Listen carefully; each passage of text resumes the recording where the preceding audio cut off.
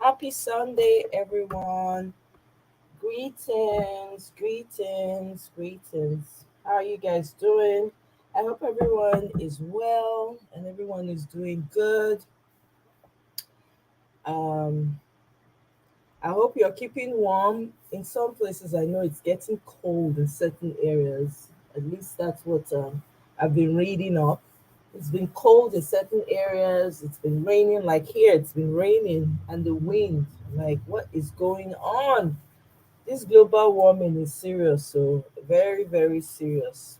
Honestly, the cloud is heavy, and I'm like, wow. It seems like it's 7 p.m. and it's not yet 5 p.m. But anyway, good to be here again. Greetings to everyone, all my village fam, brothers and sisters. I greet you.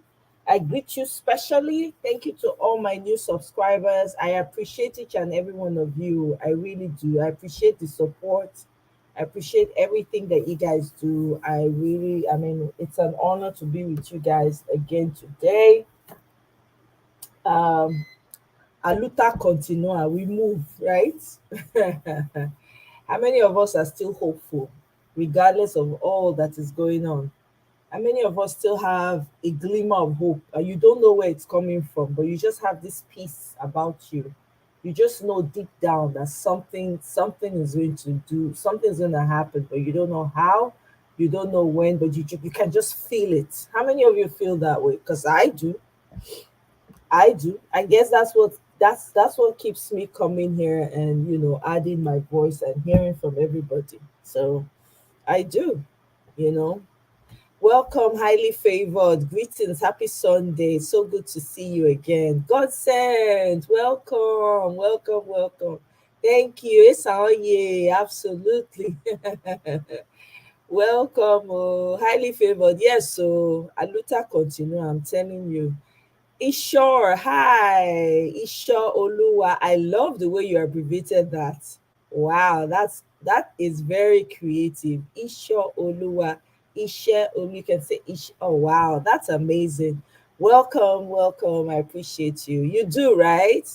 God sent you too, right? Exactly. I don't know where this hope is coming from, but I can feel it deep down. I really can. Honestly, I don't know what to say. I don't know where it's coming from. I guess that's what keeps bringing me here to, so we can encourage each other, you know. When my bucket is low, you guys are here to encourage me. When your bucket is low, I'm here to also encourage you guys. So thank you so much. Thank you so much, Chike, for the super sticker. I think, Chike, I really want to appreciate you, sir, for always giving me super chats. Yesterday, I was on live for like 6 hours, almost 6 hours, thereabouts, about 6 hours. And it was Mr. Chike, he was the only one that gave me a super chat. Guys, come on. Eh? All this work. When I not even try for me yesterday, I was like, oh my God. So, Mr. Chike, I really want to appreciate you. I want to appreciate all those that have been giving me super chats. Skystream, always giving me Amaka. I'm sorry if I don't remember your name right now. It's spur of the moment, but as I remember you, I would.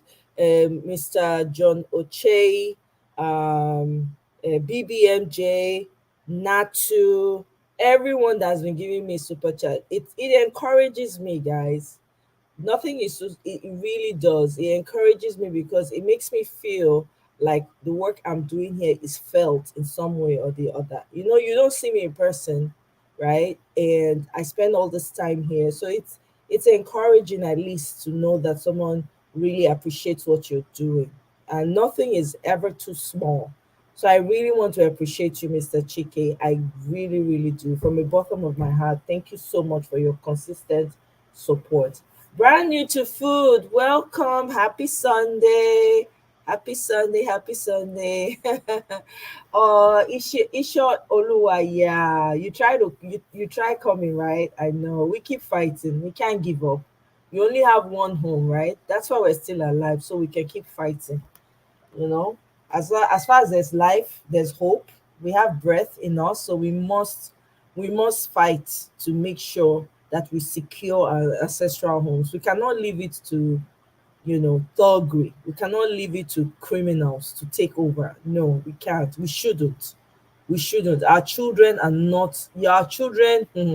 Hey God, here we are asking the people that came before us that why did they leave it for us? The children are coming after. Hey, I don't want to say anymore. I just leave it there. Mm? Hey, Tatho, welcome. Good to see you again. Happy Sunday to you. Thank you so much. I appreciate you. It's good to see your face. Thank you. Thank you. Thank you. Thank you. Yeah. Greetings, everyone. So, anyway, I'm going to start with a video. Um, let me see.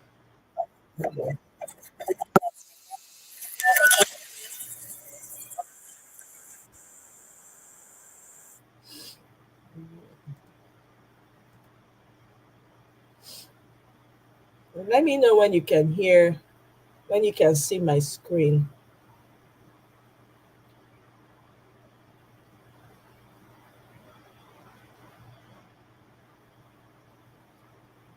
Can you all see my screen?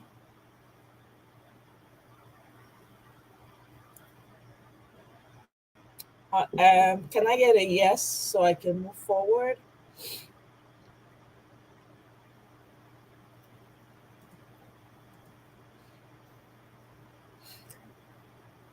It sounds like no, I'm not. So it's just I don't know how to describe it.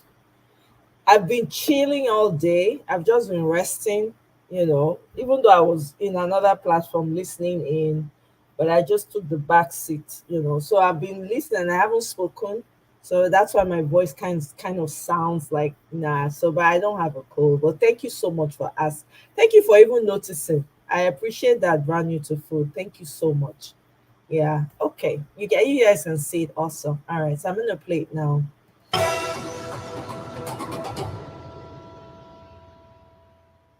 If you notice, can you go back to that? If you notice, there is a signature here, but this has been altered. You see, the signature already originally was for 67. Now Tipex has been used to cover this 6. A 0 has been added, and now you see 7. You look at the APC, originally it was 20. Or 22, most likely. 20 or something, right? And then now you see the Tipex here, a 1 has been added, and now it's 120. So the signatures are there, but these results have been tampered with and then uploaded. And there's so many instances of this. And then also you find that a lot of results are being called as results, authentic results, are being called as authentic results, but you see that they are state assembly results or presidential results. Like, for instance, this is the state assembly result, but it's being submitted as the governorship result. And it is this result that is being calculated and announced by INEC. So there are so many instances of this, right? And it's not going to stand because we have our results. We're in the lead with our results, and we're going to challenge this in a court of law. Go ahead. One, 19 local governments have completed and announced it was outstanding. One in a board of the incumbent has won 18 local governments. I've seen the situation that police already. The next call would be for you to make a call. If you do not make the call, you will issue with the certificate of return. Are you rejecting the result?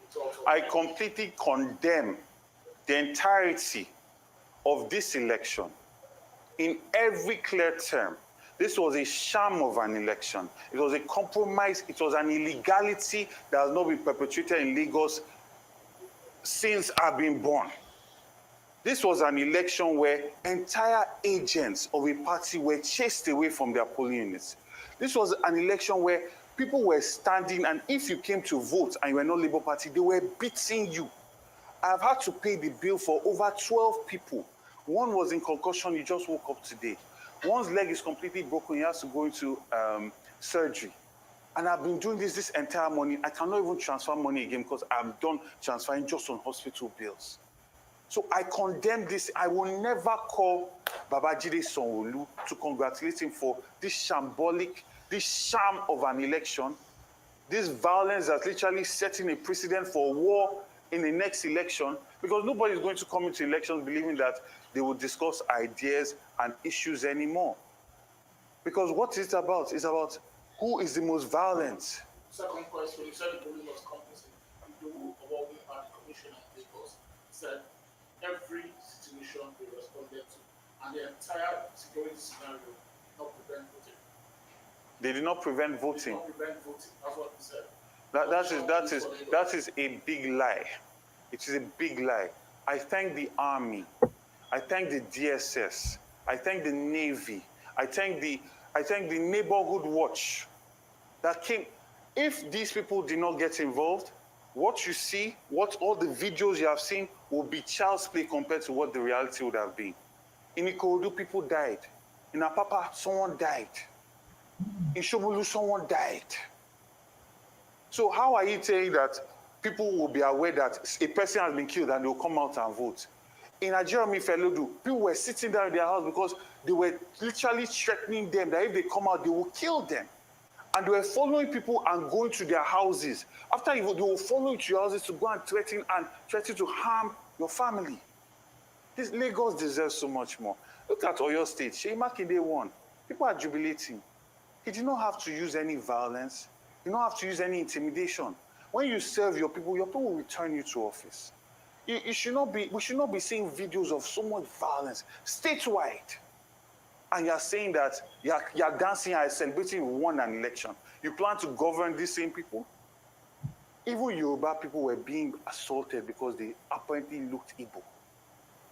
This is what Lagos has become under the APC government. So this cannot carry on. And I call on every well-meaning Lagosian Nigerian, we must stand against this. Because, see, there's a saying that when they came for the Jews, you kept quiet. They came for the Muslims, you kept quiet. Eventually, when they come for you, everybody will be quiet. So we must stand against all of this because real lives are at stake here. Real businesses, people's live streams are at stake. And we are going to do our part. Make sure we collect all the data, go to court to fight for the people's mandate. But the people themselves must stand up against this ethnic violent tribalism that the APC government is trying to normalize in our state. Because this has started all the way from NSAS, where they made us to believe that violence did not happen till today now. And then you have a commissioner of police saying this is a free and fair election. So are you saying that your team has its own records of these results? Yes, we have collated all the results as much as we could, because there are places where they chased all our agents out. There are places where they burnt results in Ojo. Several places where we're calling for cancellation of those results and a rerun. There are places where our ballots were thrown into the gutter. We dried those ballots. We counted it. We've kept records. So essentially, are you going to call for cancellation of we're calling for several cancellations where violence was the order of the day, because elections did not happen there. And the international community is watching, and they also know that elections did not happen in these places. So you cannot create so much violence against Lagosians, write results, and we should celebrate that election happened. Elections did not happen in Lagos State. So we should expect to see you at the election petition tribunal? Certainly. My legal team is already on it. We are here compiling our results, and we are going to fight, like I said, because the people that came out to vote did so with so much courage. They came to vote in hope.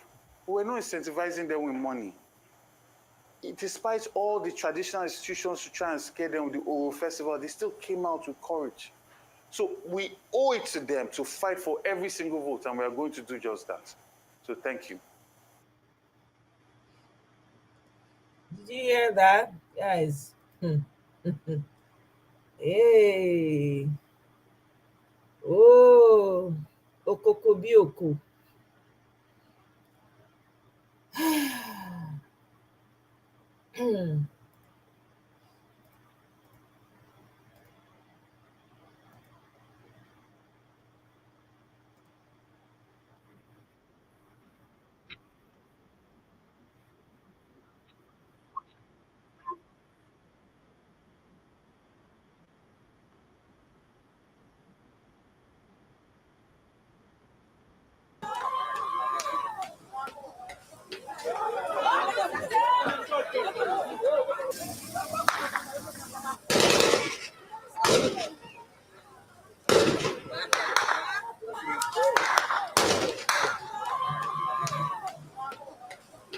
transpired across local government areas in Rivers State Saturday wasn't an election but raw war and thuggery.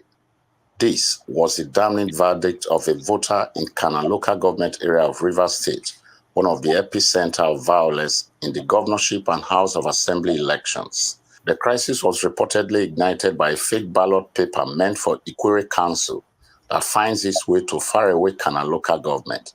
For almost an hour, Bori, the traditional headquarters of the Ogoni ethnic nationality in Rivers State, turned a theater of war. Jeremiah Precious spoke on the worrisome development amidst firing of tear gas canisters by the police. Getting to some communities, there is no election, no nothing. Some people, some places that they try to bring their material, they brought fake papers to us. That so when we now discover to enter to vote, we now discover that it was not kind of ballot box papers that they brought. They went and brought Ikwere LGA papers for us to vote, which the people now protested. So I want to say specifically that there is no election in Ghana. So this election now should be postponed, and they should keep another time, align us for this free and fair election. In nearby Gokana, the governorship candidate of the Social Democratic Party, Magnus Abe, who is from the council, is pained with the conduct of the polls. What would I like the electoral umpire to do? Conduct a proper election. Let the people of Rivers State decide who should lead them. And whoever they decide, let all of us come together and work with the person. That's how the country will move forward. That's how the state will move forward. All these kind of games that we're playing with the destiny of our people and the future of our country is unacceptable. And we should be clear about it. Abe is not alone. His counterpart of the New Nigeria People's Party, Sam Agwo, can't wait for the electoral process in Nigeria to be fully digitalized to forestall recurring rigging and naked violence. Though the elections in his Ogbakiri axis of Emohua Council was somewhat seamless, there was reported killing of 3 persons for ballot boxes snatching. I believe there could still be some campaigns, specifically probably by the orientation agencies, to educate people and let them know that thuggery does not pay. And I think it is because INEC did not effect their promises. That is why, after the presidential election, people realized that the uploading of results at the units, if it wasn't going to take place, then there must be somewhere along the line that we can influence the results. So don't forget that the ballot papers are going to be counted, and if they are counted and it's not not snapped and uploaded there at the polling unit, that means the people believe that there is somewhere that could be done. The former member of the House of Representatives, Ima Diya, says the tension in his Kana council was fueled by politicians who desperately desire electoral victory even when they are not popular. What I can figure, like it happened in my community, some of these parties who feel that they are not strong enough decided to either stop or deliberately disrupt the election. You know, there's a time limit within which you can do accreditation and voting and all the processes. So those are part of the strategies we saw. The Rivers State chairman of the All Progressives Congress, Emeka Beke, wants the INEC chairman, Mahmoud Yakubu, to resign for failing to live up to his promises for the second time in a row. He called on the Inspector General of Police to rein in his men. You're popular, you believe you've done well for the people will vote for you. But if you have not done well, they will have the right to use their PVC and vote you out. And what has happened today, we have got police are hijacking materials, following with the good boys in the society to hijack materials. The assembly member came with some talks and they had confrontation with the Nigerian army and 3 were shot dead. What kind of police are we doing? One conspicuous negative feature of the governorship and House of Assembly elections in Rivers State was voter apathy. This was quite evident in councils like Obiakpo, Port Harcourt City, and others. Kelvin Kpobia and Dixon Samuel are residents in both councils. Because of the last election, February 25th, what really happened? People have lost interest in the INEC and the Nigerian politics. So I believe what happened is because of the rigging of the election, the presidential election, because the turnout for the presidential election was massive. Already, a former chief of staff to the Rivers State government and an APC stalwart, Tony Okocha, says it's up to the Rivers electorates to choose who succeeds the incumbent governor, even as he advocates continuity and consolidation. What it is in our own case here, we expect some measure of continuity and consolidation in what is happening in the state. I'm not oblivious of the fact that there are some gray areas that people are still talking about, but no government in the whole world, in world history, has been able to achieve everything that the individual, the citizenry, need at a particular time. Otherwise, there won't be transitions. Meanwhile, INEC has announced March the 19th as the new date for the governorship and House of Assembly elections in Asari Turu and Ward 14 in neighboring Degema councils, where the polls did not hold on Saturday. Councils monitored were Obiakpo, Port Harcourt City, Oyigbo, Eleme, Gokana, Kana, Tai, and Emohua. From Port Harcourt, the Rivers State capital, Andy Omano, Arise News.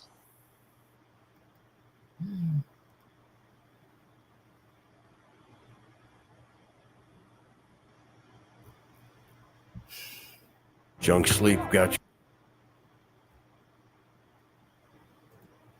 Here's what you need to know about tretinoin. Hi, I'm Donna. I'm a nurse practitioner here at Agency. Tretinoin is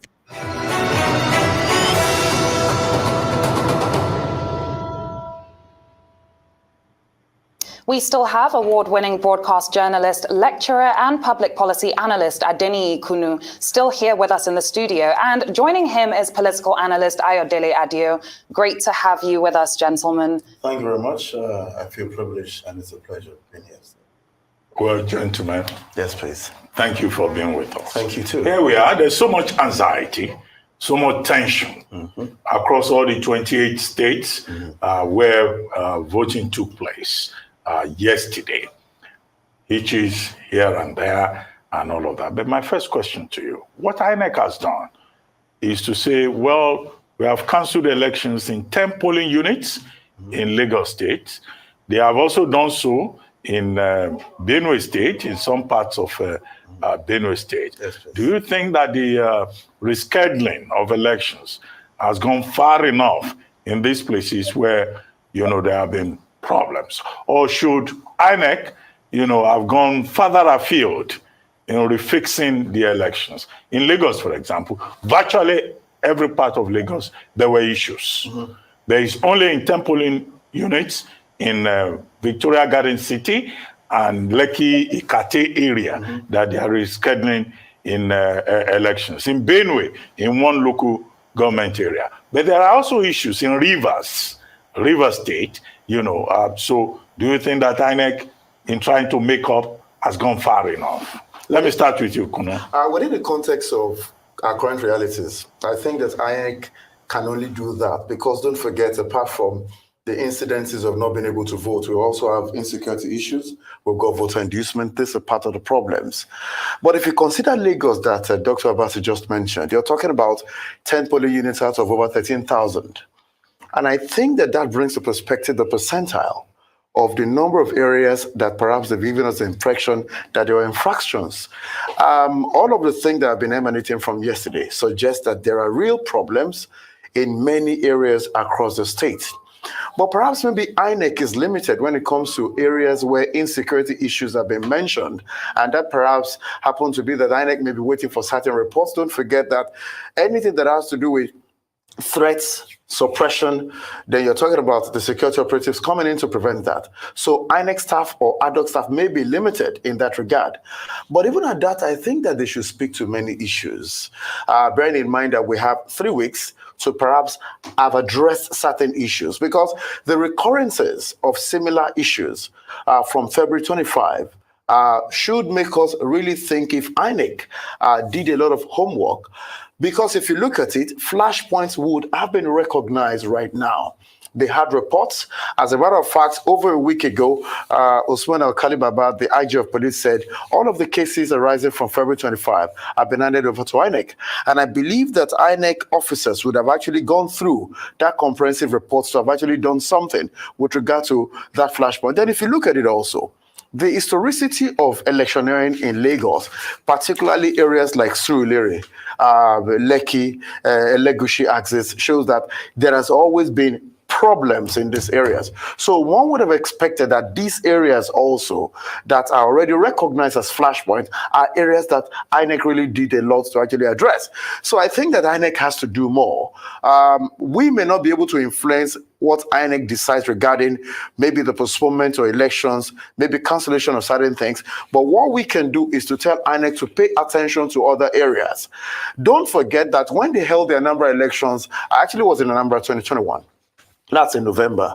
And when they started with the Beavers there, before they went to Osun, I mentioned to those who cared to listen that that election or the success of it could never be the parameter with which you measure the successes expected in other elections. That you're talking about just one out of many other states. They went to Osun, we also saw that. So these are issues. If you could just hold on. Yes, and, please. Adio, if you could just wait a little, we go to Delta State now, yes, where the State Commissioner for Information, Charles Aniago, is standing by to speak to us on the electoral process in the state and what his observations are. Good to have you, Charles Aniago. Hello, Charles. Thank you very much, Doctor. And Leila, let me also appreciate your colleagues in Arise for what you have been doing with respect to covering elections, both what you did during the presidential elections and what you're doing at the moment. And it's my pleasure to join you this afternoon. So what is the situation in Delta State? There have been reports of vote buying, voter suppression, voter intimidation, and violence in parts of the state. Would you like to keep us up to speed about the situation in Delta State? Well, you recall that before even the commencement of this election, some days before now, I had the privilege of addressing the press where I raised a number of issues, particularly with what seems like desperation on the part of the Deputy President of the Nigerian Senate, and how he has also gone ahead from intelligence that were gathered to procure uniform for some security personnel. And so that the Nigerian military, I want to believe, did not allow that to manifest the much that they would have loved to. In terms of voter turnout, it seems that across the country, the turnout wasn't that much. But what we're having now in terms of challenge is that a number of the local government results have come in, but we have two local governments where we're having issues. One is Ethiop West, where you have the former governor of the state, James Ibori, and specifically in two wards in that particular local government, Ward 7 and Ward 8, where we gathered that up to now, they have not been able to allow the INEC official to compute the results from the different units in the wards and then make them available at the local government center where they are supposed to now collate the different wards in that local government and proceed to Asaba. There are a number of local government that have already come to Asaba, but these two wards we gathered are locked up somewhere, and then they are trying as much as possible to tamper with that result. We do hope that the electoral body will take note of that, because that is quite disturbing.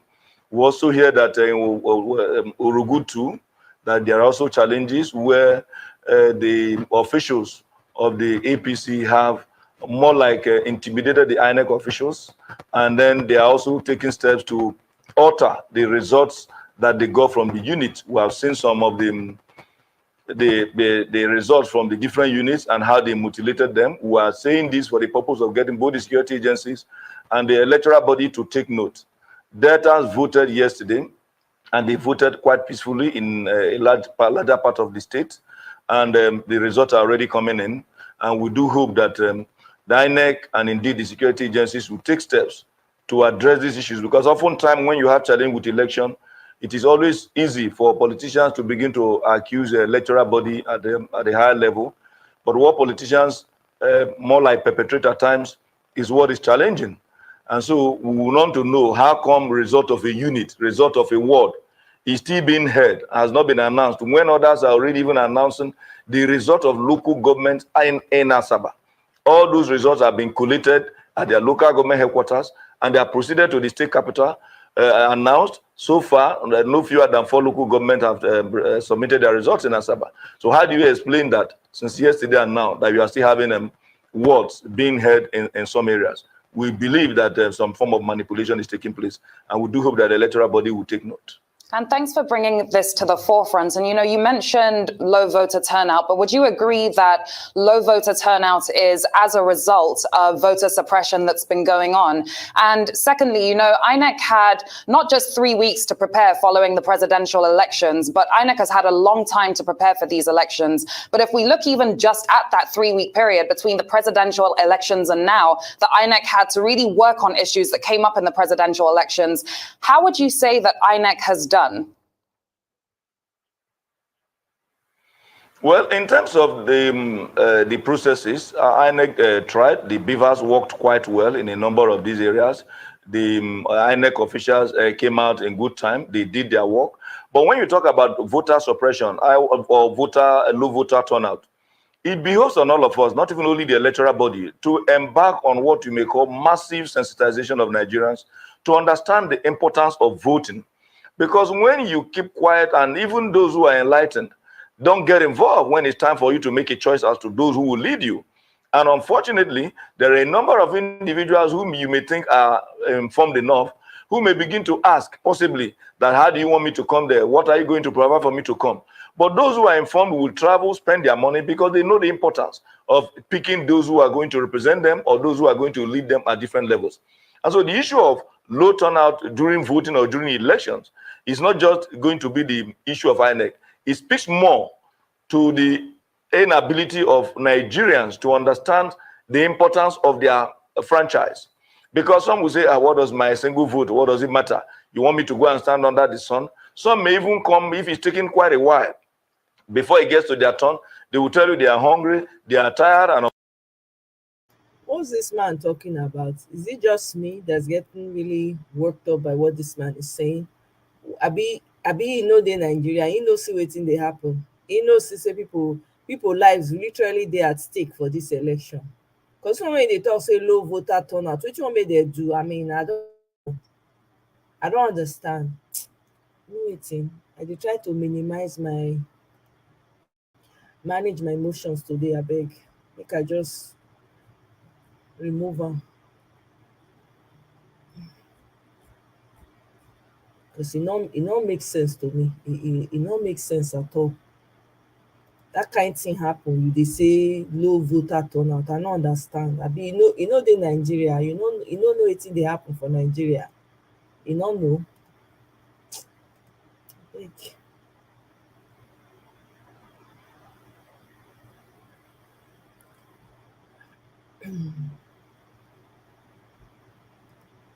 of voter disenfranchisement and violence during Saturday's governorship elections in Nigeria, many of them in Lagos. And that's where a Labour Party official said one of its agents was shot and killed. Now, residents of the Victoria Garden City gated complex in Lagos told CNN that Electoral Commission officials moved the polling unit, which is normally inside their secure estate, to a location outside without notice. For more, I'm now joined by Stephanie Busari in Lagos. Steph, another vote plagued by challenges. Yes. Good morning, Leila. This one was widespread. We were in Lagos. We went to several different polling units, and the story we heard was the same. Widespread attempts at intimidation, threats, violence in some places. And there was very heavy military presence on the roads, Leila. At some points, we were checked more times than I ever remember, more than 10 times in the space of very short radiuses. And this violence happened under the watch of the military presence with impunity in some places. Voters were being told, if you're not voting for the ruling party, APC, then don't bother voting at all. Some people were threatened. We heard reports that they were told, don't vote if you're not voting for ABC. And one man was threatened with a broken bottle, he told us. So it was widespread, Leila, and very surprising that because there was very heavy military presence. The voting in most places passed without incident, but in Lagos, what we heard was that a lot of people were suppressed. There were widespread attempts to disenfranchise voters and threats and intimidation. Stephanie, has this further eroded public trust? How do Nigerians feel? There's a lot of anger. There's a lot of anger from what people are telling me. They just cannot believe that this situation was allowed to happen, and without any recourse, seemingly, that people would. So, my people, Luna, don't hear Abia State is rejoicing. I know Edo State, one of the, I think, House of Rep members was also a Labour Party person, also won in Benin. He was very happy. I think his name is Dr. Richard Edosa. Actually came on Niger Watch, and he was interviewed on that. So he won his constituency, a big constituent. Been a constituency. I bet more than all this English they fail me right now. So he's very happy. Abia State is very happy because Labour Party won. River State, I don't even know what happened with River State, to be honest with you. Let me check. I haven't had time to really look to check out how they did. I know they said what state has a female governor in the north. I can't remember what state it is.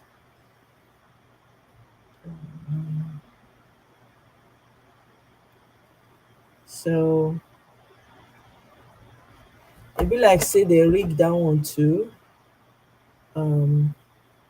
Yeah, I think I don't know. I don't know much about it yet, so I don't want to. Okay, Adamawa, right? So they had the first female governor elected, even though it's not a party that I care about, and I don't. For me personally, it's not celebratory for me because it's the same satanic party, so no difference to me.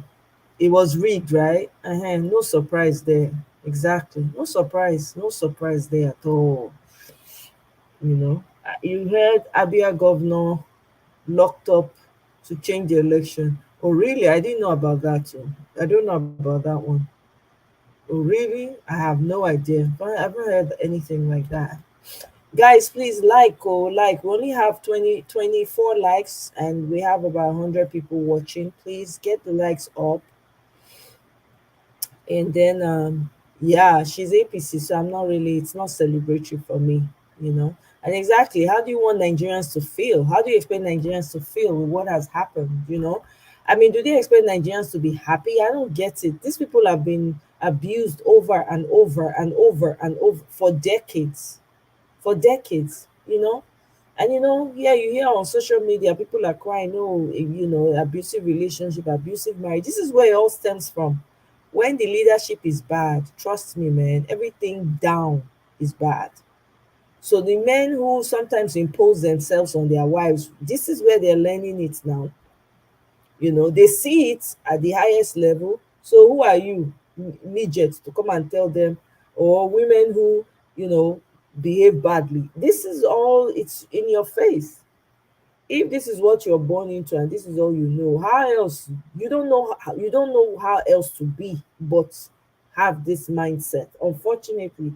And this is what is happening to our people back home. You keep abusing them the same way. Oh, year in, year out.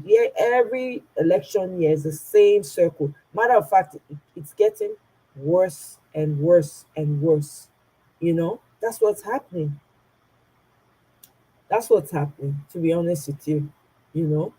Oh, Mofire, you said what?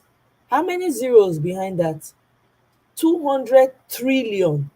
Is that hey, Egbami? Oh my God. Is there any money left in that country? Serious question. It might be a very serious question. Is there any money left? I mean, if one person stole 200 trillion naira, please, how much is that in dollars for the mathematicians in the house?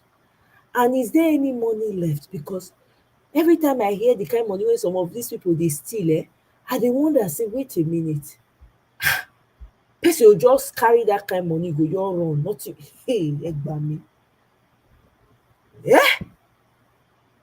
200 billion. Okay, it's billion. Wait, 200. Okay, yeah, you're right, billion. No, you're right. Na me read am wrong. See am, numbers, I'm confused. But still, 200 billion. Is this small pikin money? 200 billion is not small pikin money now. Wait, how much is that? I'm curious.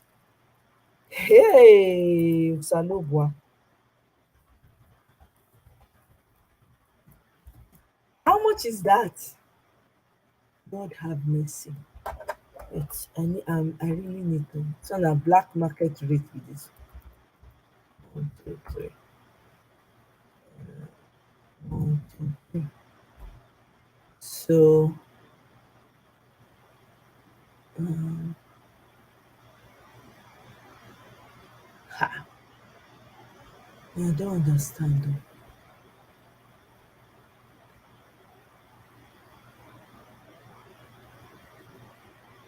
How much is dollar to naira now? Anybody knows what the exchange rate is right now?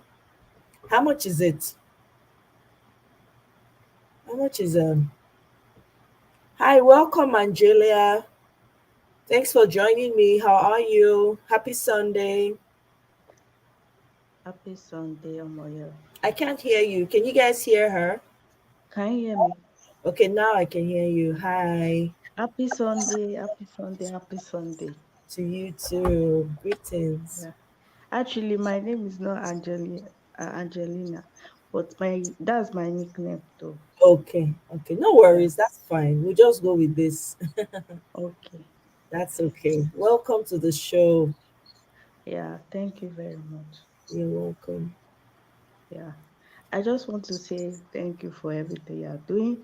You know, to be honest, I really did not believe that Nigeria and diaspora actually really care for Nigeria.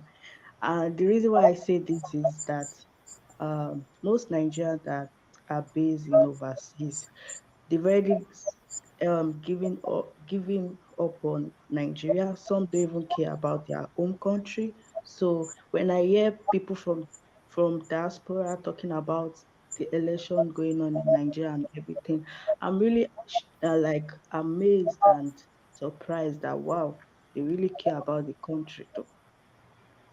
So Absolutely. It's still a because go because ahead. I have a sibling that Mm. she told me that even though she's in Nigeria, she does not care about Nigeria. She does not. God forbid, she said, if God destroy Nigeria, it's none of our business. I said she should not say that. That Nigeria will never be destroyed. That Nigeria will be better. But most Nigerians don't believe the country will be better. And I keep asking myself that if you are wishing for your country not to be better, and you are expecting good thing. Like for example, most people that wanted a competent leader in Nigeria were always saying Nigeria will never be better. And I keep asking them that if you are causing a country and you are wishing for a good leader to be the to lead the country, why causing the country? How do you expect it to get better? It can't be possible. It's just like when you are causing. It's just like a parent causing his or her children that, oh, you are stupid, you can never make it. Then the parent is expecting that child to be a, genius. I don't know if I make sense, something like that. Absolutely. You're making so much sense. And I'm hearing everything you're saying. You are absolutely right. You cannot, even a plant, if you plant something, right? If you Yeah, plant a seed and you every morning you wake up and you curse that seed, you curse that, it will never grow. Even if it yeah, grows, it won't grow well. It will yeah, be bent or something. It won't even thrive. It will then it will just finally just wilt and that will be it will just disappear. yeah, Even yeah, plants respond to the words that come out of your mouth, not to talk of human beings. So you are absolute, everything you're saying is on point. It's true. And to those people who say those things, sometimes it's from a place of anger, from a place of disappointment. They've been disappointed over and over and over again. But then again, you cannot be so disappointed that it's almost like a child that's been giving you, they say a child has given you so much trouble. You're not going to throw that child away just because that child has disappointed you so many times, right? You keep trying, you keep trying. This is the way, we ought to see it. Unfortunately, some people have lost all hope in Nigeria because of the situations that they found themselves in. Do you understand? So we can only, encourage them to hopefully change their narrative and join to make sure that they change their words and speak positive of Nigeria. I've had people who live here and say if there was a sponge to wash anything about Nigeria away from their body, they would do it. Now, those people that there are said those people like things, that. yeah, it's because of the experience they had. This particular person that said this had a very horrible childhood. Her mom passed away when they were very young. They were four. So she was left to like grow up faster than her age. She had to raise her siblings herself, She had to do like a mother role to them, and they suffered a lot of bad treatment from their so-called stepmother because the father got married almost immediately after the mother passed away. So the Yeah, stepmother but was, excuse me for interrupting you, sure, go but ahead. I feel like, sorry for interrupting you, but I feel like personally, to be honest, the reason why we have a lot of problem in Nigeria, and I keep on telling people, although people think I'm stupid, though, the reason why we have problem in the problem of Nigeria starts from the people. That's true. And I tell people that because most people in Nigeria and outside of in overseas, Nigerians overseas and in Nigeria, they always say it's the government. I usually tell Nigerians that it is not the government, but it's not only the government, but the people. The government is a small, minute problem of Nigeria.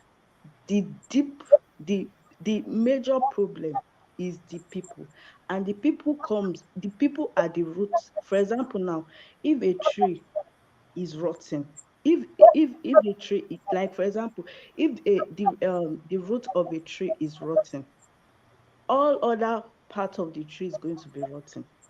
But if the branches of a tree is rotten and the roots is good, you can cut that branch and that tree will go up to be good. So I said the problem of Nigeria starts from the people. These leaders, these corrupt leaders, where did they come from? They come from the leader. Tinubu, Atiku, all these corrupt leaders, all these Buhari, all these people, they come from the people. We are the one that elected them. They didn't fall from the sky. They are not angels. They are not devils. So I tell the people that stop saying is the government, is the government. Why is it that when we go outside of Nigeria, we are still committing crimes when there are opportunities? Some Nigerians, not all. So those people also will also say it's because of the government. That is the reason why they commit the crime as well.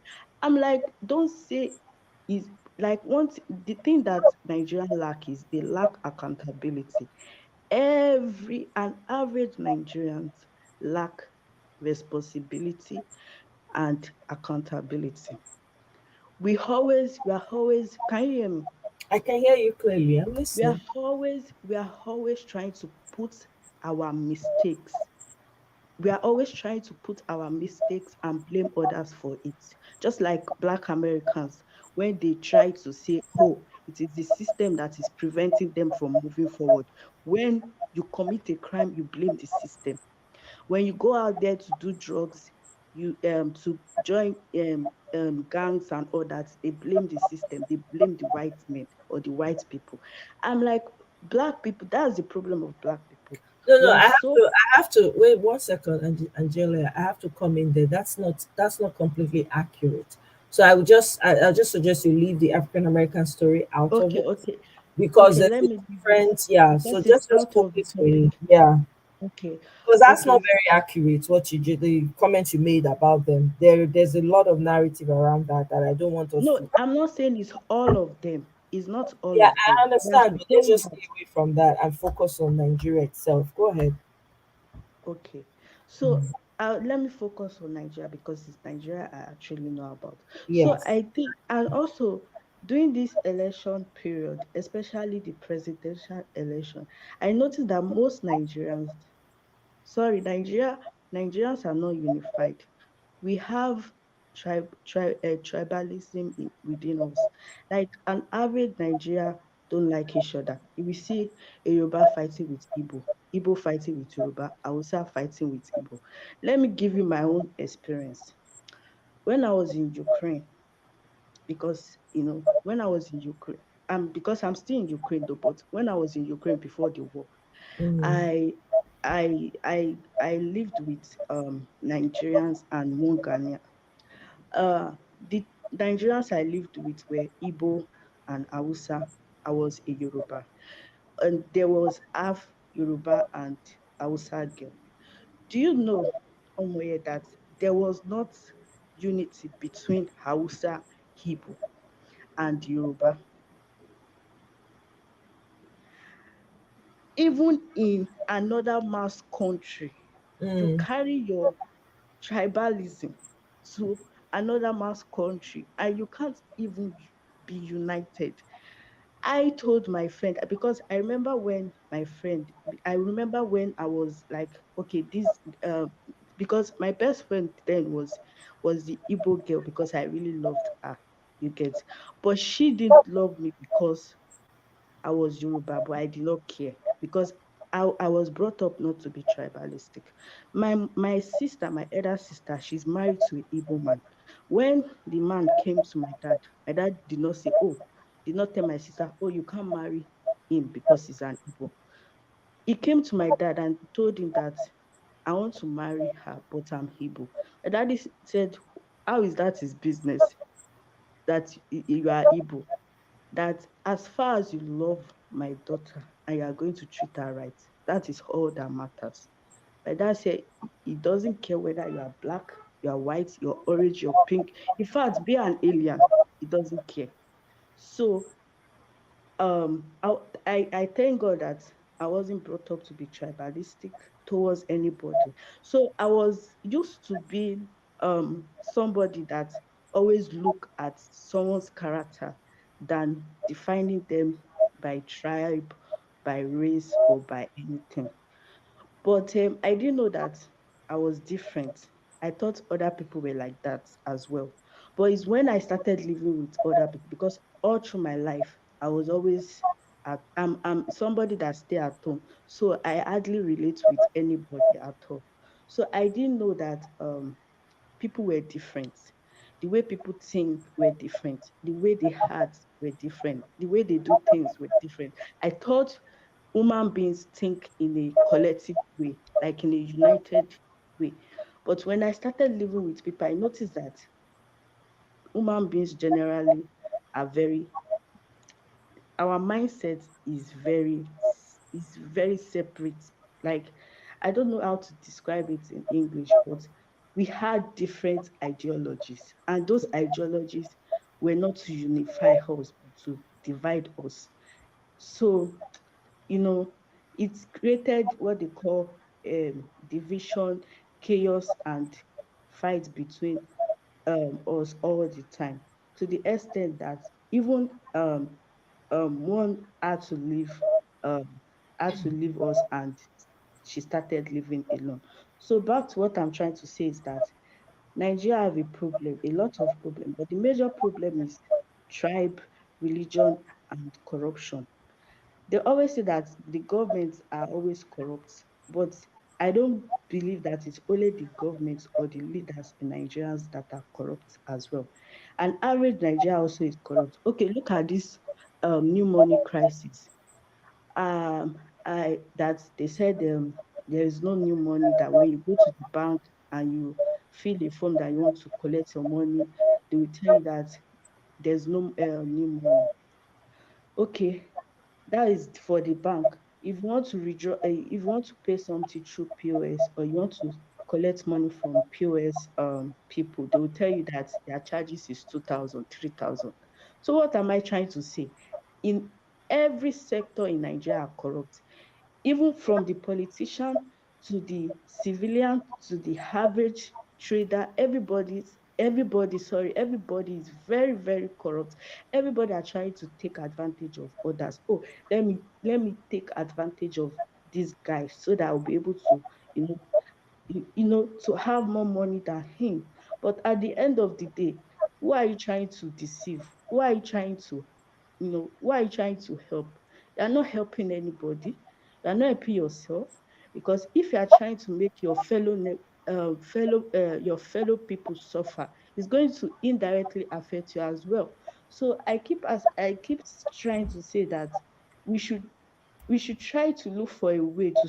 I don't know if Nigeria should divide, because people say it's better if Nigeria divide, but I don't know if dividing Nigeria is going to help. Because to be honest, I don't think dividing Nigeria is going to solve our problem if we are not ready to rectify the problem. Because if we are saying, okay, let's divide Nigeria, like Nigeria has a lot of tribes. So how are we going to divide Nigeria? Are we going to divide it into 250 countries? Because I don't understand.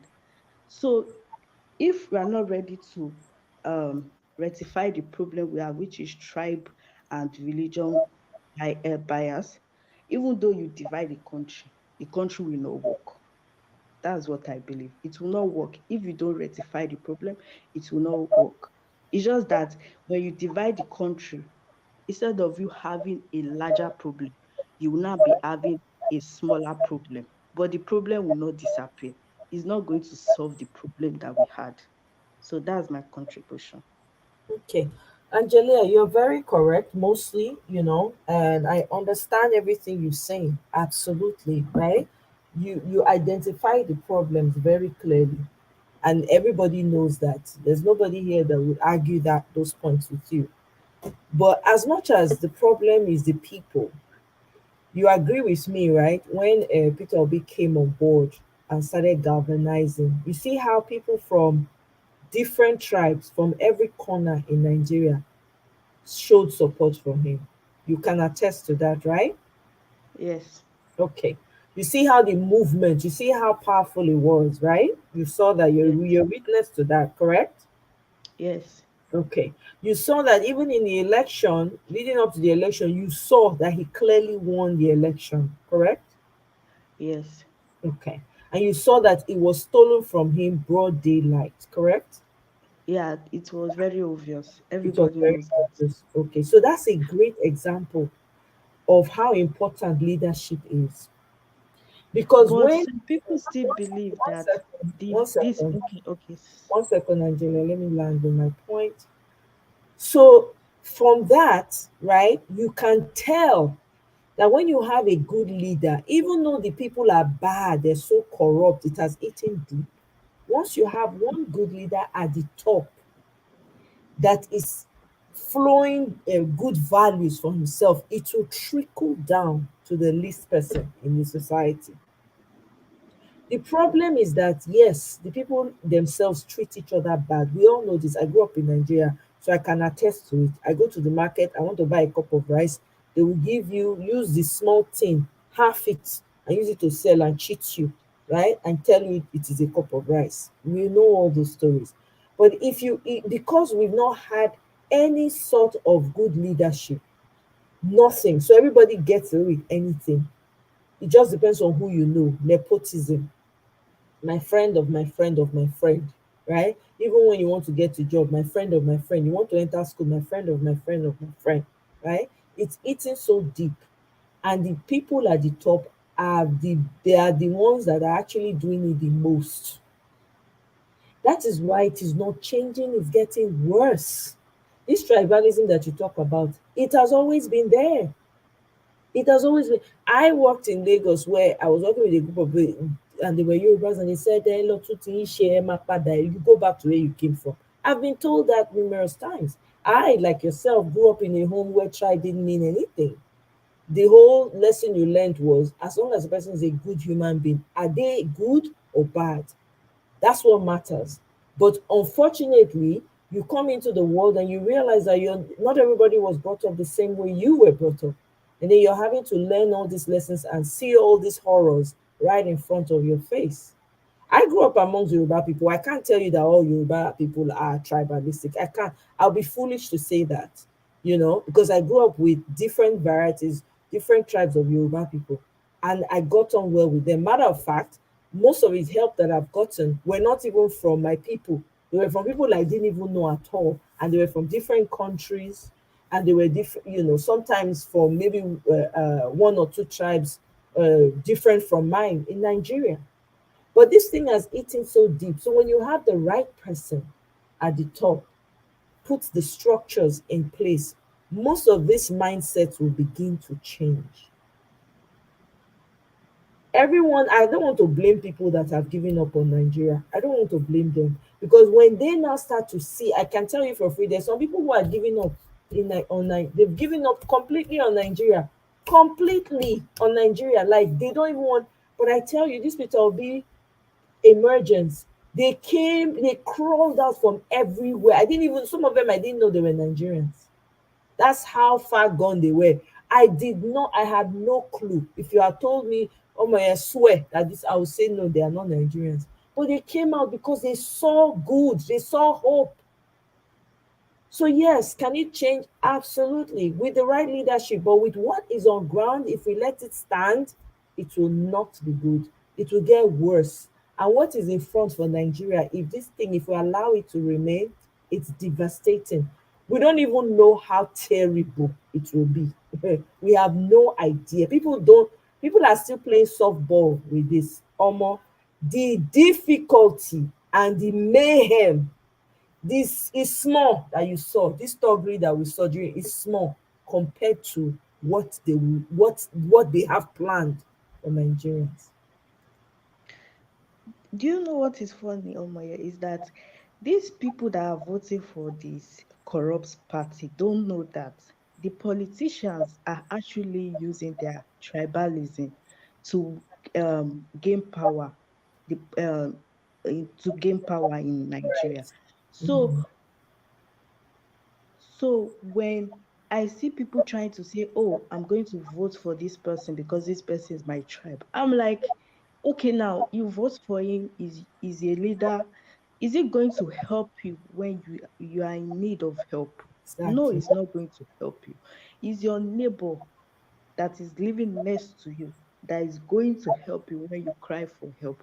So think before you say, oh, I'm going to vote this guy because he's Yoruba or is Igbo or is Hausa or something like that. In fact, as a matter of fact, I think it's only Lagos that have this issue of, or I think the Lagos issue of tribalism is so severe compared to the other states in Nigeria. Because actually, I'm not even fully Yoruba person. I'm from Kwara, and Kwara we have Hausa, sorry, Fulani. So I'm like half Yoruba and half Hausa.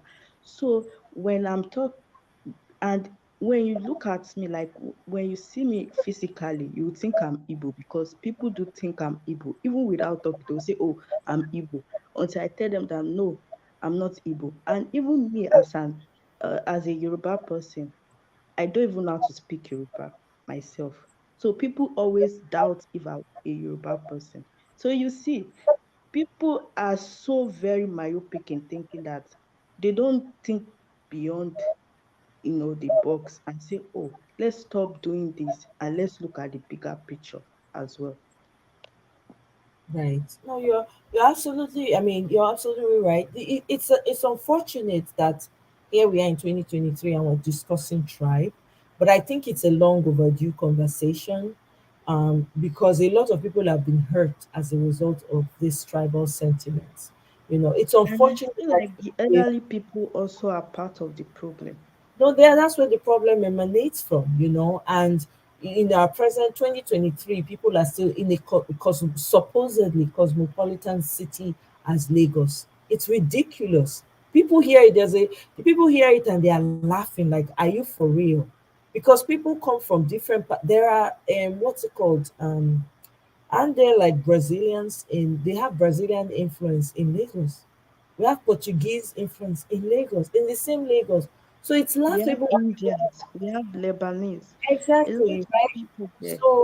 So it's something, but this conversation is necessary. That's just the truth. We have to call out the poison. I'm not, for me personally, I don't that you can't generalization is a dangerous thing. You can't generalize everybody, because No, I I can't know generalize I know what's it called? Yorubas are some of the most generous people I've ever met. They're very Yeah. generous and they are Sorry, very sorry, common. can I jump in? Wait. 1 second, Mr. Pat. Mr. T was here prior, so let me come to Mr. Okay. T really quickly and then I'll come to you, Mr. Pat. Thank you. Mr. T, welcome. My sister, Una, good evening. Oh, Good evening. Welcome. good evening, everyone on the panel section, and then people watching from all over the world, the comment section. This Nigerian matter, they do me like say, you know what I saw on Arise TV now? What was it you saw? Sanwo-Olu had 700,000 plus votes. Gbadebo had 300,000 plus votes. And Jando has 30 something thousand votes. 60 something thousand votes. And I'm asking, my God, man, my sister, Nigeria ti wà l'autopilot tipẹ́tipẹ́. Wow. Ọlọ́run máa ṣàánú fún wa. Like for real? Which people came out to vote is 700,000 votes for Sanwo-Olu? You know that was all made up now. You already No, I'm just comparing the figure to the people that came out to vote. So, because, I mean, we were watching on TV yesterday, we were watching on several places yesterday. The voters' apathy affected Lagos State itself. So how did this guy end up having 700,000 votes? That's what I don't understand. Man. And you declare somebody a winner when you've not even gotten the result of BGC. You said you cancelled about 10, is it polling units or 10 places were cancelled? So what they did now is a replica of what was done on the 25th. Of March, yeah, it was just exact replicas. They're gonna swear him as governor elect in midnight or 2 a.m. They said did between zone at 4. Maybe his own they'll say 2 a.m. It's been declared already now. It's been declared. What are we talking about? Okay. It's been declared. My brother, you can go ahead. I mean, this is.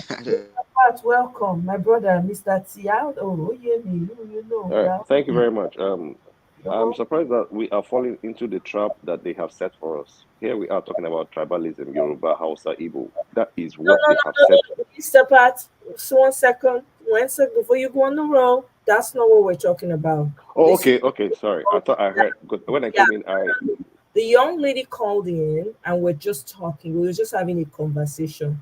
She had her concerns and she brought it, and we have to address it. That's why we touched on tribe. She brought it up because she wanted to, she just wanted to be heard, and I gave her that opportunity. So that's not what we're talking about. I'm sorry, Mr. Pat. Sorry, before you go, do you know I saw something fascinating today on YouTube? If any of you know this guy called Kunle Ologundudu. I don't know him though. Okay, he's a Yoruba poetrist that usually sing against these politicians. Right. This guy had made several records against Tinubu. Do you know what I saw on YouTube today? This guy ending up singing the praise of Tinubu. Why are you surprised? I don't know why you're surprised, Mr. T. No, this guy, I mean, he's one of the poet guys that, I mean, if you listen to him, he tells you the story and the history of Nigeria. And all of a sudden, I was like, man, This money bag waiting on the way give you now. Wow, I was surprised. Right for everybody. So I mean, hey, it is what it is. Mr. Pat, you can continue now. Sorry about that. All right, so even even still on that topic, I've heard on different platforms. Still on that topic, I don't know. People have been dragged into this tribal thing, which is what they have actually wanted. The people that are causing this whole confusion in Nigeria are not up to 0.1% of Nigerians, which is not up to 100,000. These politicians, and they are playing us like yo-yo. Every day we keep saying, let's give them a chance. Let's give them a chance. Let's give them a chance. And they keep hurting us. Like I've always said in the other platforms and every other place, if we don't stand up, my own definition of standing up is what Israelites did when they asked Pharaoh, can we leave? Pharaoh said no until they touched something personal to them. Something personal to them. If nothing personal touches them, my friend, nothing's going to happen to these people. If there's riot tomorrow now, they go to the airport, take their private jet, fly to Dubai, America, London, and relax there. Once we're done with our protesting, they fly in back. What has touched them? Nothing. Their mansion, standing. They come back, borrow money, share money, you and I pay for it. And for those people that say, oh, we are abroad, sad to say, even in abroad where you are a second-class citizen. So that home is where we have. And these politicians, they don't want to come and stay in that abroad, because when they stay in that abroad, those respects they get, they don't get it here. They can go to, they don't get it here. They go to shops, nobody recognizes them. They don't go with siren. They don't go with escort. They're not comfortable. So that is why they keep their children here, go back there to oppress us, mess us up, and come out here. So if it's going to be protest as usual, for me, I think this people won't be bothered until something personal stuff happens to them. They go to airport, their private jet is gone, or something personal. If you guys know what I'm talking about. Apart from that, these people are going to continue playing with us until end of time. And another thing I want to say, people anchor. Yes, I respect P2B and all that, but people say, "Oh, P2B say we should wait. P2B say we should do this." Quick question. I don't know if anybody can answer. If anything happens to P2B, does the dream die? Of course not. Absolutely not, because it's more than P2B. Good. Thank you very much. The moment is I think people need to understand this, and I'm sure a lot of people do, but because he's the face, people tend to always want to call his name. But the fact is, the movement is bigger than Peter Obi. If Peter Obi now steps down and say, guess what, the movement will move on, somebody would always emerge. And I'm sure that some people understand this. I don't want to generalize and say everyone does, but it's a fact. With or without him, the movement goes on. That's why sometimes you see that people will stand on opposite sides of him when it comes to certain decisions he makes, but it does not take away from the movement. And he himself clarified that on national TV, I think on Channels News, where he was saying the movement is different from Labour Party. Thank you for that clarification, that he's just the face. Because you know why I said that? Because a lot of people say, people always make it our principle, which attach so much of this to our principle. So I was just looking at it, I said, if anything happens to this guy, does that mean the dreams, aspiration? Because for me, I think he's just a cup holder. He's just in there. He's just the person there. But he's just a beneficiary. He's just exactly. Holding absolutely the baton for now. But the thing is that you will also have to understand, though, this movement started with NSAS. Even prior to NSAS, there've been stuff going on prior to NSAS. The NSAS is what has metamorphosed into what we now have, where you see, and they just called it obedience because the movement chose a viable candidate. The reason why people keep saying Peter Obi, keep referring to him is because he's the face people look at. He's the one people are like, okay, this is the person we want. I personally don't think everyone just assume that he embodies the I don't believe so. I don't, and I know a lot of people who don't. So okay, great. If everybody have that mindset, that would be great. Well, So I think we have been, let me use the word, we have been battered so much that we don't even know that we are being abused anymore. Right. We don't even know we are being abused anymore. We have been so battered. So until we direct our attention, like somebody said before, somebody said it's online everywhere, that for those people that know how to go in, use the internet, let's search for their family pictures, search for their bank listing, search and put it out there. Because once they find out they are vulnerable, then they get scared. Once they find out, oh, somebody can reach my family, somebody can reach me like this, oh, I'm exposed like this, then they get worried. Because as far as that is not known to them, as far as they feel they are untouchable, I mean, this is slapping you in public, or rather, ripping you in public and telling you you can do nothing about it. That is just what they just did now. You can do nothing about it. Go and call whoever you want to call. What is more demeaning than that? You can't go home. You can't go back to your own home. What is more demeaning? People living at home, they can't even eat. Meanwhile, these people are flying private jets. There are more private jets at the airport, more than Uber on the road. Whose money is that? Borrow money on behalf of Nigeria and share it on the table. Then while you and I pay the money, pay it back. People abroad are paying that money back. People in Nigeria are paying that money. We're not benefiting from it.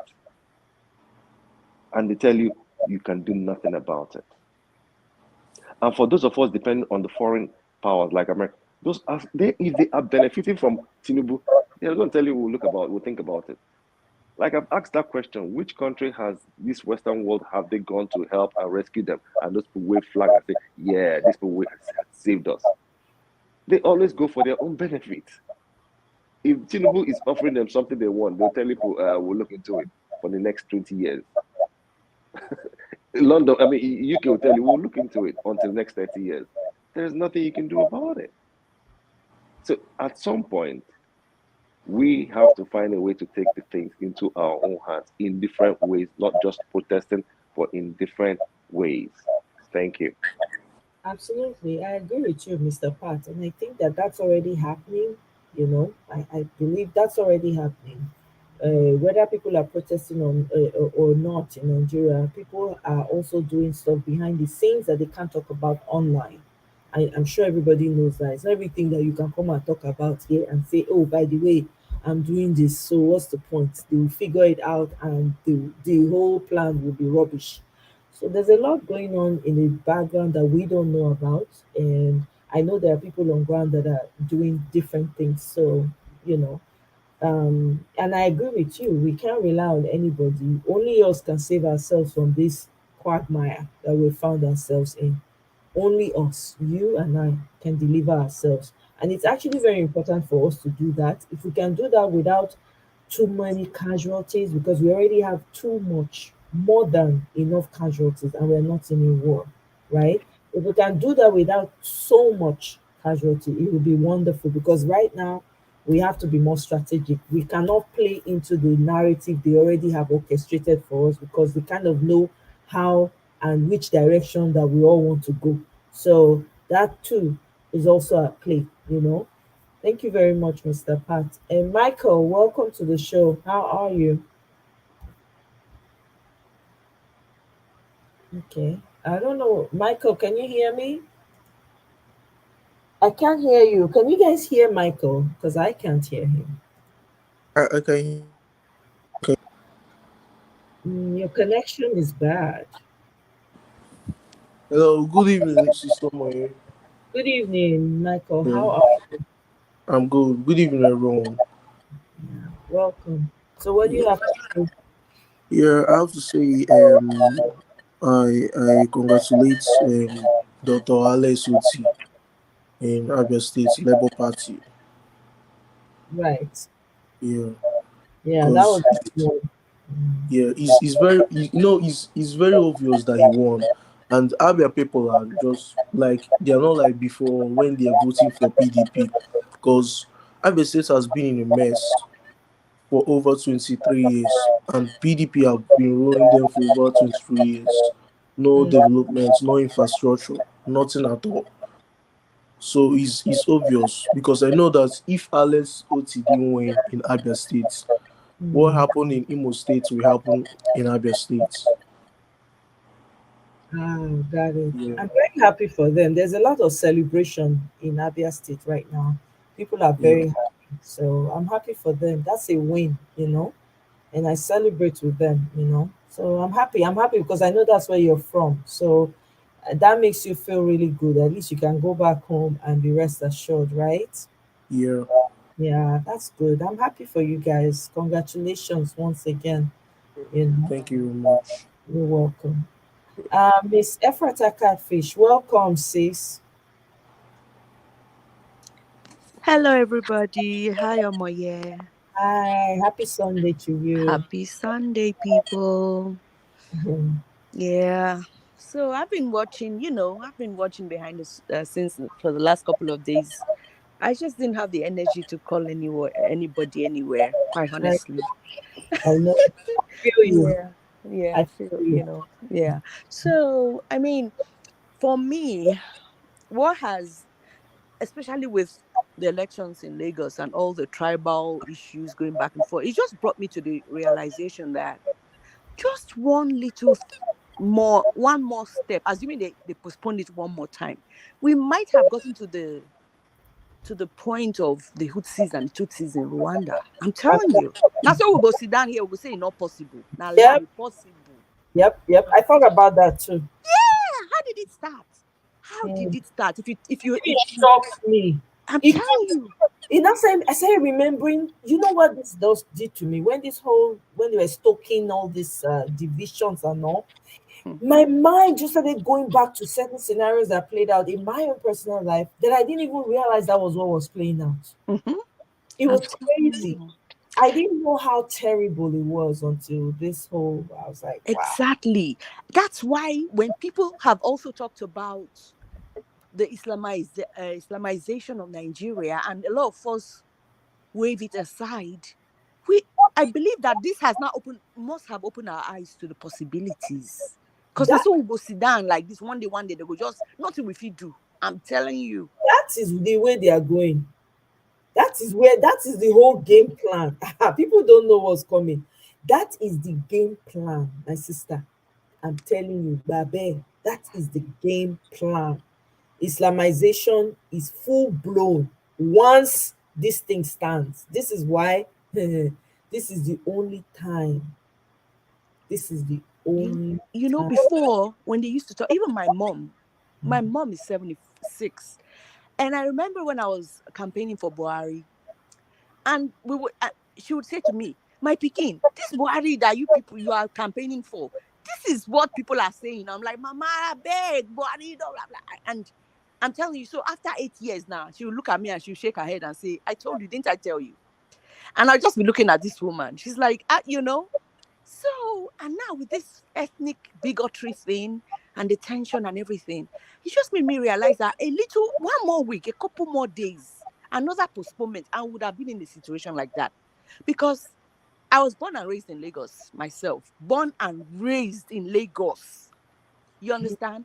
And I even went to school in the trenches, Badia Ijora, where I was with Muslim students, and on Fridays I would go say their prayers, and we were kind of like one. And then during the Muslim holidays or celebrations, we would go to their homes and would eat their rams, and Christmas they would come, and that's how I grew up. And then a lot of them have even intermarried. Even I'm talking about, those of them that are Igbos marrying Yoruba and vice versa. But then to see how this thing played out and how these politicians, how they put us in a chokehold, I'm telling you. And the same thing. Exactly. And they played us against each other, and Yes. we couldn't even smell the coffee. When we should be talking about issues like, if I go market today, go buy bread. Now, whether I be Igbo, Hausa, Yoruba, does it really matter? We're not paying the same price for a slice of bread.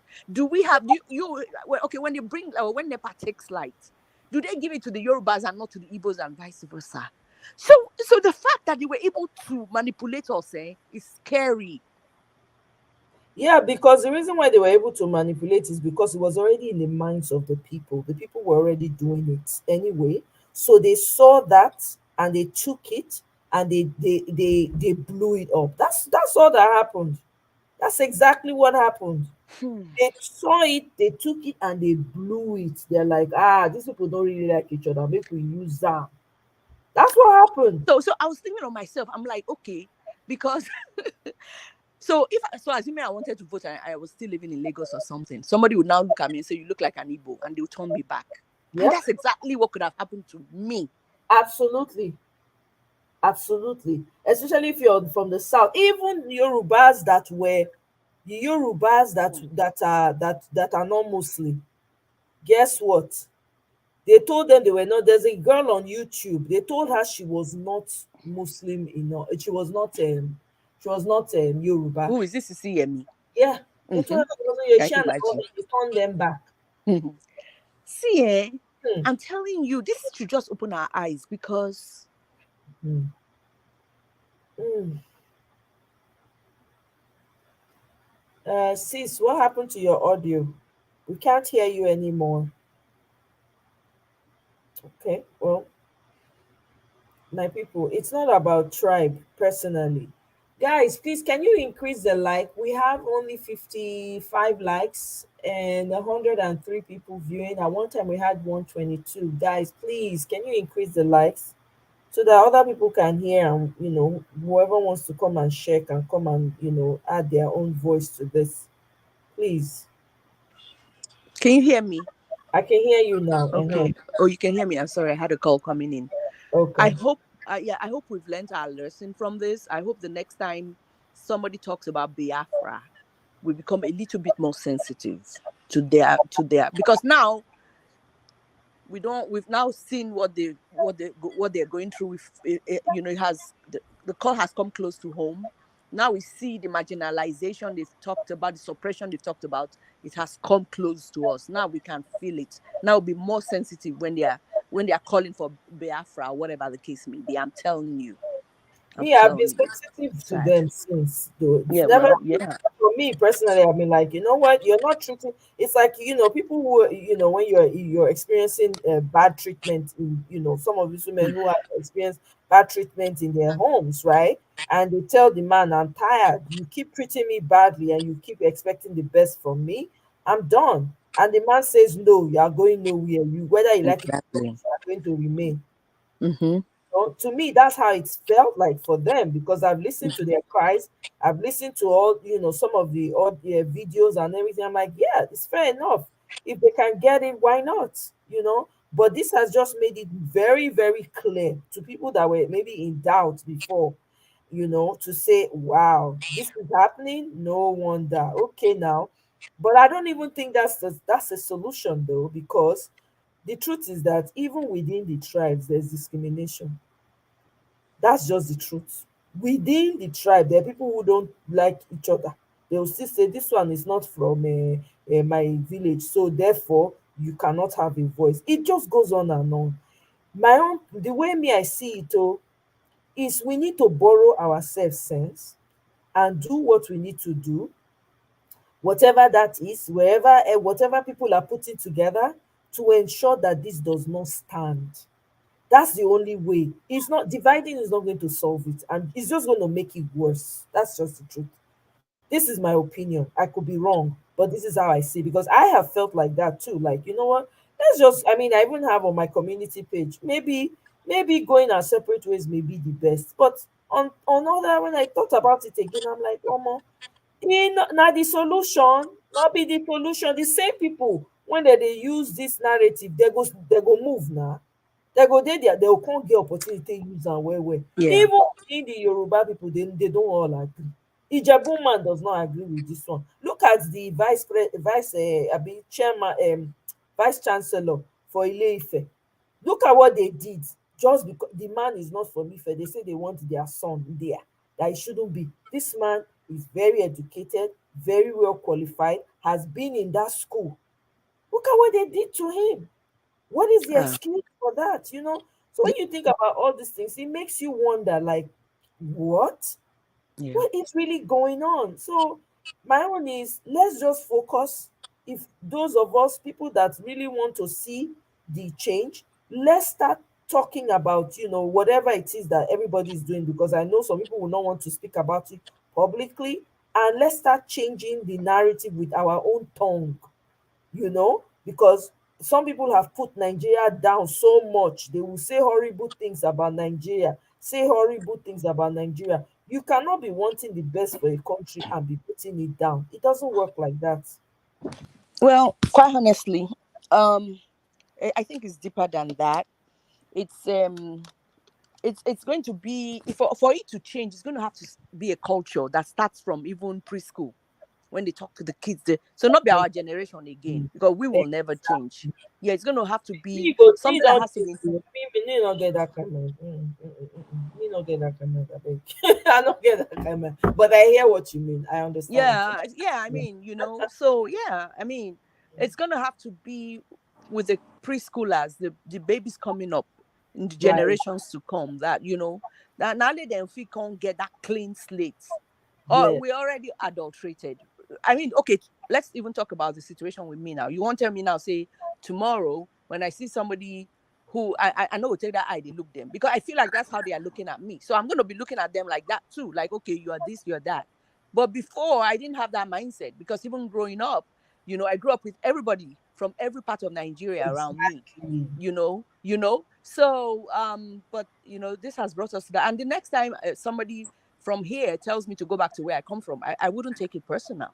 I will not take it personal. There you go. I will not. Exactly. I will not People take it will be personal. shouting, hey, racism, oh, racism, this one, oh, you don't have a right to complain, no. Because even in your own country, Papa, you are not seen as anything anyway. So, do you understand? So that's the thing, because a lot of people were very quick to complain in this country. As Nigerians, no, not complain, accept them. Now, waiting you want, now waiting you get with that. So until we start to learn to treat each other like human beings first, because whether we like it or not, now human beings will be first and foremost. Now, blood, the same blood they flow for my vein as they flow for your own, right? Some of us, you eat the same way, you go to the bathroom the same way. You are not better than any other person. Once it's time is over for you to leave this space, this world, it's time. No tribe, no religion, nothing can stop that from happening.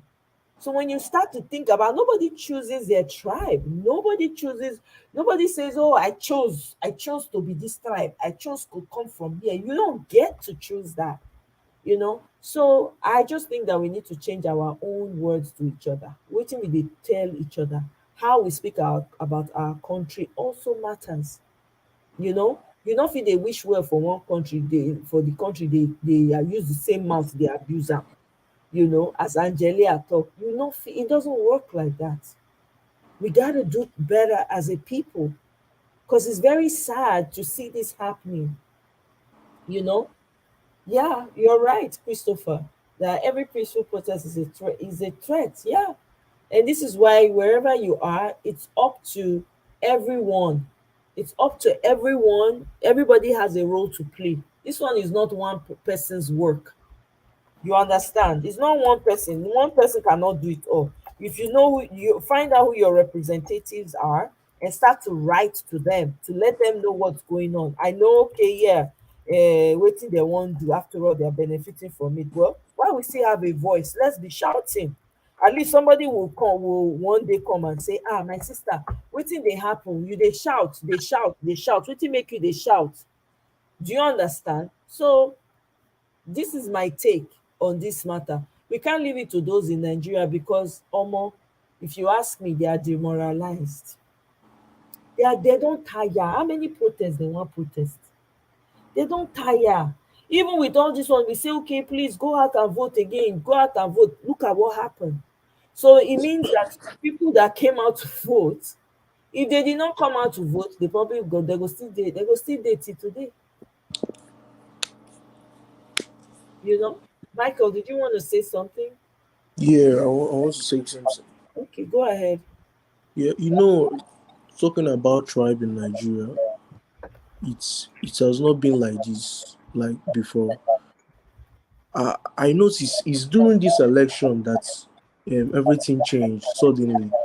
The people you are talking about, tribe, Igbo, go to your place, do this one, because they see that as a form of weak points and a form how they will get us and how they will get us on our knee, and they see it as a form to influence the election or manipulate the election,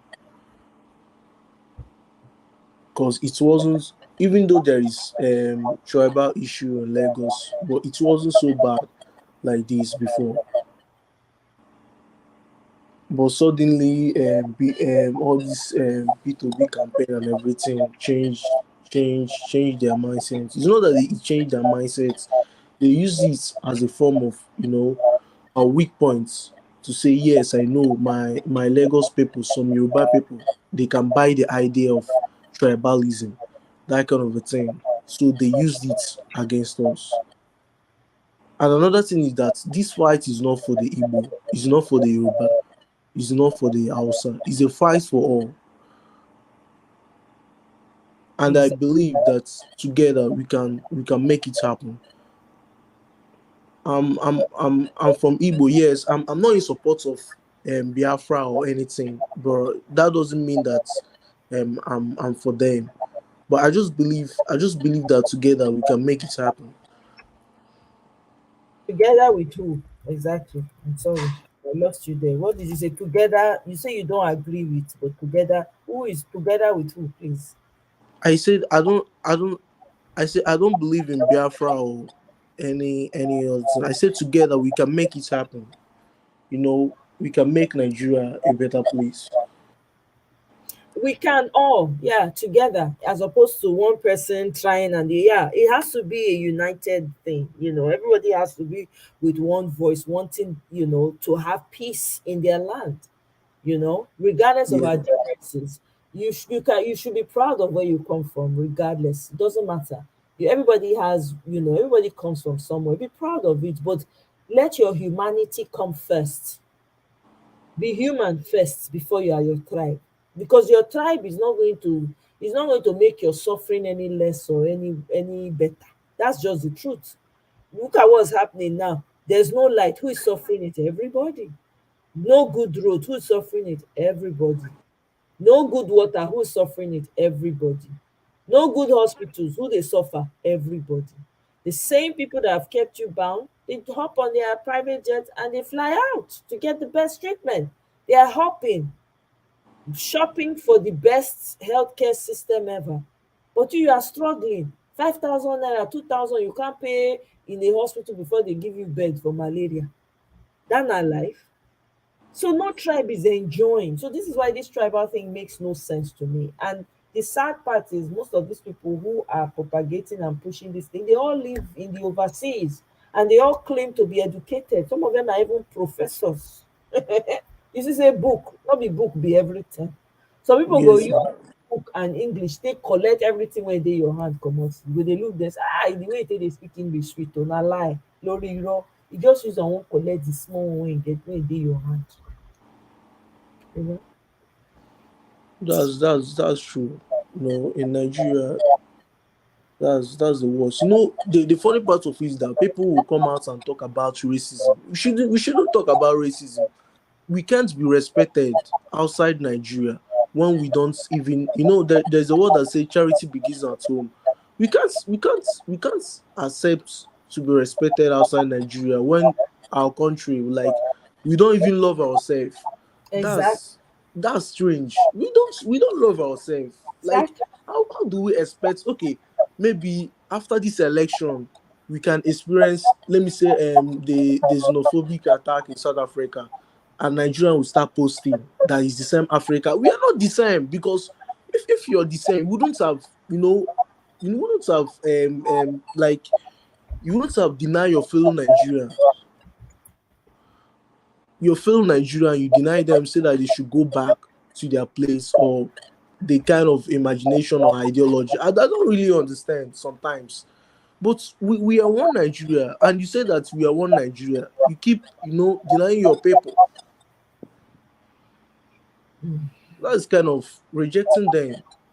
okay, most of the Igbos that have investments in Lagos, they're telling them they should go. Probably automatically, like those investments have turned to be the investment for the Yoruba people, because they tell them they should go. This is not your land. Exactly. This is not your land. And it's not supposed to be, you know? This is not your land. Because okay, if they say okay, let all the Igbos or South from Lagos they should go, then we can open a seaport for them. That's fine.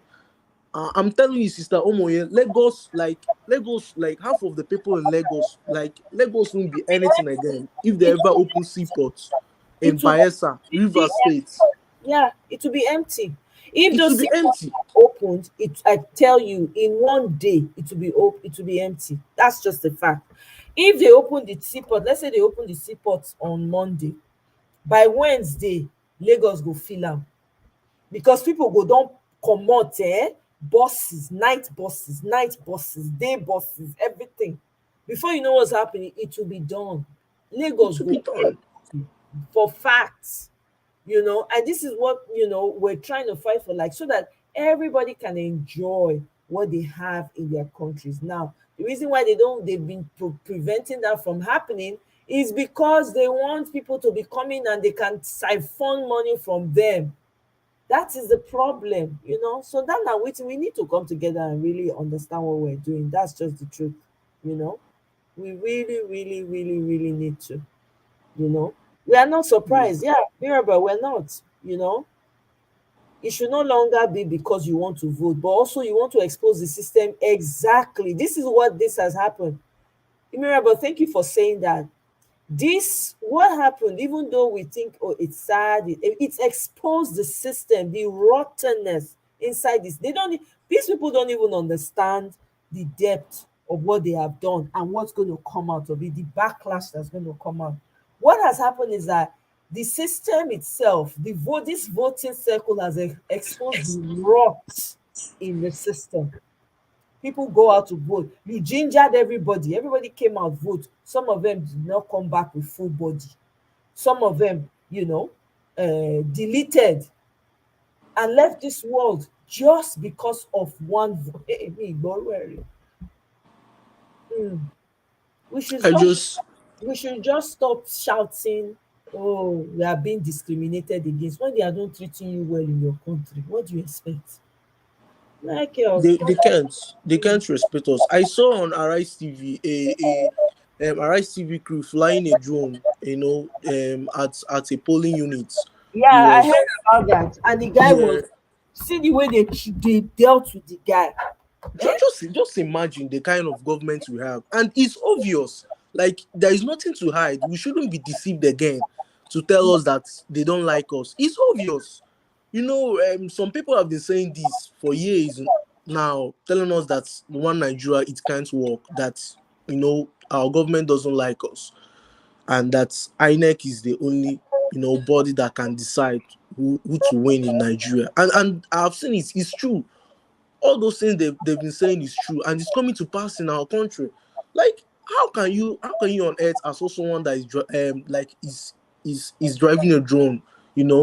I can't even I don't even understand. Yeah, tribalism is worse than racism. Exactly. At least with tribalism, now your own person, like they do you. Now the painful part, right? With race, at least you feel say na them.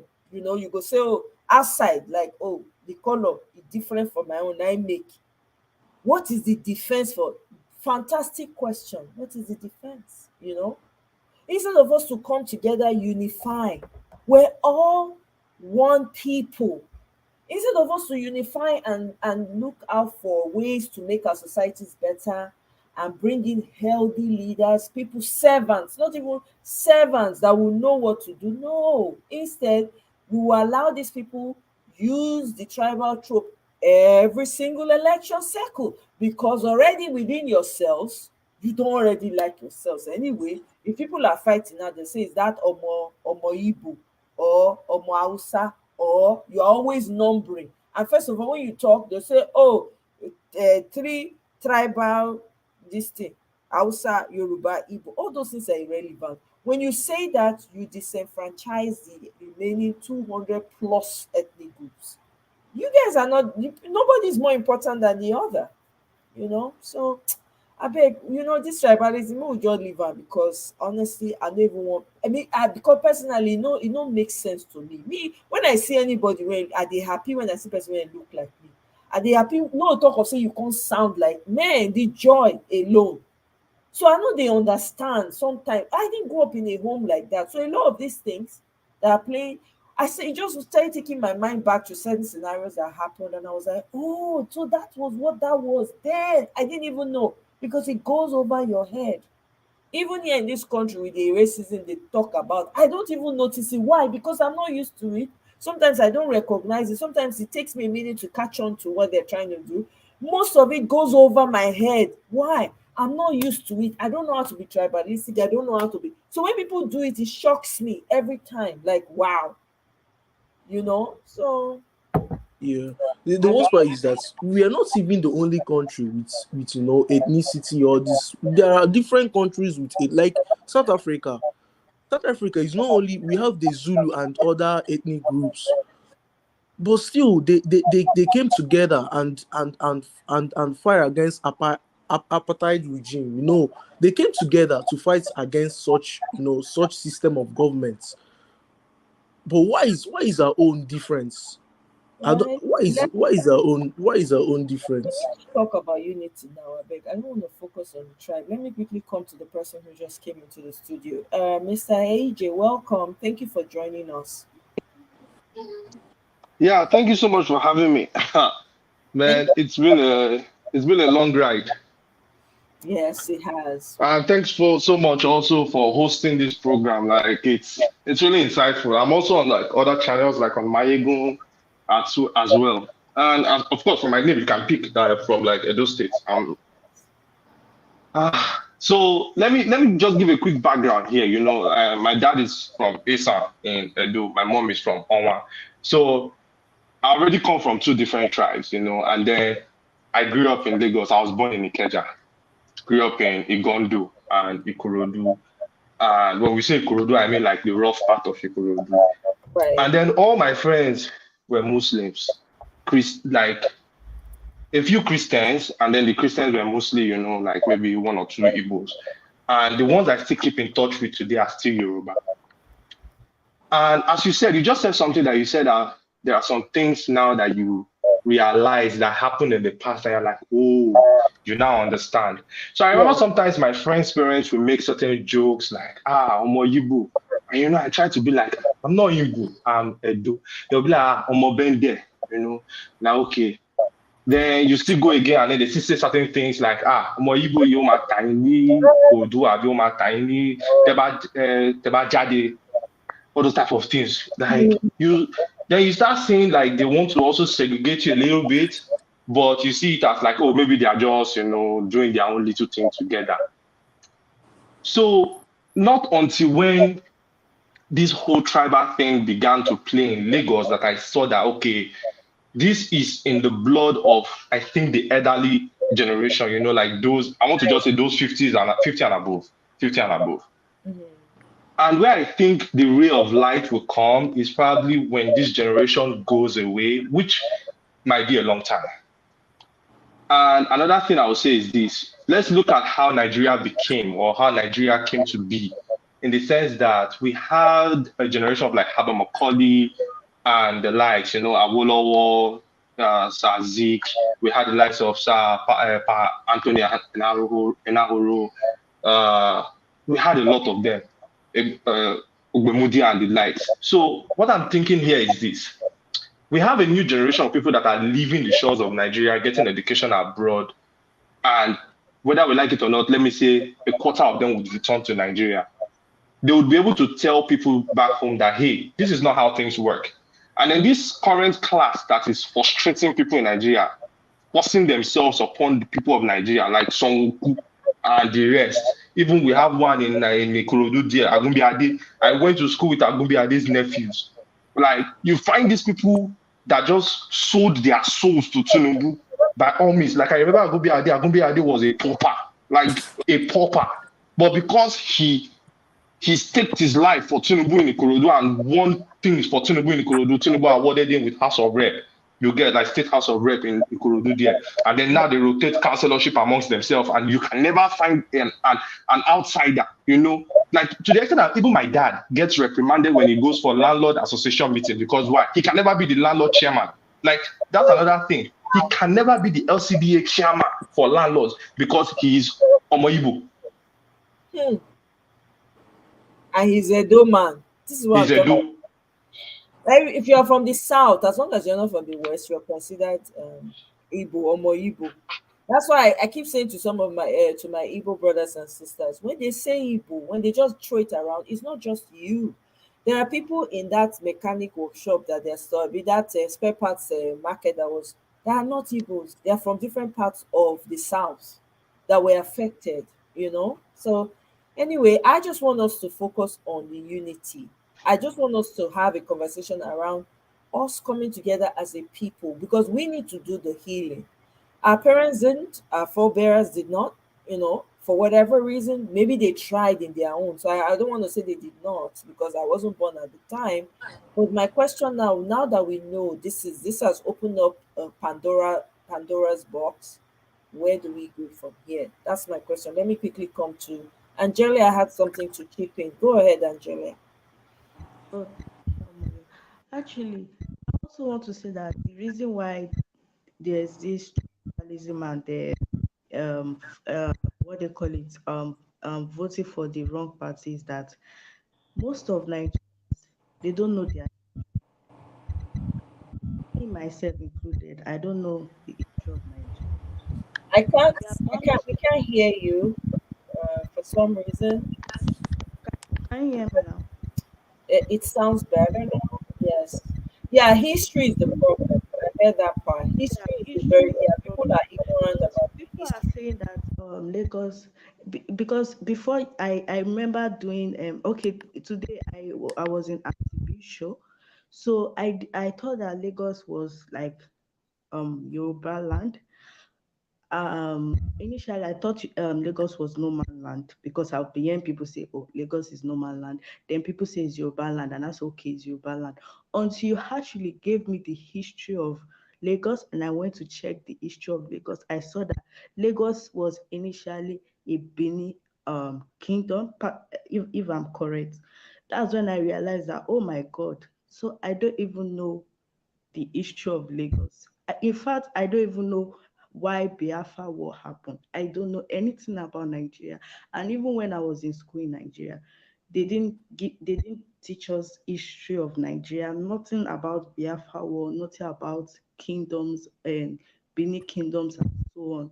So I keep asking myself that why do we have the same problem that has been going on for the past 40, 50, 60 years in Nigeria?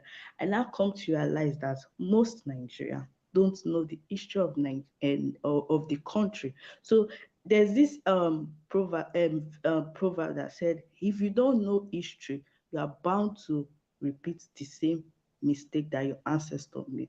So most of us, if we want to go forward, we should actually know the history of Nigeria, how our country was formed and everything. And also, what do I want to say? I've even forgotten.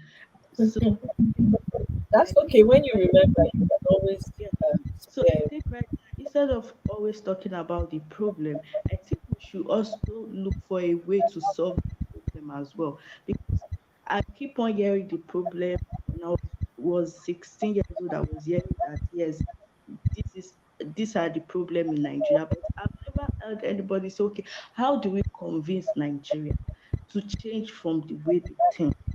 That is what we need to do right now. How do we convince them? Because we can't. absolutely. It starts with conversations like this. So Yeah, to answer your question, can you go on mute? Or there's feedback from your end, Angelia? We keep on talking about the problem, but I think it's high time that we start speaking about the solution. Everybody already knows that the problem in Nigeria is tribe, corruption, and religion bias. But we need to start thinking of the solution. how do we rectify this? How do we move forward? That's one thing I like about Right. that's one thing I like about the white people. They are very Okay, I don't want pragmatic. us to talk about them because it's not about them right now. But I stop just where you stopped is No, I'm perfect. not talking about them. I'm just trying No, to I say, don't even for want you to make reference to them. That's my point. I don't even want you to reference at all, please. I want us to example, keep being so you're ending this perfect, and I want to come in at that very point, okay? So can you go okay, on mute? You have a lot of feedback by the way from your end. If you can sort it out or something, you can mute yourself as well. That would be great. Thank you. So, which is what we're talking. This is what we're doing here. So one of the solutions is we should start seeing ourselves as human beings first. Are you human? Number one. Do you have blood flowing in your veins? Number two. Do you understand? So we have to see humanity comes first. There's no race that's more important than the human race. What does that tell you? That means that I have to see you as a human being, respect you as a human being, the same way that you should treat me as well as a human being first, right? And we should start in our own language, become very conscious when we talk to people, not to tribalize them. See them as humans first. It starts with us first. You have to look yourself in the mirror. You talked about history. Absolutely. History was intentionally taken out of the schools because they did not want the people to know what happened before, so they can keep repeating the same thing, and so they can continue to take advantage of the people. So one of the ways it can start is you creating your own circles and educating people about the history. I was on a live earlier on where somebody said that Lagos is Yoruba land. I had to educate because I knew that. I had to tell them, look, Lagos belonged to the Benin Kingdom. That's where the Oba of Benin and his soldiers and his chiefs used to go and chill out and strategize, right? There were also the Aworis too in Lagos as well. Matter of fact, the Aworis paid the Benin people to defend them from their enemies. But when I said that, you still had people in the comment section saying it's a lie. I'm coming from a very biased place. It is the Oba of Lagos that even told that story because he's a descendant of Ovoram Enogbaisi, which is one of the Obas of Shout Benin. out, shout out. Do you understand? The Oba of there's no the word Oba is a Benin word. Yorubas, that's not what they called their elder or whatever, the overseer. Oba itself is a Benin, is an Edo word. Eko, that's what Lagos is known. Eko is a Benin word. Etiosa is a Benin word. Matter of fact, the Obas in Lagos and different in Ife and Ibadan, they pay homage to the Oba of Benin. When people don't know their history, when you talk, it comes from a place of ignorance a lot of times. And I can't castigate people who don't know their history because I have read up on it and I still don't know. There's still a lot that I still don't know that I'm still finding out. You understand? So that's why they say there's no end to learning. So when you say let's talk about solutions, there you have it. There's a solution. It starts by you looking yourself in the mirror and saying, Angelia, who am I? Who do I want to identify as? Where do I start from? Let me start doing my research, reading up just like you have done, and also try to educate the people around me. And also, when you have the opportunity to talk to people in Nigeria, share your knowledge with them. Because what I find that is a lot of people, Nigerians, after they lived here, at least when I was back home in Nigeria, this used to happen. You see people come from different parts of the West and they want to be carrying shoulder. They'll be speaking Ghana. They'll be speaking English, they'll be saying, oh, damn it. They'll be speaking all those kind of rubbish English, right? To just rub it in people's faces without educating them or telling them what they ought to know, right? And maybe they too were not educated enough to know it. So that's where we start from. And then we should treat each other well. So there's so many things that come from there because if you treat yourself well, you treat other people well. So it starts from self first. Welcome, War Against Impunity. I can tell who's behind that. Brother, speak. Speak. You're on mute. War against impunity. You're on mute. Can you hear me? War against impunity. You're on mute, oh. We can't hear you. Oh. Can you guys? Okay, well, he's on mute. I don't know what's Yeah, I can hear you, Sister Moye. Yeah, but I can't hear war against impunity. What happened? Okay, well, I have okay. to I have to say something Go ahead. about Go religion. ahead, Michael. So bring about solutions. We're talking solutions now. I talk. Okay. Um we should also know that, when we talk about religion in Nigeria, we should know that religion is not just the problem, but religion as a black Muslim. There are good Arab countries like Dubai, United Arab Emirates, there are Saudi Arabia, there are like many Arab countries, that's white Arab countries.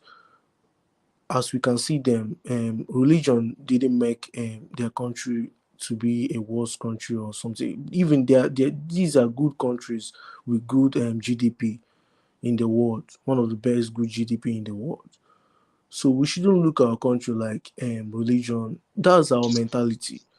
You know, we have the black Arab mentality most most Arab black Arab people in Nigeria, like black Muslims in Nigeria, they are not quite educated like the white Arab, like white Muslim people that are all over the world.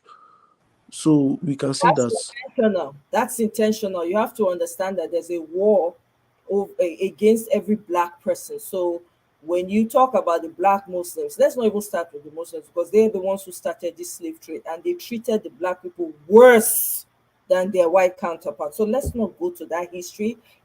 I'm talking solutions now. Let's not deviate and start branching off. I beg, because I want another another whole conversation in and of itself.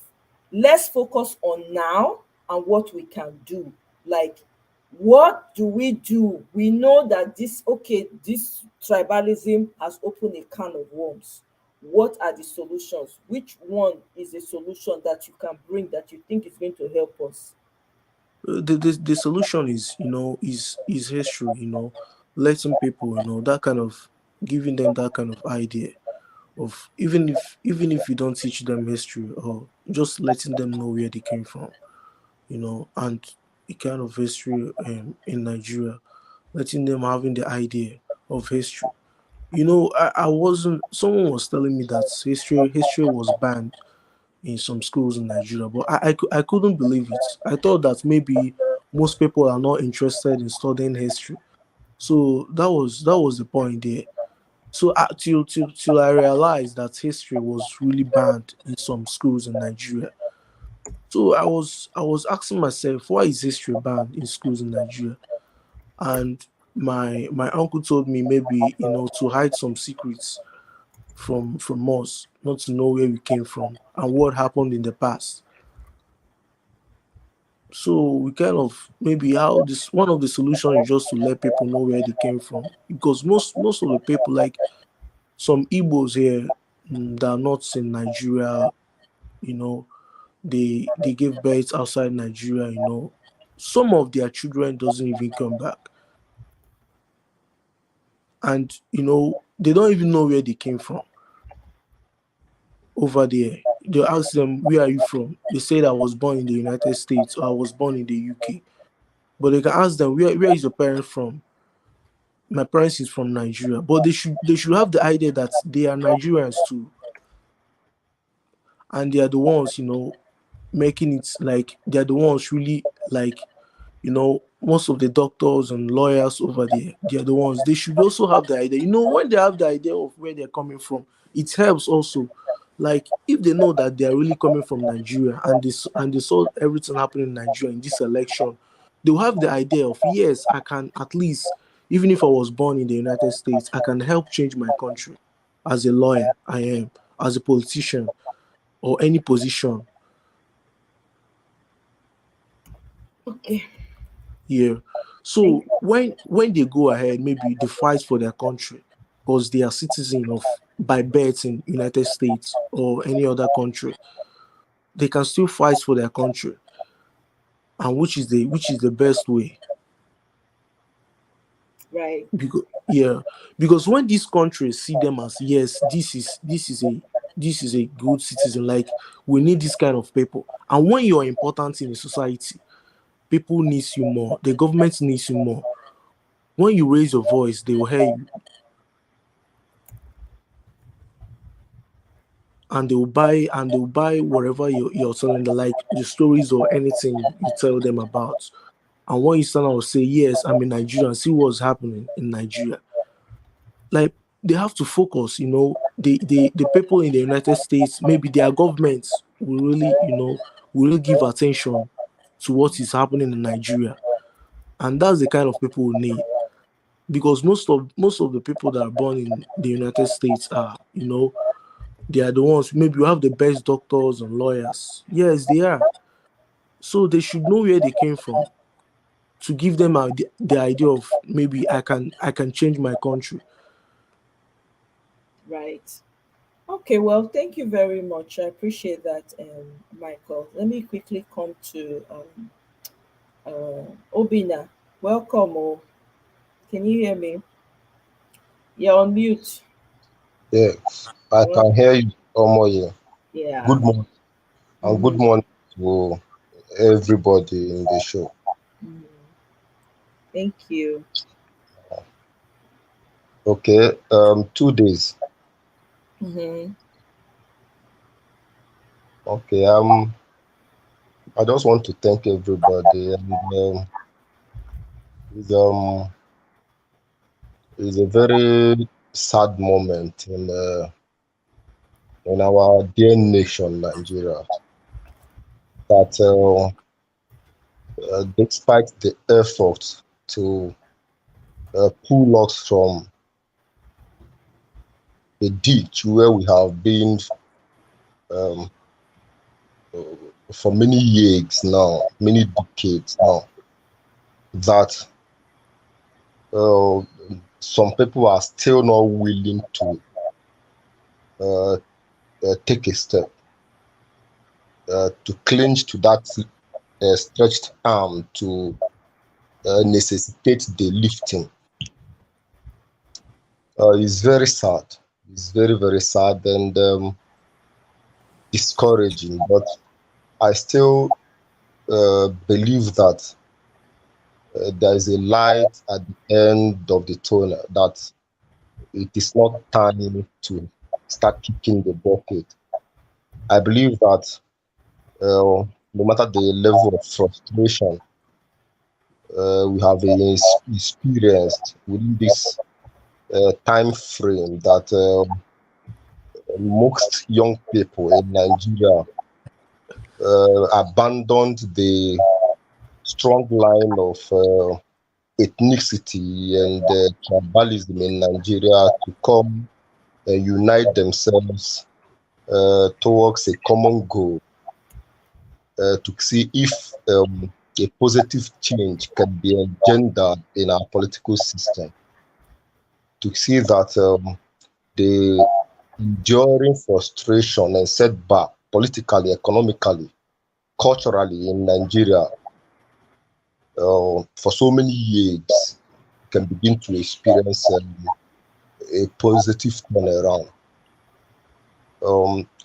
There has never been a time in our political history that Nigeria has experienced such commitment by young people, including the old men. I shouldn't base my classification on young people alone, because if you search through the online, you will discover that there are, in most of the videos you come across on online, you see even older people who have that desire in them to see that their children and their grandchildren and the children, unborn yet, that before them will leave Nigeria with things they see that things have started going in the desired direction. So there has never been a time, a period in our history, politically, politically, that Nigeria has experienced such desire among the populace to see things change, so that a sitting political party is witness a kind of loxis in their strongholds, so that an emerging unknown political party, could shake the well-rooted leaders all over the country, in a way that they never expected.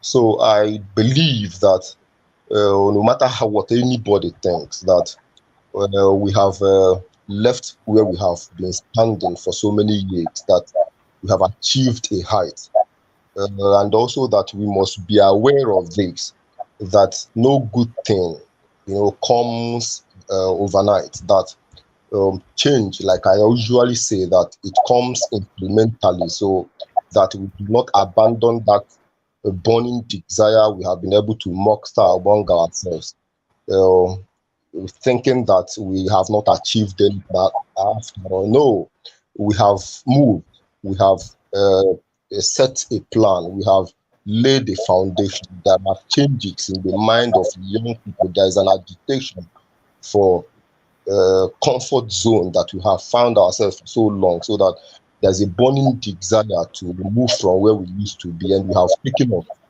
There is a destination ahead of us that we must keep working, no matter how they set out to frustrate that plan, that movement. There is a word coming from one of the renowned pastors in Nigeria, Pastor Tunde Bakari, and I quote him. He said that there are some defeats that are more triumphant than victories. So that no matter how somebody might try to coin it, that we have failed in our agenda to see a change in the Nigeria political cycle, we are victorious.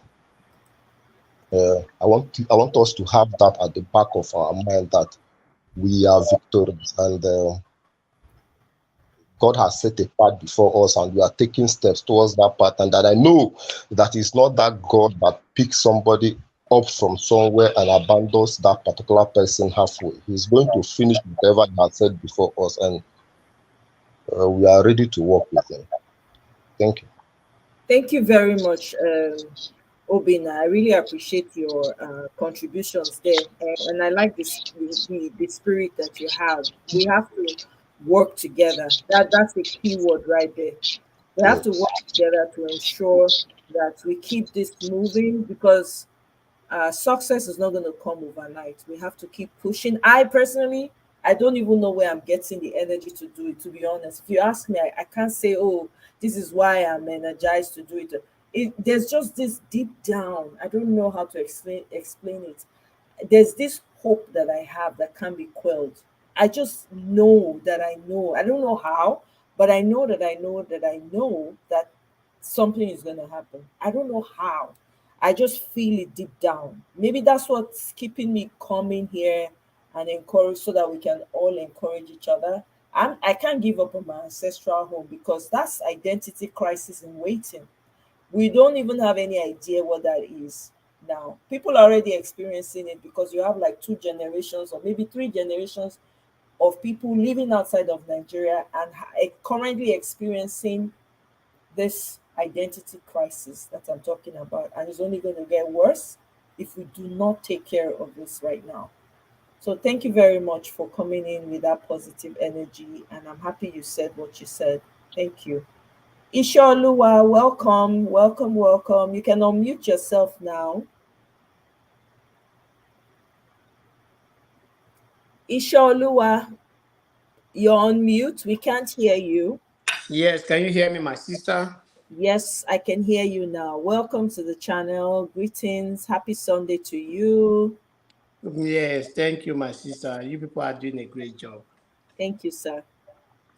Yes, my contribution is going to be like a preaching, but this is so inspirational because as I always say, that Agbado or Bat or whatever people call him, he's not going to be sworn in. Believe it or not, he's not going to be sworn in. It's like if you have read First Kings chapter 1, verse 1 from 5, you understand what is playing right now because in that passage, there is somebody they call Adonijah. So he was trying to take over the throne and he gathered the chariot, the praise, gang up with people. People may say this is from the Bible anyway, but it's going to play in this era of Nigeria. People will see it when it comes that 29th of May. When that time to swear in somebody, something is going to happen in that nation. And between now and 29th of May, people should not be discouraged. These people, INEC has really shot themselves in the leg because this is the only opportunity they have to redeem their names and their image. But they have already ruined everything up. So there is no excuse now from INEC that, yes, we messed up the first time and the second time. The second time is not an excuse. So now people have said that, yes, these people really planned this and they are really is just intentional. So there is no excuse from INEC or from whichever agent that is going to say, okay, this is what happened. So people have really seen the true picture of what really happened on the 25th of February. That yes, these people planned this, and this is the script they are playing. And the script is about to expire because between now and that 29th of May, trust me, they have really pushed people to the wall, and people are going to fight back. It might, people might say, nobody is saying something, nobody is doing anything. It's coming, don't worry. Before you know it, you will see that the street will be occupied. You won't tell anybody to go to the street. When that time comes, people will fill up, people will occupy everywhere. And you see that yes, that revolution that people have been talking about, it might not be revolution carrying guns and carrying matches. No, the revolution we are talking about is a revolution of the mind. When the people have really made up their mind, you know, it may start from peaceful protest, then offices shut down, lock down the nation, no activity going on, people shut down their business, everybody stay at home. They will know that yes, that people are really touched, what they have really done to these people. People really really meant something, and it's coming. It's coming. Yes, it's coming because the thing is really building up. Trust me, between now and this weekend, you will see that yes, something is going to happen, and we should just keep this hope alive, and we should know that this battle is not over. The battle is still on. The battle has not won. APC has not won. So let's just keep it alive. Okay, well, thank you very much. I appreciate that positive take, Mr. Olua. Thank you so much. I really appreciate that.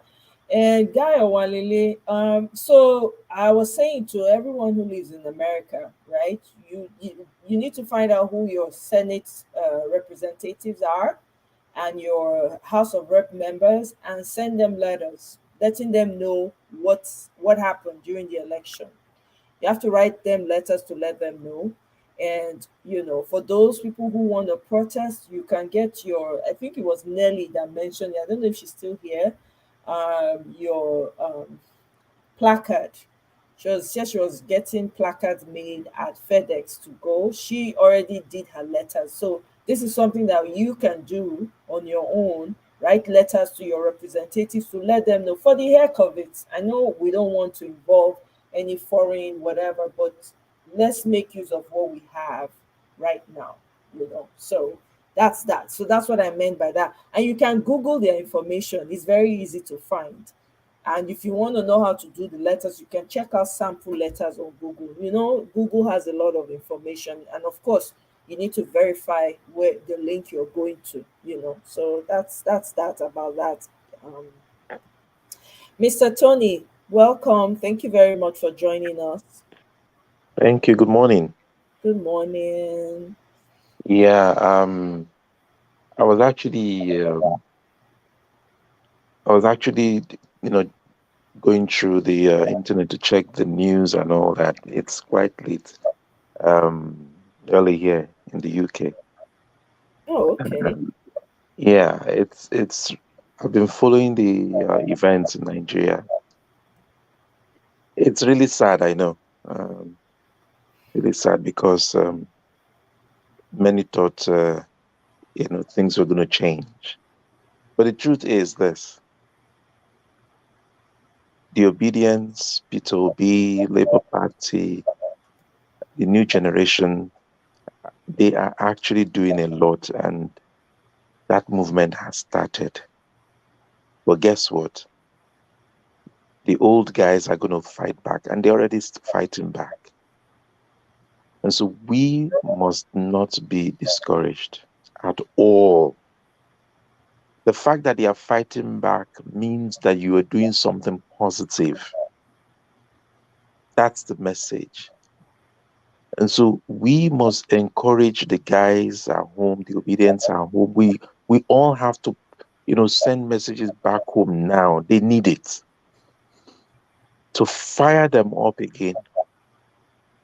We must continue the movement. Rome was not built in one day. And so we have started already. The only evil mechanism they have is exactly what they unleashed on Saturday: tribalism. That's all they have. But our generation has gone beyond that.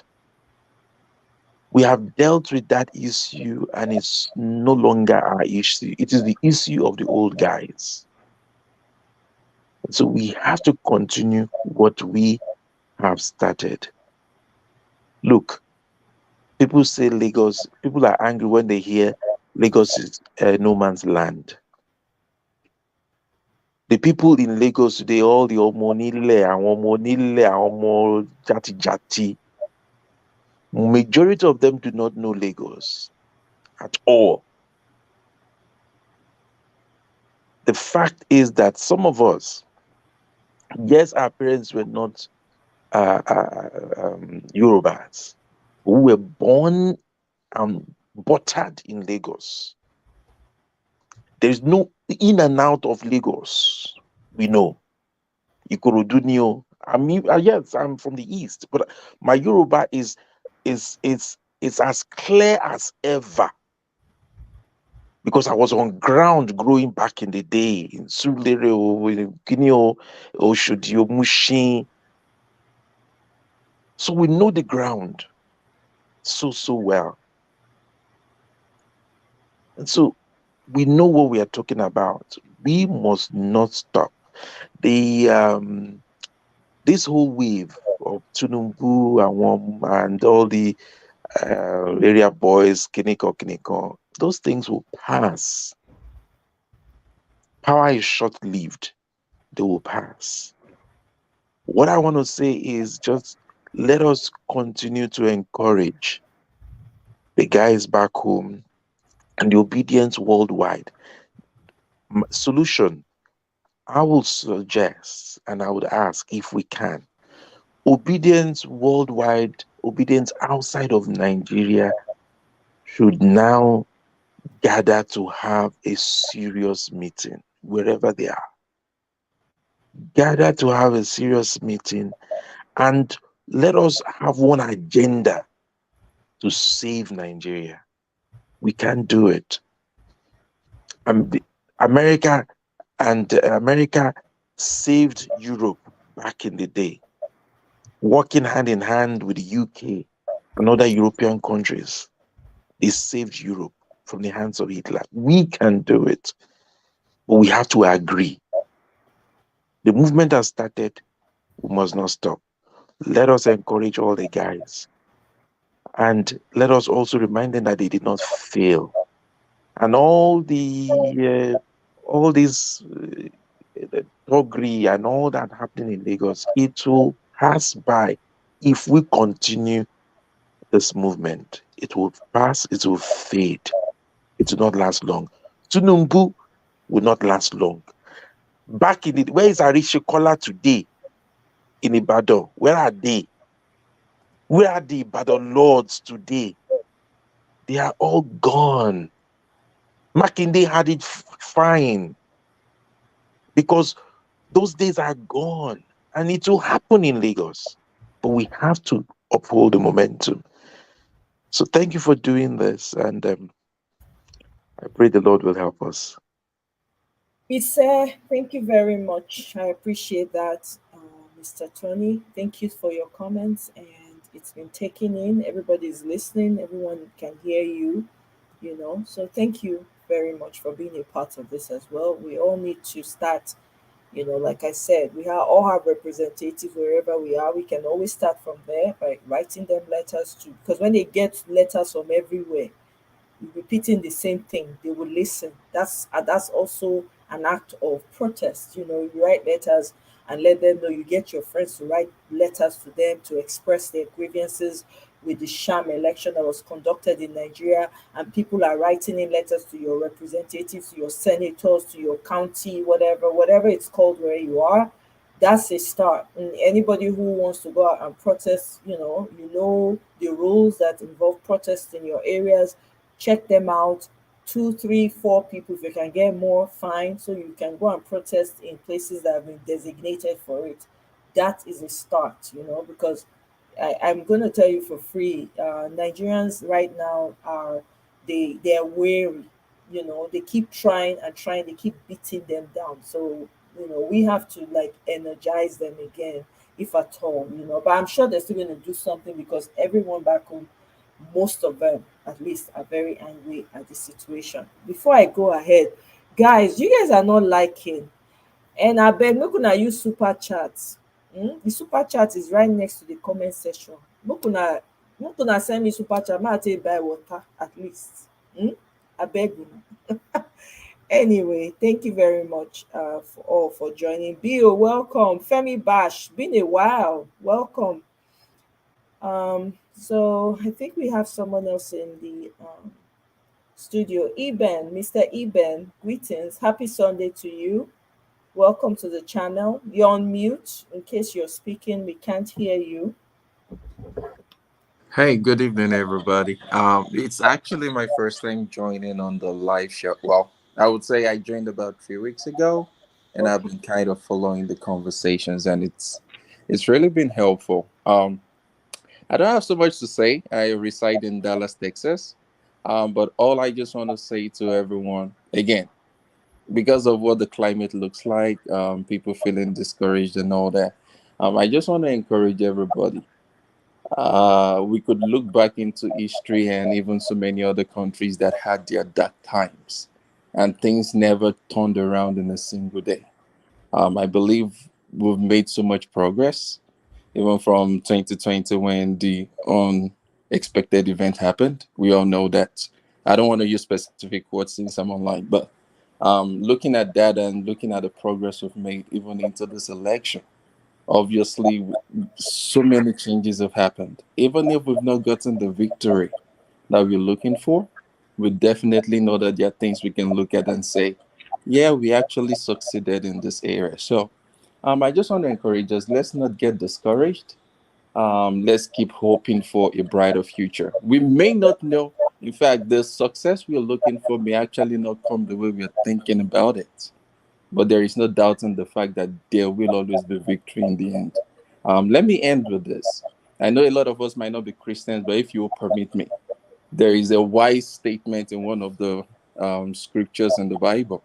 And it says it this way, Ecclesiastes, it says, because sentence against an evil work is not dispensed immediately, the hearts of men are set in themselves to do evil.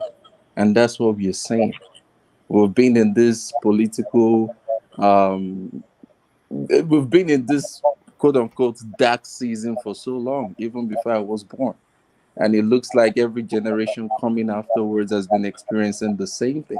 And that's because those that have been in power have been doing the exact same thing. But trust me, everyone is alive today. One day, all of us will move on. And in the end, whatever we do here is what will speak for us. So let's not be discouraged. Let's keep hoping. And definitely there will be a change. Thank you. Thank you very much, Mr. Eben. Thank you for your positive words. I think a lot of us are glad to hear that. That would energize, a lot of people here. So thank you for your input. And we're certainly not giving up. This is why we're here. We only have one country. We don't have two.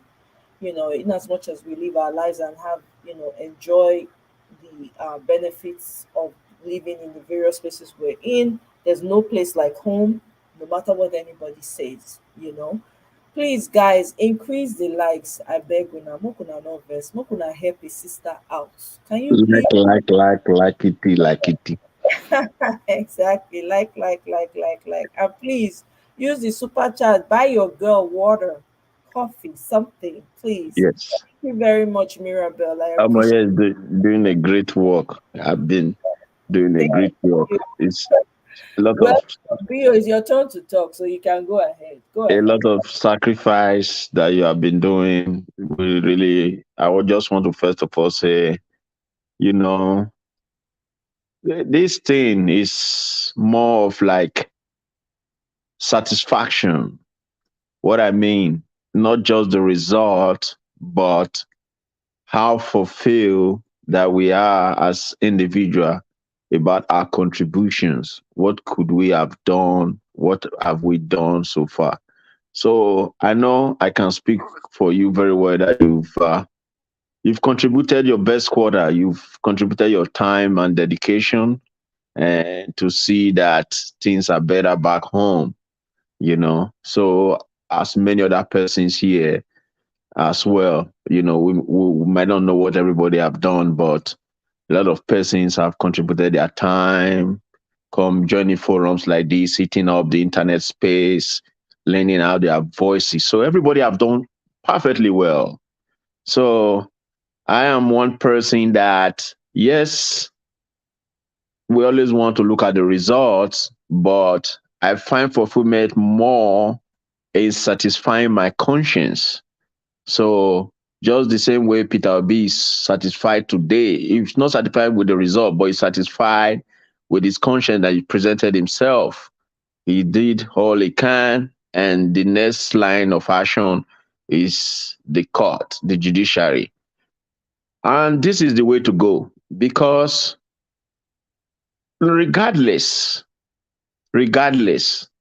that fulfillment as a person is what you want to achieve. So now we already know this, our evil politicians. They know, as usual, before. They will say after 1 week, 2 weeks, everywhere we die down, no worry, let them do gaga. See, the wiseness is beating the enemy in their own games.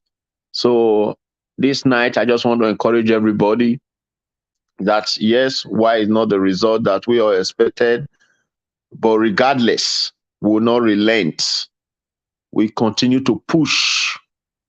And please, for those who have information concerning this, let us try as much as possible to follow the entire process to the end, such that it's not like maybe the judge. We should look for the judge's name. We should ask our leaders, who are the judge name?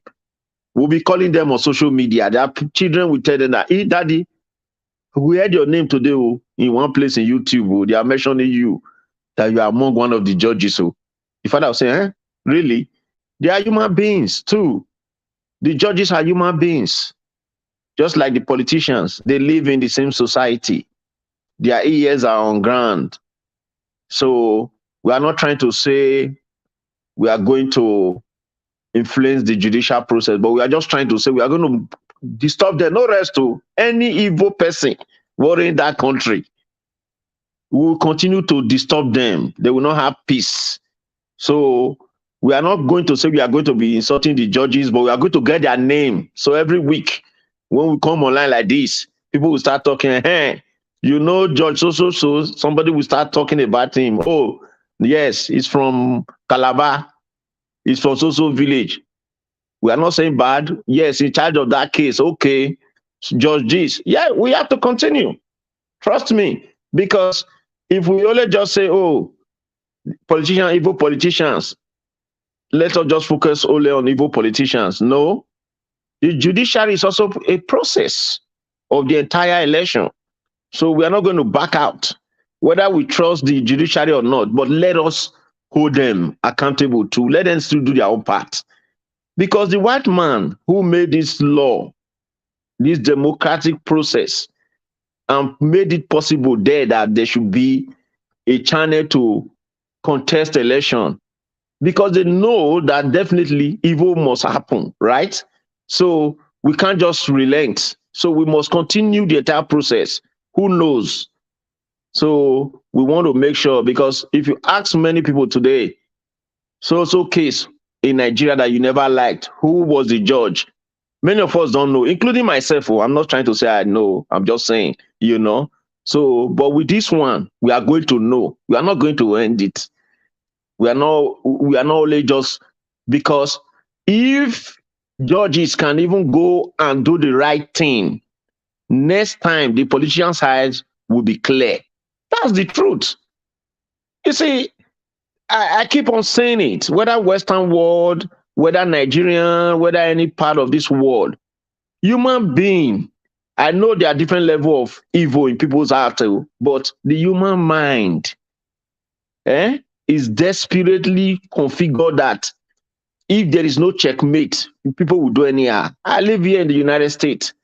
It's not like maybe I don't like to quick money or something, but I still get more fear inside my belly because I know, I'm aware that you can't just do anyhow. Do you understand me, Omoye? You know, if there is no consciousness, people will misbehave. People will continue to misbehave. So the judiciary, if we, the people, the same effort that we put on this politician to worry them, use it to worry the judiciary, and they see that, all eyes are on me, oh, God, I better not fit to take money, oh, all eyes are on me. At least, at the end of the day, thank you very much. Something like this, every day we'll be pasting it. One by one, we'll go to Zoom inside your eye. In fact, if you send me down there, I'll go internet, you know, I'm in IT. Let me go and dig at, please send me that link, Seth, or I will check it myself. Because I need to dig at. There's a link already for you in the private chat if you want to look at the link. All right, thank you very much. So I'm going to take that link and I'm going to find time to dig these people individually with all information I can get about them. So we'll continue to talk about them. So the extent that I'm serious about this, because those people, they are looking at us, they are watching us. All these channels, you are looking like this. So sometimes they used to pop up in Tinubu's phone. You think I'm joking? All these channels you are looking now, it pops up from their driver's phone while they are waiting for a guy to come out from one meeting. Once they click YouTube, they say, you know, this thing work with algorithm. Before you know anything, they will start seeing all the judges or say, see people don't they face judges though. These people now, so they're wicked. That is the next line of action. Face the judges.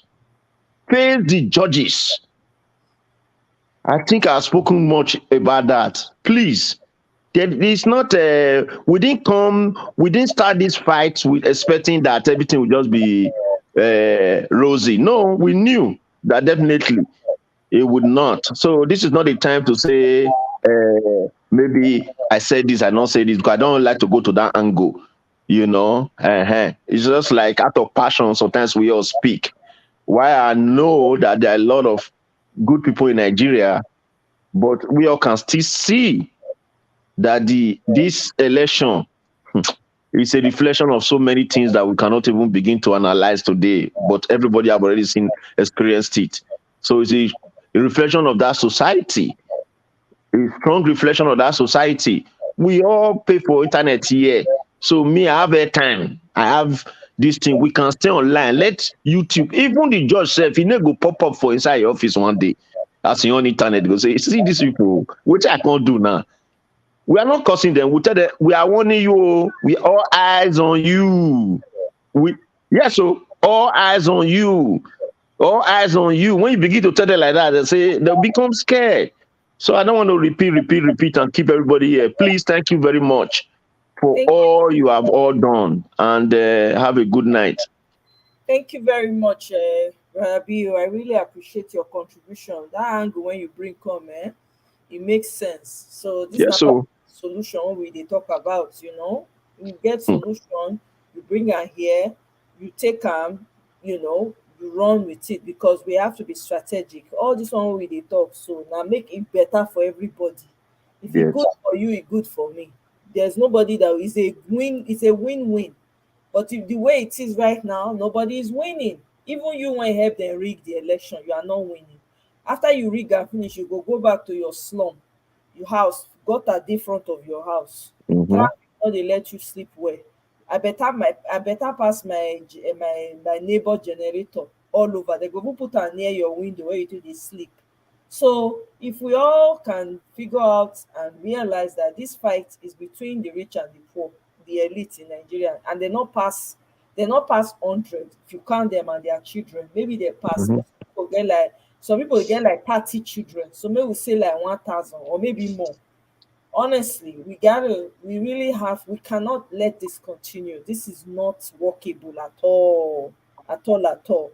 So the panel is freeing up. If you're trying to get in, All this right, is a let me leave here. to get in. Thank you so much, BO. I appreciate you. Thanks for your Yeah, but contribution. I think you remember we did something like this some times ago, where we brought out their faces like this. And I think, like Bio mentioned, it's ideal to continue to do it because, I mean, like you said, the only thing to just probably add to what you said, nice, the the police officer that helped them to snatch the ballot boxes, the army officers that were there when they beat up the Arise reporters at Legoshi Palace, the thugs that even went to snatch the ballot boxes. Everything is over now, right? They all gone back to their homes, and NEPA still take light today. Yes, exactly. Mosquito go see fly tonight. Exactly. Tomorrow when they wake up, it just is a multiplication, it's a ripple effect. They just keep moving and moving and moving and moving, and people don't understand that if you don't do it now, then when?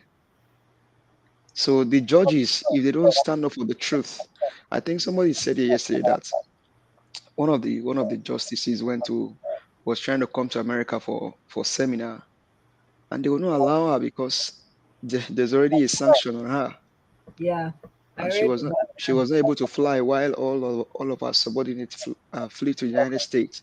Mm-hmm. Those are the consequences. That's because this is not an election.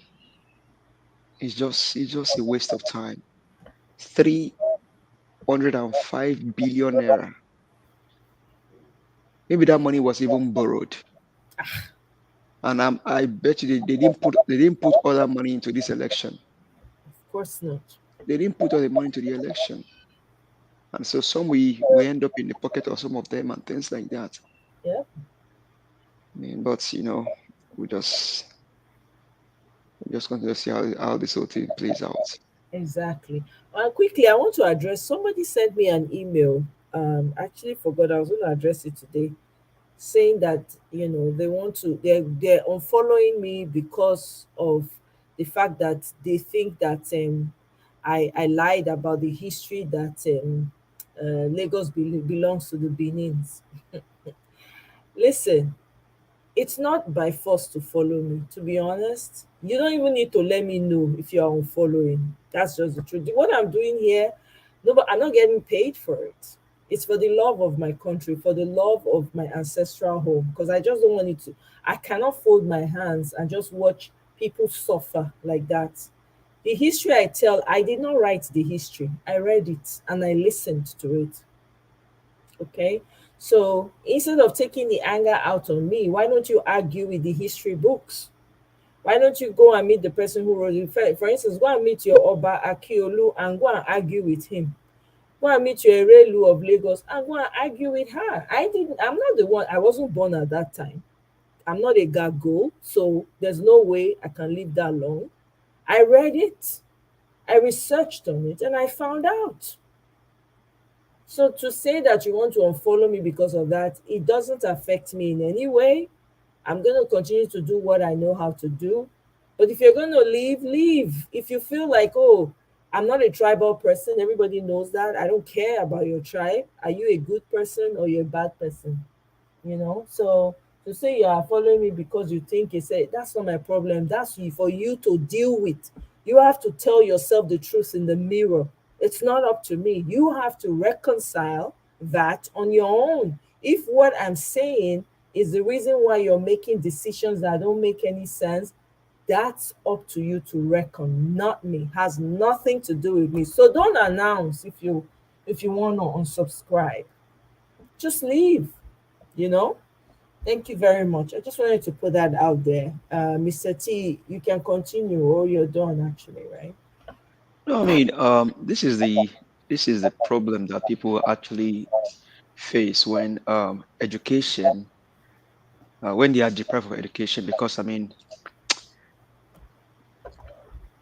history has been from inception. So the Oduduwa living in Ife and all of those things, and then went to Benin and all of those history, and how the Lagos amalgamation and all of those things happened, and the Benin Kingdom and all of those stories. If only people can actually sit down to go dig them and then listen, or probably reflect back on what they were taught in secondary school, history, government, and all of those things. I mean, the amalgamation of is it 1914 and all of those history, where so history and government actually interwoven. I know back then, Nigerian curriculum. There are things that you do in history that also filter into government, and these are not make up stories. Instead of that person putting that out there, you'd just dig more research and then found the truth. I think even the Oba of Lagos himself made a comment. I think there's a 2 minute or 3 minute video where he made a comment of the fact that they had to go to Benin and do whatever before they Actually, Mm-hmm. let me pull that video up while you're Yeah, talking. you can put that video Yeah, to. I because mean, it was Yoba himself that said it. He didn't put the word in his mouth. So, but this is the this is the actually the ripple effect of what the politicians are doing. Now they're taking history out of secondary schools so that people will not know who did what in 2023 election, because the fact that history has been taken out of the curriculum. But one thing they forget is that internet does not forget. All of those exactly. things are actually stored on the internet and people can research. So they can think they are doing harm by taking out history from classes. But people now learn things on YouTube. There are thousands of things you can learn on YouTube. What happened in 2023 in Nigeria? You begin to pop up different videos, different videos. So, but I just hope that all of this tribal bigotry and religious sentiment that they are bringing into this whole narrative, people will open their eyes to understand that it is just a way to divide the people. Okay, before the election, just last month, there wasn't a story of Igbos are not welcome in Lagos. In January, there wasn't a story of Gbadebo is not an Igbo man before the election. All of a sudden, when the election came, that's when we now knew that, oh, this guy is not from Lagos. And they just sell that story and keep doing all of those things. It's just sad. Sad. Exactly. Let me quickly play this video so that for the benefit of those who are not familiar. Tell us about the relationship between the Bini and the Eko people. Yes. The first Oba of Lagos is a male descendant of Oba of Benin. and very close person to him. He sent him on a mission here, and that's why we have a song. Ọmọkọ́mọkọ́ ni wa o, àwa kì í ṣọmọ àbí ìdànù. Òde ìbíní nàbí bàbá àwa sí, ọba ló bí síbẹ̀ kì í ṣàárẹ̀. Ẹ̀yin gbọ́, that's any at the installation of any ọba. That song is always there. And anybody wants to be a chief or anything, or ọba at that Enowa, when we finish the ceremony, we do like this. That thing we are doing, they are saluting the ọba of Benin.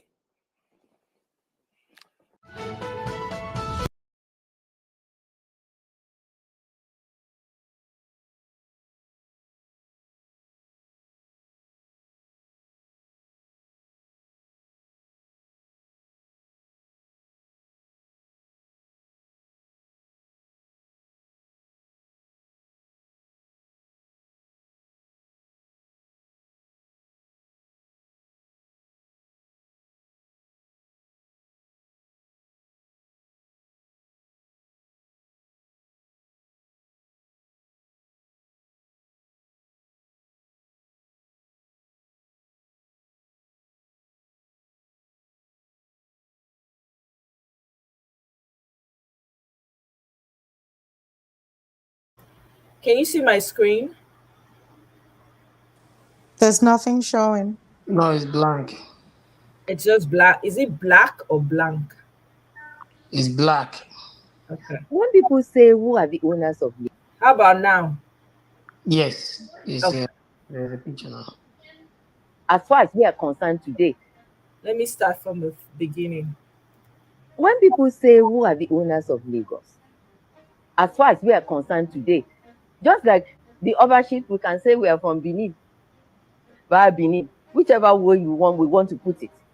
The Benin got them to be paying royalty, Ishakole, which was being sent to Oba of Benin. You had the great Benin kingdom.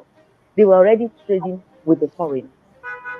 Because you go into the archives, there's a big kingdom called the Benin kingdom, and they were interfacing with them. History is there. And then somebody comes from nowhere, 100 years, 150 years, or 50 years, and says, Lagos is. They should be ashamed to even voice it. Because anybody who says that from now on, then you know he's an illiterate and an ignoramus. Who thinks Lagos starts from his own point of entry. And how long can his own point of entry be? 100 years? 150 years? Even 200 years? Not to talk of people who actually come yesterday and they too are saying their negotiations. People came 50 years and said, I don't know anywhere else I'm negotiating. Fine, nobody is controverting that. But you have indigenous people, just like you have indigenous people from where you are coming from. And their rights are recognized. So I think we should advise ourselves not to even use that phrase anymore because it spells ignorance. Okay, una don hear am o, no be me talk am. Okay, I no dey there when they do this history. I no dey there.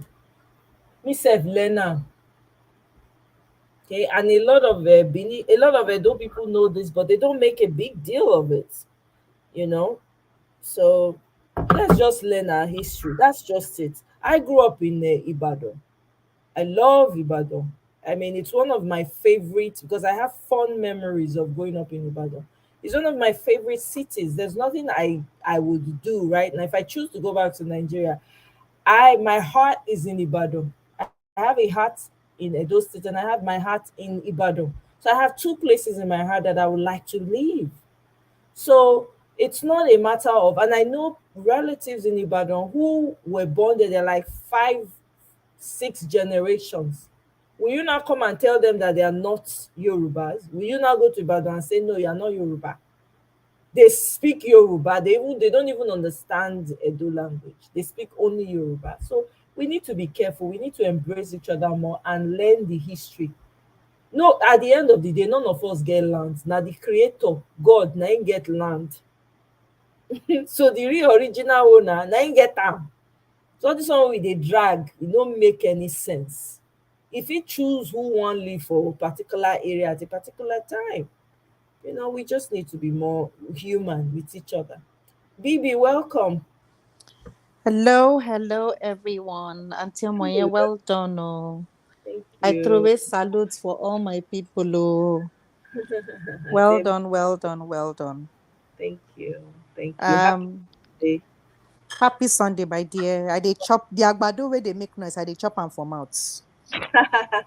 Now, so we dey celebrate in own. But you know, in all of this, make everybody remember, headache no they choose tribe. So, They choose color. mm, Hunger no they choose size. They choose ethnicity. Hunger no sabi language. Surgery no sabi language. Hospital bill no sabi location. If you no get, you no get. If na so it be, people no for die for COVID. People no for buy for COVID. COVID for they choose certain people. Heart disease for they look certain people. Women will lose pregnancy. Tribe for sabi them. So all this is highly and highly irrelevant. In fact, if we want to be very critical about this, even the 25th the election that was held on the 25th, tribe it was there, but it wasn't in your face. Now, when this MC Olori Buruku opened his mouth, and when it came to Lagos, that is when it became almost the third word in every sentence that they were saying. When the presidential elections were done, everybody, the tribe thing was there, but it wasn't in your face. And nobody said you could not go there to vote because it didn't happen. It was 2 days to the election held on the 18th that this madman opened his mouth, and all of a sudden it became a huge deal. Nobody being born person house before the 25th. After the 25th, nobody shop born. Nothing happened. Everybody was going about properly. And even on when the election was meant to take place on the 11th, everything was still okay. Now, when INEC decided to postpone their madness, and they went back and sat down on the drawing table and thought, what are we? Because they don't try everything. By this time, they have used all the tactics that they knew, and they were like, it's not going to work. They have caught us at our game. They have seen what we've done. They know we hacked the system. The 4 a.m. pronouncement of the president-elect it's not going to work. What can we do to send a major divide in these people? And that is where we try keeping. And to tell you how sick they are or how scared they were, they knew that by numbers, they were not going to go anywhere. By numbers, they were not going to get anywhere, which is why they said, you know what? The only way we can do it is to empty these people through using tribe. Because if you think about it, at least I remember when I was still back home, every December 23rd, Lagos is empty. Whether you like it or not, shops go close. You enter Lagos, you go down. In fact, traffic no go day. You go happy where they drive anywhere you go, because most of the people that needed to go on their vacations have all gone. So in terms of numbers, they knew if we do not send something that will drive everybody nuts, we are not going to get this. Sibe, then still change numbers. We were on live yesterday when I was reading to you guys the things I was seeing. And GRV did it. He saw it today when he was saying, look at the signature is not the same. I read it to you guys here yesterday when we were doing the show. How they were changing from 14 to 114, from 12 to 120. Right in my very before. This was just yesterday. So they had to look for something. And now that has worked, everybody has forgotten about that. And we're now all talking about tribe, which should not come up. Because at the end of the day, waiting they won't do, then go still do. In politics, it's not friends, so it's common benefits. Now they carry all of them together. And at the end of the day, the common man will go sit down for mirror, they fry in puff puff. You know, go fit sit down again in peace because if go they look back, they look front, who go come throw away my market, make I no go fit sell. But all of them go sit down for big man chair there, they clink glasses, they sign check, they go where they won't go, they go them party. And at the end of the day, they have achieved what they wanted to achieve. But I still sing the same song. Afghanistan, we should not pray for it to happen to us. Because even in the path of the North, where they uphold their laws, we see what happened to their young girls, which is what I am concerned about. We see what happened to their women. They don't have a voice.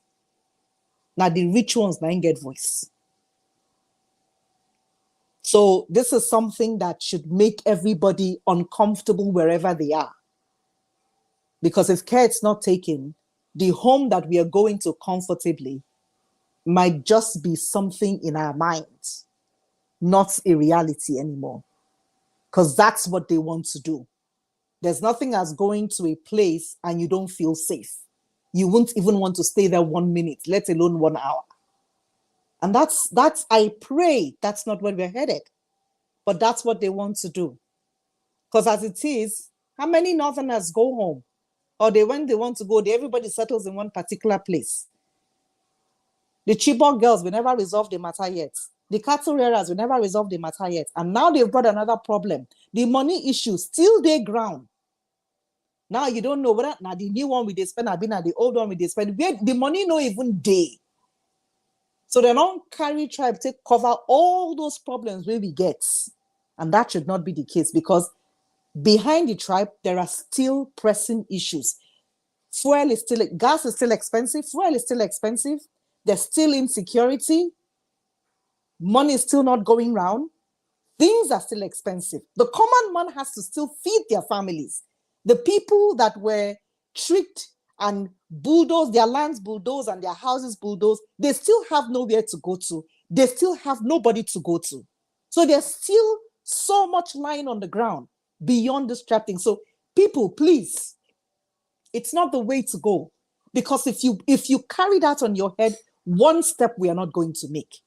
But people still have solid problems. The people that got injured yesterday still need to get treated. I think that's where we should. How do we go forward? Not hinging on this, because that is not going to go away. It is the sentiments they've used, and the more we harp on it, the more it upsets us, the more it divides us, and the more we're not going anywhere. That's my point. Thank you so much, Bibi. I really, really appreciate that. That was very well said. Thank you, thank you, thank you. Thank you for also being a part of this. Sometimes I know we've all been disappointed one way or the other, but we move. Oh, thank you. Truth matters. Truth matter. Welcome, welcome. Good to have you. How are you? Happy Sunday. How are you? How you doing? I'm good, thank you. And yourself? I'm good. So you're from Ibadan? You could say that. I'm not bad. Ibadan. Where in Ibadan? Agbowo. Are you serious? I live in Bodija. Oh, well, Bodija. Okay, I had family in Bodija. We used to go to Bodija. I actually went to Bodija International School a little bit though. Yeah, I know. Yeah. Yeah. Wow, small world. I know. Yeah. So Yes. you know the problem. You see this tribal stuff in Nigeria. Mm-hmm. It's not only in Lagos. It's widespread all over Nigeria. This is true. Yeah. That we're not taking that away. Yeah, absolutely. If I tell you what happened last year when I went to Nigeria, even in Lagos, and I feel like I got oppressed. The police stopped me in Yaba because I drive what do they call it? I have a Hermel, which is 2016, but he has no license plate. But this police stopped me. He's from the east. He said I go on pre-entry lane. I never go on pre-entry lane. But he started talking nonsense. He said, "Oh, well," I said, "I'm not from here. I'm from Ibadan. Like I'm going somewhere." He said, "Oh, when he was in Ibadan, Yoruba people are this, as this to him. So now he's going to show me today." I was like, I feel like, you know what? Why is all this? Like all this time. So eventually he told me I should bring my car key. I said, "No, I'm not giving you. You rather kill me here. I'm not giving you my car key. So whatever you want to do, you can do it." I said, "But at the end of the day, you're not gonna do anything to me." But when you look at it, it's like there's sentiment. Everybody in Nigeria are tribalists. Most 80% of Nigerians are tribalists. They always put sentiment into things. And how can we get out of this? Because when we look at everybody, it's like the way we think, which is mindset. That's why. You remember one time I said it before when the election started on Auntie B's show, like the problem of Nigeria is mindset. You see, those who that went to go and steal the mailbox or the voting box, they are the one who will complain tomorrow. So because their mindset is messed up. When everybody mindset in Nigeria, they see things like, you know what? If we fight for our cause, everybody has to align with each other. That's when that country is going to solve. Even though if Nigeria break into different Biafra or Udua, if mindset of people don't change, it's not going to change anything. It's just going to be a lot of disasters, state. So everybody mindset has to change first. Because when you look at tribalism, people were not born. What did they call it? Like me, when you look at me, a lot of people think I've been to Nigeria a lot of times, even in Canada. If I see Igbo people, they speak Igbo to me. They thought I'm Igbo. I'm Yoruba. I'm from Ogun State. But I grew up in Ibadan all my life. Mm-hmm. But everybody think I'm Igbo. But sometimes when I tell people I'm not Igbo, when they speak Igbo to, I say I'm not Igbo. They're like, "No, you're not Igbo." I say they said you don't look. But that's the problem in Nigeria. Because when you look at everywhere people go, when it comes to, you see all this elite they are fighting for. They all come next week. They all gonna go to their families' kids' wedding. They go to their functions, everything. It's just the ordinary masses that suffer it. So when people mindset change, that's when the problem is going to change. Because when you look at it, it's like it's everywhere. When you look at everywhere, I have one of my friends work with the oil company in Niger Delta. He quit because of his Yoruba. He said, "You know what? When I went to Nigeria, I was talking to him. He said he quit the job." I'm like, "Why?" He said, "If the people in Niger Delta catch you, you're Yoruba, you're dead." I'm like, "Are you serious?" He said, "Yes."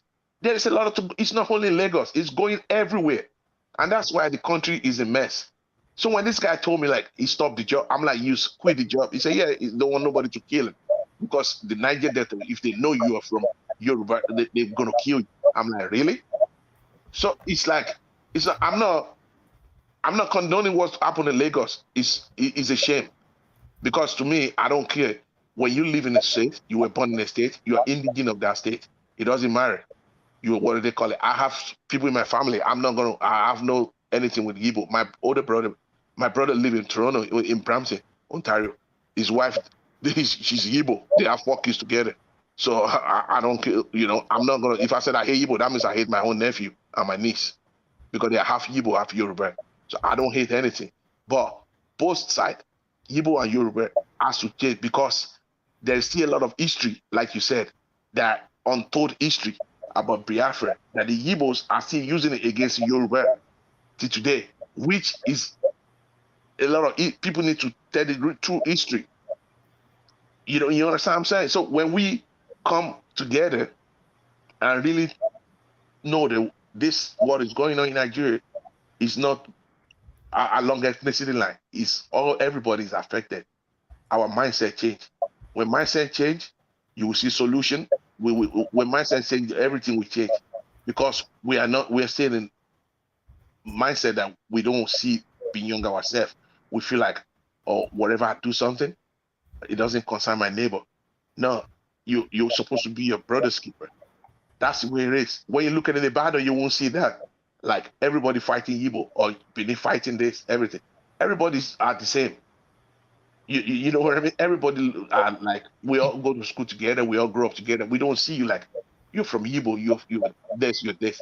But when it comes like in Lagos, it's like there is a spirit in that city that always, because I remember in 1990 something, you don't want to say, I don't know, I was still in Nigeria there. Is it 93 or 94? You see, there was a fight between area boys and Yibo in Mandilas. Oh, you don't me, I don't pray for us, I witness it. And I don't pray for that to come back to Lagos. Truth matter? Yes. Truth matter. Okay. So I hear you're talking, right? But you're trying to, instead of just like speaking to what's going on and coming up and bringing solutions, it looks like you want to blame. You just want to blame. Okay, well, we're talking about Yorubas now, but because of what's happening in Lagos. So what about the Igbos? What about the Igbos? They did No, this I'm too. not blaming. I'm No, no, just trying to no, no, tell no. you. Wait, Mr. Truth Matter, please. Okay. I'm here. I'm not here for that. Okay, I have Igbos, I have Yorubas, I have non-black people in my family, and I told you I grew up in Ibadan. Yes. Majority of my friends were Ibadan when I was a kid, when I was in primary school. I went back to Edo State. There were a lot of Yorubas in my class that even speak better Ishan than I do, right? They don't even speak a word of Yoruba, and they're my friends till this day. That's not what we're about here. I'm not. Let's not try and dig up history, that and say, oh, they did this. So no, please. We're No, here no, for no. But solution. what I'm trying to tell you, if we don't forget about the past, Mr. the Truth future. Matter, Yes. Mr. Truth Matter, Can, please, I can, beg you. can I This can time around, we have to think about, this is what's going on right now. We acknowledge the history hasn't been taught. Nobody knows about Biafra. Nobody knows about the different anger from Or the people do. tribes People and do. all the tribes, right? Nobody knows. So that's very important, right? That we need to do that. The schools in Nigeria need to teach that. We need to teach ourselves as well. However, based on the recent development, we need to do better as a people. We need to acknowledge first that we're human beings. But that's what I'm trying to say. I'm not pointing fingers. No, Mr. Truth Matter, please. That's not what you were saying. can I respond? Can I respond to Who's truth speaking? matters? Who's This is speaking? Isha Oh, Oluwa. Ishore. Okay, yeah, go ahead, Ishore, please. Yes, truth matters. I have lived in Lagos for 18 years before I came down to America. Let me tell you, I've lived with Yorubas. I'm from Delta State. I've lived with Igbos. I've lived. This is not. This is not problem of Igbo or Yoruba. There are some people. This political class, there are just few of them, from Agbado's camp. They are just the one that is cooking up this thing. Why is it That's that? what I'm trying to. That's what I'm trying to point out. No, that's not what you were trying to point out. Yeah, No, did you what hear you what are I said? I said at the end of the day, this Oh, early Mr. is not Matter, going to. please, can you no, please? what you That's are not what you saying, were doing. you are saying that Igbos too, when they stop you, they tell you because you are from Yoruba. No. If you go to if you have work, I have so many family that work in Chevron, Shell. So if you have been there, you see that the people that is Oh, heading the top offices are Yorubas. So what are you talking about? So yeah, let's but forget about no, no, no, no, who no. is This is the problem we have in Nigeria. We don't want to accept that. that is not acceptance. You are coming here to divide the house. You are the Exactly. one Pick that is him coming out. to divide I'm the house. picking him out. The problem, the problem we are having is not problem of Igbo. Igbos are the receiving side. Let us just speak the truth. But this we are talking about solution and how to fight these people. These people they are just elite, the political elite. These people are just few of them. We are talking about Buhari being tribalistic, being making Nigeria to be divided. Just wait, God forbid that this Agbado come on board. You see that Nigeria will be so divided. But we pray that this does not happen. Because what you are saying now, you are saying that this and that. No, we are talking about solution. What we need now, those four people tweeting in that room, we need them now. They need to find where these people, where their children, where they have houses, where they have everything. We need all this information. This is very, very important. It's not to harm them, but it's just to make them to alert them that yes, whatever they're doing, that we have to checkmate them. We have to let them know that this fight we are going to fight this. We are going to tackle them. Digitally, not analog. These people are analog. We want to tackle them digitally. this battle is not going to be on the street, they shoot people. No. We have to look a way on how to wage these people, to beat them to their games. First of all, those 4 people tweeting in the room, we need them now. This is the time the country need them. We need them. We need all the information that we can get, all the information we can gather, where these people have their houses in America, in Canada, in Europe, where the children go to school, where they live. We need all this information so that every day people will start, making them to know that yes, we have all this information. Based on the information we have, these people will surrender. Exactly. No, thank you very much, Ishore. I appreciate it. You're a Yoruba man and you're here, and we're here talking about solutions. I mean, this guy calls in and he's doing what the Igbos who is that what we're talking about now, or are we trying to move Um, forward? Omoye, can I say something? Sure, go ahead, Obina. Okay.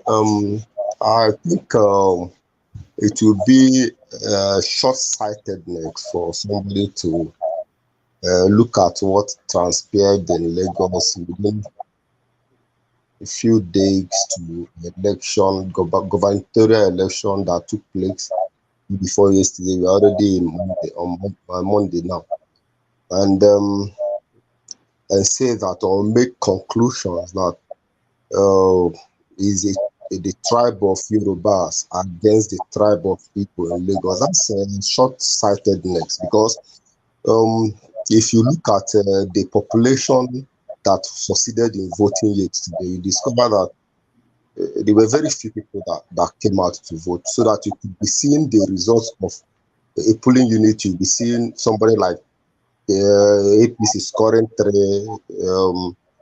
the Labour Party scoring 3, and PDP getting 2 votes in a particular unit in Lagos State.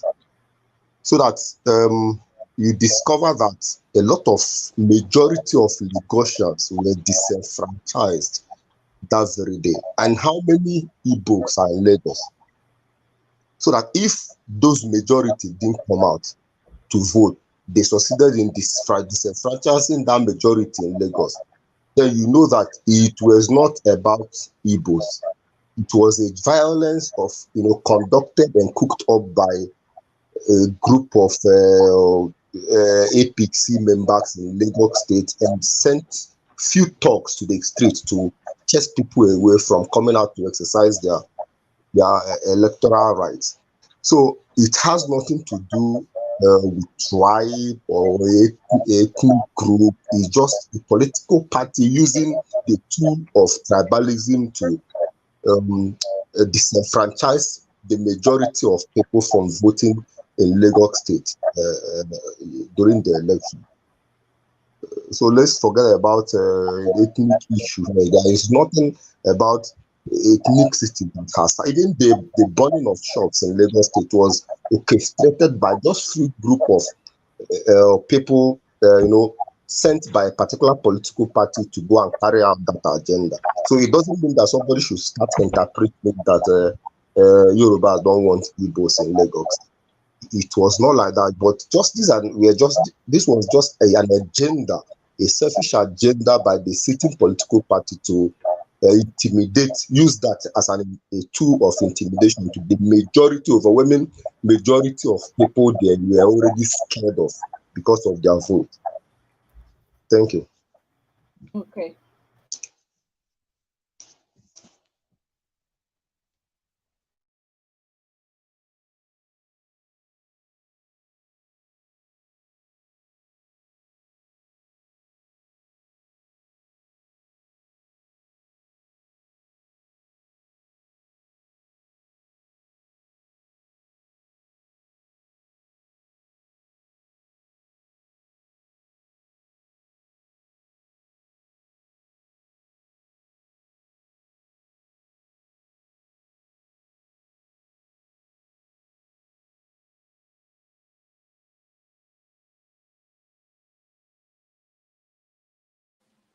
Hello? Omoye, can you hear me?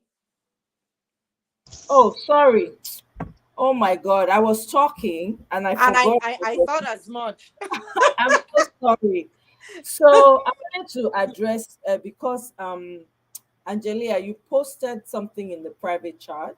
You said we shouldn't invalidate Truth Matters experience. Nobody's invalidating it. That's not the point. His experience is his experience. I can't take that away. We're talking about what happened yesterday. We're not talking about what happened 40 years ago. We agree the history need to be, people need to learn their history and educate themselves. You yourself talked about us talking about solutions, which is what we've been doing. I don't want anybody to throw this topic off course and then we start to talk about, yeah, the Igbo used to. We all agree everybody has experienced some type of bigotry in Nigeria, tribal bigotry. You know, where you go somewhere and they tell you you're not from here, go. There are Yorubas everywhere, just like there are other tribes everywhere. It's not everybody that is doing this. It is the people that have taken advantage of what is already going on in some people's hearts and have translated it and made it a weapon. So I don't want anybody to come and change my topic for me. I beg. Do you understand?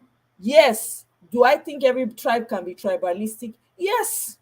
Everybody every tribe has some form of tribalism or the other, but what we are focusing on is what happened yesterday. When we start to talk about, oh, this happened, that one also did this, you are now walking away from looking yourself in the mirror and saying, man, what happened yesterday should not have happened. We need to do better.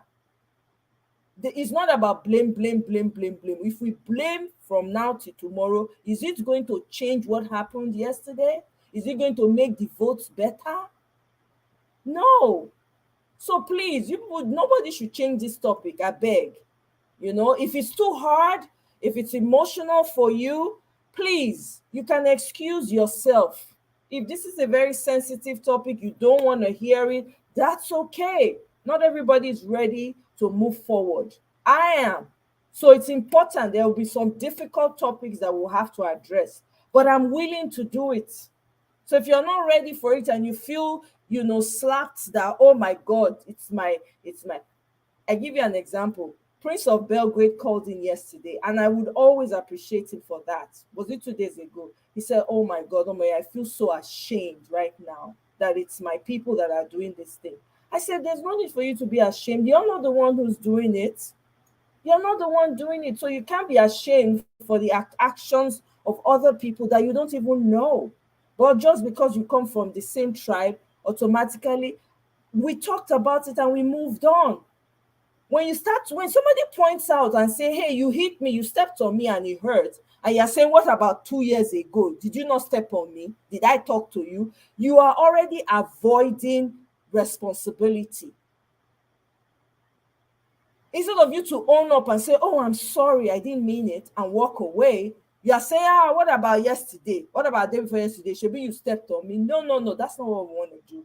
That's not what we're gonna do. Please, guys, do not change this topic. BBMJ, you were saying something. I'm sorry, or was it before? No, I was just calling you out because I kind of felt that maybe you were talking and you accidentally muted. That's why I was bringing it up. Yeah. So please, I want us to focus on the solutions. I really do. I don't want us to talk about accountability. Thank you very much, Eunice. On your error. What happened yesterday was majority Yoruba people that were doing it. Let's call it what it is. If it was an Edo person, I will be the first to castigate. Matter of fact, people tell me that I castigate Edo people. When Mercy's zone happened, Mercy went and took somebody else's husband. Now, as the way I think they talk about him, somebody else to say, is she not your sister? Why don't sister Bawo? God forbid that kind of sister. When you see an evil act, call it out. This is our problem. Instead of us to call out the action, we will now be at least 2 years ago you did this to me. So, no, we can't move forward like that. So I beg. We need to remain focused. Wetin happened yesterday is still fresh for people's mind. Wetin happened on the 25th is still fresh in people's hearts. We shall saw the broad daylight robbery. Did the man that robbed it, was it not Yoruba? Please, I beg una, let's just call it what it is. Accountability, accountability, accountability. Let's call our own out. If we feel that we don't want somebody else to call, then we should make sure that the worst of us does not come out to represent us. That's what we should be focusing on doing. Because if it's my brother that stole somebody's presidency, I tell you now, I will not be happy. I won't even be on live. I'll be so upset. We should stop doing this whataboutism. It evades responsibility. It prevents us from holding ourselves accountable and looking in the mirror and say, what do I need to change about my own actions, about my own sentiments? It's a hard conversation, but it needs to be had. It's long overdue. Children are being born into this nonsense that has been created. How do you want them to grow up functional? Neighbors that were once friends have become enemies because of this incident. Please, no sentiments here. If you feel that this conversation is too hard, you don't want to hear it. Some people are already trying to debunk history that was told by their own people. I cannot help you. Just excuse yourself. It's simple. I'm more about the solutions. How do we move forward? That's all I care about. Don't deflect from the truth. Thank you very much, Eunice. Don't deflect from the truth. It doesn't help anyone. It makes even my own job of talking about it hard. I have Yoruba in my family, for crying out loud. I have Igbo in my family. You think this is not already a hard conversation? I don't need anybody's sentiments right now at all. I'm here for the solutions because I care about our ancestral home. If it works for me, it's going to work for you. You can go to your village and be happy. I will go to my village and be happy and eat my mango under the tree. Nobody will disturb me. But as it is, none of us can do that. There's no need for sentiment. So if you are not ready to hear the truth, please excuse the video. You can go and sit in your cocoon and just be there. No problem. Until me, you and this your mango under the tree. Now I go find mango tree, come plant in front of your house for you. Oh my I have to find mango. Which one do you want? Is it cherry mango or normal mango? You have to look for mango under the tree for you to sit down and eat. But what you said really makes sense because in the eyes of the international world, they do not know what tribe. They just know that the Nigeria elections was a disaster. Period. Whether it was the Yoruba that made it go bad or the Igbo or the Hausa, concern them. At the end of the day, when you carry that green passport and you want to move from one country to the other country, nobody looks at your name and says, oh, you're Yoruba, you must be a nice person. Okay, come in without checking. Mba, it doesn't happen. You carry that green passport, you represent one Nigeria. Nobody cares to know what language you speak, where your father came from, where your ancestral village is. It does not matter. And when you want to do anything, a good example is the visa cards. The visa cards coming from Nigeria, if you bring your visa card here, you know how difficult it is for you to use it to work. That is because of the corruption. A few years back, ABC station had a documentary, a whole 1-hour documentary on the scamming in Nigeria. And they went to the places in Nigeria. It did not matter who was there doing anything. At the end of the day, the title of the show was The Fraud in Nigeria. Nobody cared what part of the world it came from. When you see kids playing in school as toddlers, they don't ask, where is your mommy from, so that I know whether to play with you or not. They all play as little children and they all enjoy their time. So all these things about where we come from, what language we speak, what tribe, it is highly, highly irrelevant. And it is evading us from the problems that are at hand. And the problem at hand is hunger. It's corruption. It's electricity. It is moving around safely. Those are the things at hand, and those are the things we want to address. You and I are sitting down here. If we have family members at home, we are wondering, how are they doing? This is the 3rd month of the year, and there isn't enough money to go around. For you to get 700, you pay 1,000, and the person you doing your whatever is keeping 300. When did we get to that? That is what we should be addressing. You go to the market and a loaf of bread, if you have 3 children, you can't feed them with 2,000 naira. What is that? You have to buy kerosene. It won't even go round. You don't even know what they mix with it. The roads are terrible, for heaven's sake. We are about to enter another rainy season and things are still bad. And then we are sitting down here and looking at tribe. How does that help us? Does it increase anybody's day of life on earth? When we go about this bigotry, do we now tell God that because I am a Yoruba man, let me have extra 10 days of life? How does it help us? Please, let us grow up. If the idiots that have put those non-entities in power refuse to grow up, then let's have some sense and grow up as well. I beg. And please, as we're on the matter, for those of you that are enjoying the watching, whether you are trolls, please like. Your fingers will not break if you press the like button. Now what?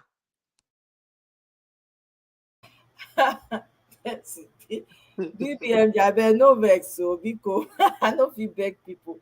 Obina, you want to say something? Yeah, yeah. Um, Returning to what we were discussing before Yeah, now, sure. Yeah. finding solution to our challenge. Somebody brought up the idea of circulating the images of the appointed judges and whatever online, right?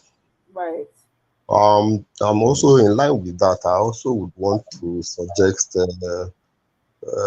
some of us, or should I say, let me exclude myself a bit because I may not have the traffic online to trend a particular video or picture. But then some of us here that have such traffic, okay, the images of these uh, uh, policemen who actually masterminded the rigging of elections, like in Rivers State, in parts of Lagos State, in parts of Delta states, and wherever they might be all over the country, that if we can lay our hands on their images and caption their crime on those images and see if we can start circulating them, at least even if their children can come across those images and the caption, I think it might help in a way. Uh, that's the suggestion, sir. Let's see if we can circulate them. Like there was a one I came across yesterday when I was surfing the net. A picture of a policeman who was sent to a particular polling unit in Lagos State. And he was so tired that he was actually sleeping while the election was ongoing, and people had to make a clip of video out of him, and many people tagged it some kind of thing and they are circulating it online, saying that look at the kind of security personnel Lagos government was able to send to guide a unit in a state that has that kind of it was a kind of prone to violence, electoral violence, and they are sending such a police officer to that sort of unit in that particular state. So, and it's going viral. At least I came across it online yesterday. So if you can be able to, gather such pictures of such individuals who participated in those electoral fraud in Nigeria and start circulating them online, it can actually help us at least make the society hear our voice. Right. So anybody who can do that can go ahead and do that. I can only do so much. Now the one I feel do so. Now when my power reach, so now they do so. Right. So and plus other things that I'm doing behind the scenes. So anybody who can do that, please run with it. The information Thank you for saying that, Obina. So somebody is going to hear and they're going to run with it. Does everybody see my screen?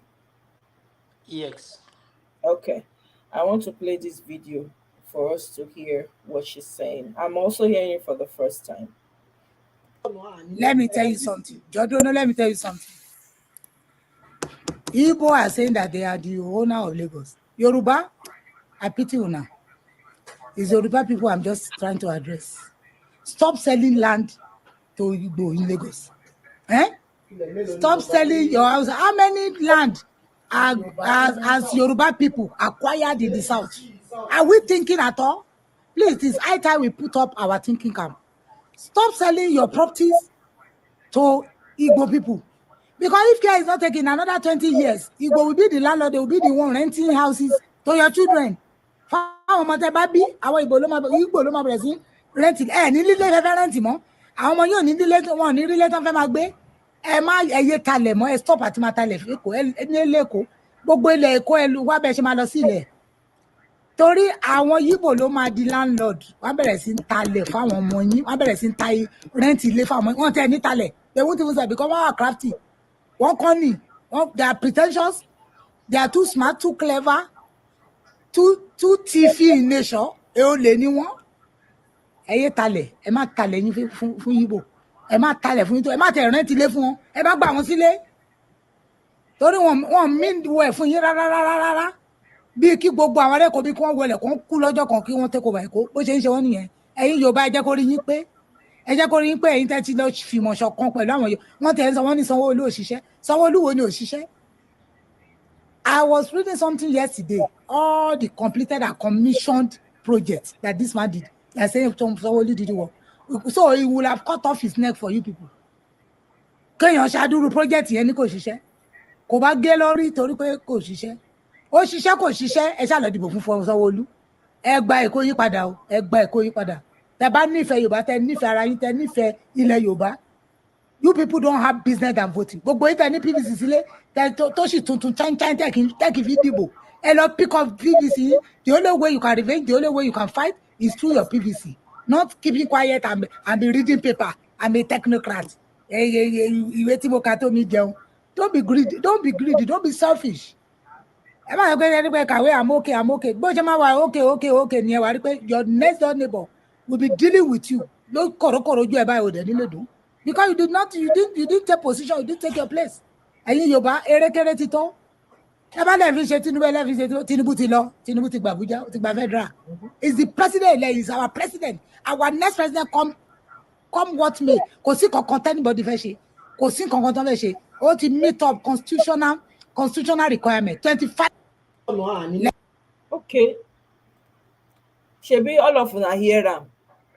The person that is talking, you should know that is APC member. So this is what APC, the last card they have just played. They played this last card because they knew that if they did not play this tribal card, we will be talking about the rigging and that of what they did. So now they want to deviate people's attention. They just want people to be talking about this for like 1 week, 2 weeks, for us to forget about reclaiming our mandate. That is not going to work. So I plead everybody, let us stop this tribal issue. What we are talking about, we have to reclaim our mandate. Because if we are able to reclaim that mandate, all this issue will be solved. Because by the time Peter Obi comes in, all these tribal issues, state of origin, where your father came from, your mother came, is not necessary. We that live in America, once you are able to get, if you have the credit, you have the score, whatever you want, you will get it. Nobody asks you where is your state of origin. No, that is not what is required. So we have to be focused. We have to be focused, get our mandate back. That is what we need now. Everybody need to be focused. So all this tribal issue is not necessary now. So they want us to be talking about tribal issues and forget about reclaiming our mandate. That is what these people is a card. They are just playing chess. They are just playing our intelligence. I wish they are not going to beat us to the game. So we have to come together. We have to forget about this dispute and focus on how to reclaim our mandate. Because if we reclaim our mandate, every other state that was rigged, every other House of Assembly, House of Rep, Senate that we have rigged, those ones will come back.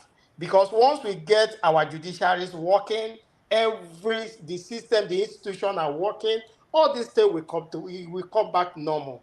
Because what people are talking about where you came from, because of the hunger, because of the poverty, because of the system is not working. That is why you are remembering that this person is Igbo, this person is Yoruba, this person is Hausa. If everybody is living comfortable, nobody is going to bother where you came from. Nobody cares about where you came from because the system is not working. And the few politicians, the few political political cabals, they are just using this, as a tool. They have weaponized poverty. They see that the people are wiser now. This poverty is not working. They are not deviating to ethnic side, which is their last card. And if we can defeat them in this game, there is no other game to play. Because that poverty of it, that poverty they have weaponized for a very long time, it's not working again because nobody needs their money anymore. Nobody is talking about, give me money, I vote for you. They have lost that part. So they see that this is another opportunity to cage these people, to tame them. But if we can overcome this, if we can reason above these people and see that everybody is the same, it doesn't matter where you came from. What we are fighting is a common goal, which is our mandate. If we can focus on that, that is it. Right. You're very well correct, Isho. The reason why I played that video is because of the comments that people have been sharing. I personally don't care what that woman says because it doesn't affect me in any way, shape, or form. That being said, people, this thing is still fresh in people's minds, right? So, in order for us to move forward, we have to be able to look at it for what it is and say, okay, this is how you feel. This is why we should be fired up to ensure that Peter Obi gets his mandate back. Because to your point, and you're absolutely correct, once Peter Obi, a right person, comes in, all these things will not even be an issue. Because all those people that came in wrongly, with Togri and all of that, they will all be brought to book, right?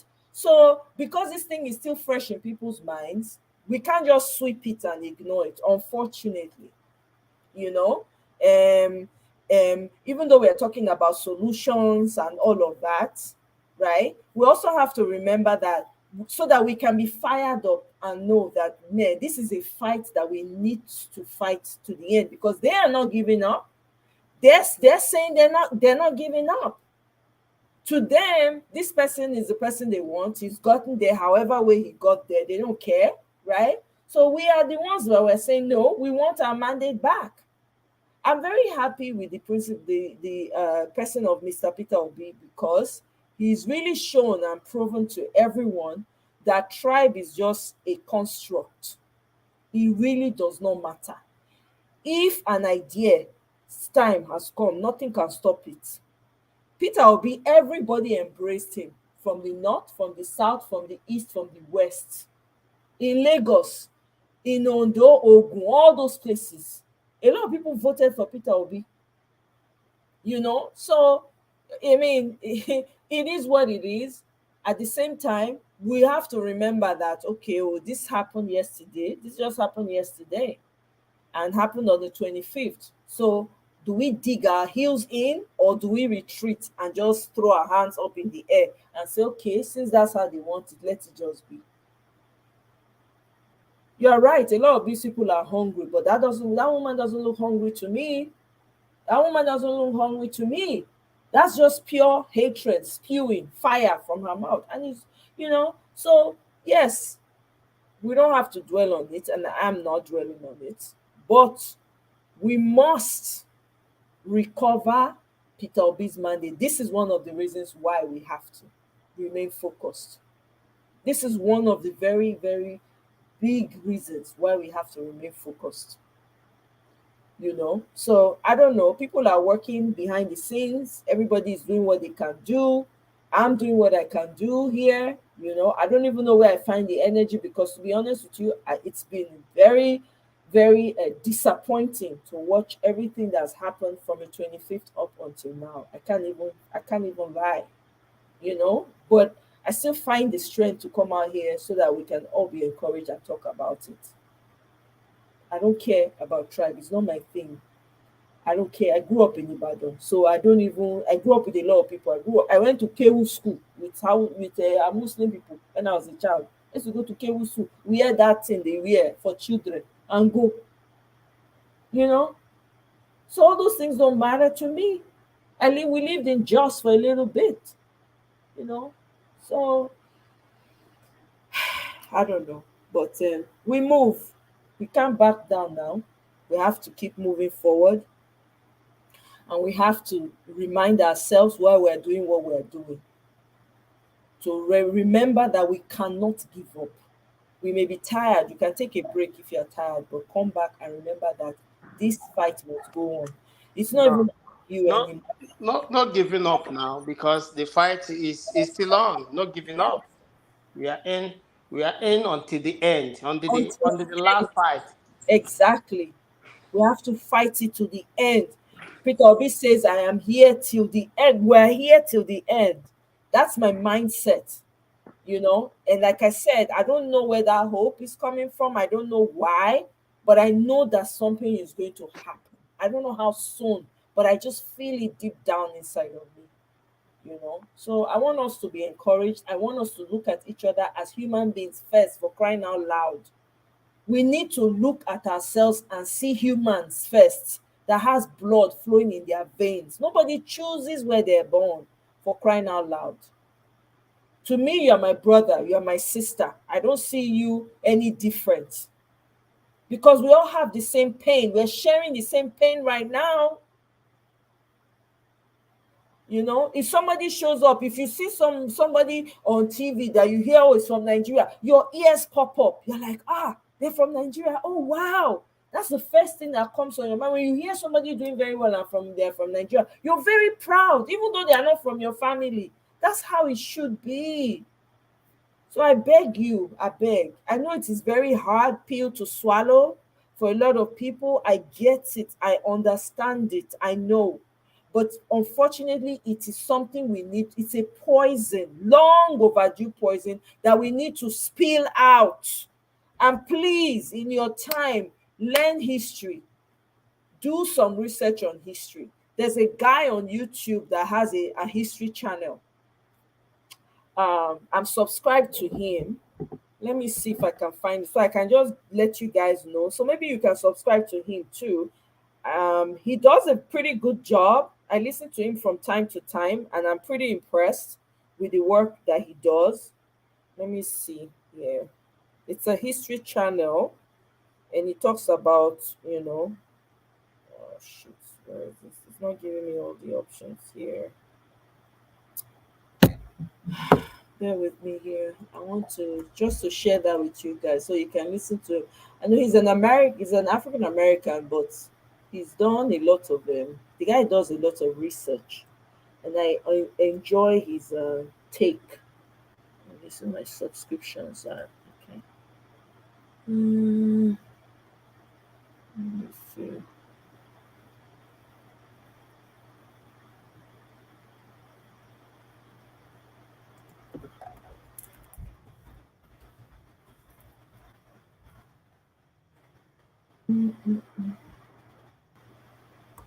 I can't find it. Did the guy disappear from YouTube all of a sudden? Anyway, I can't find it. When I find it, I'll bring it the next live we have. Um, I can't find it right now. I don't know why.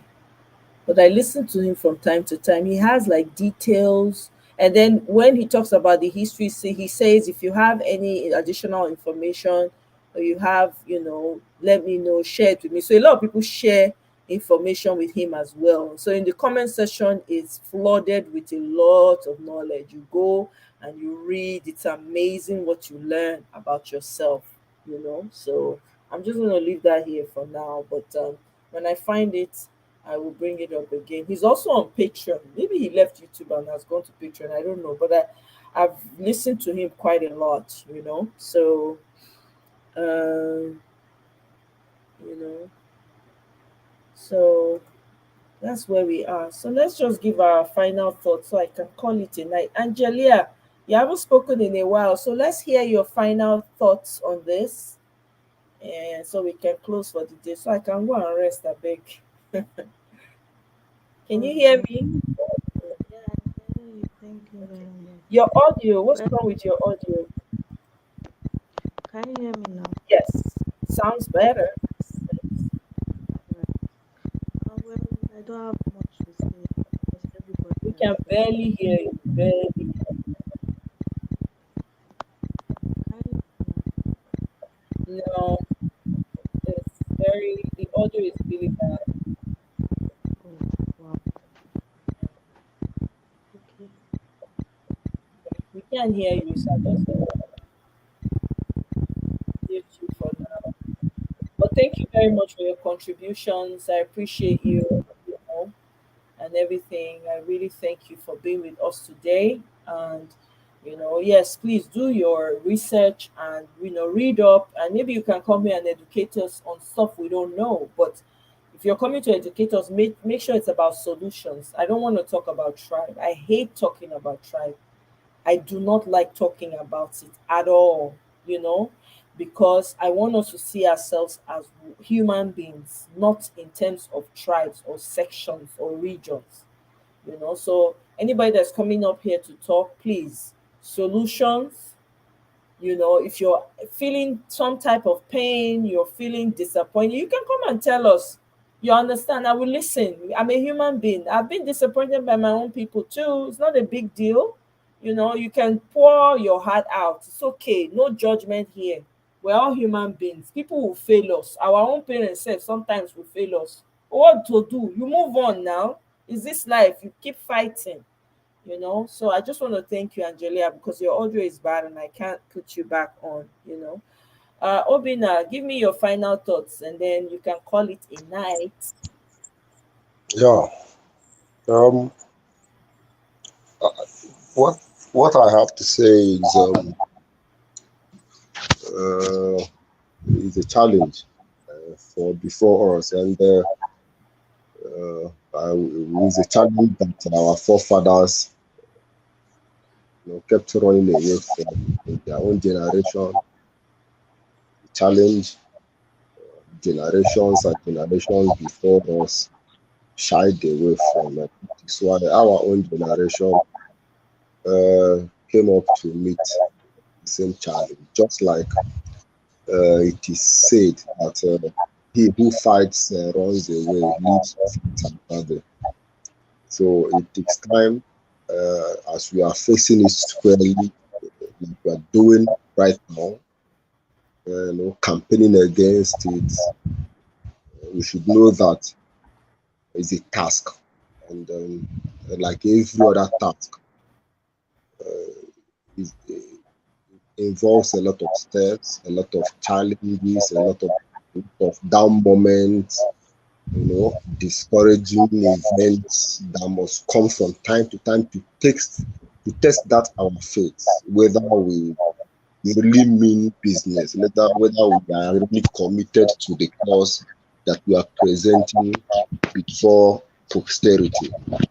And we should not be dismayed, we should not be discouraged, we should keep hoping, and also, try to push away everything that could bring division among us, because in as much as I'm concerned, I see a gathering of what we have witnessed is a gathering of people from different parts of Nigeria have become a family called Obedient all over the world. And we should focus on that and press forward, and God will grant all of us arrival at the end of it. Thank you, everybody. It's morning here, so I say good morning to you. Thank you very much. Good morning to you as well, Obina. Thank you for stopping by and thank you for your contributions. I really appreciate you. I hope you have a wonderful day. Take care of yourself. Be safe out there and we'll talk again. Bye. Yes. Mr. Isholuwa, actually, give us your mandate. He was here earlier, but his connection. Give us your mandate, oh, you're on mute. Let's hear your final thoughts.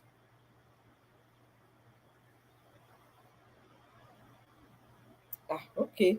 Mr. Isholuwa, please, let's hear your final thoughts. Thank you very much, sir, for being with us. Yes, thank you, Sister Omoye's Corner. I've been following you. I've been following you all this while. When I tried to join, I don't know what happened, but I'm happy. I'm so glad that I was able to join you guys this evening. And what you are doing, you see, obedient movement has become a movement, and which movement is not a political party. You know, wherever there is a movement, it leads to somewhere and it leads to a positive outcome. So this has become a movement, and we have a goal. What is the goal? For us to be able to have a new Nigeria. And this new Nigeria has already started because what we are waiting for, if this judiciary, which is the last resort, the last hope of a common man, if they are able to do their responsibility and do the right thing, all these things we are talking about is, it will be a thing of the past. So we are calling on the judiciary to start with. And if the judiciary fail this time, that means there may not be a country tomorrow before there will be a leader. So they should know that the country is at the edge of breaking. So it is in their hands now. So we are calling on the judiciary to do the right thing. And for us as obedient movement, we have to, first of all, we have to stand firm. We have to be steadfast. We have to remain, positive. There's this word we normally, use in my workplace. You have to be positive. You have to be productive, and you have to be. I've forgotten the 3P. So what am I trying to say? This is a fight between the elite and the common man. These elites, they are just the cabals that have held the country bound for a very long time. So we have to understand that your brother you are fighting, your sister you are fighting, is not the problem of that nation. The problem of that nation is this political class, these few people that have held that nation bound. They don't want it to be free. Remember when we started this movement, our principal, which is our president-elect, the real president-elect, Mr. Peter Obi, he said that this fight we are going into is not an easy task. It's like when you are when you see how will I put it, when a man is threatening the house with it, they say, oh, when he say hoa, everybody just give a Yeah, chance. right. So you see that these people, they have been in the system for a very long time, decades. They will not just go away. They will not just pack the load and leave.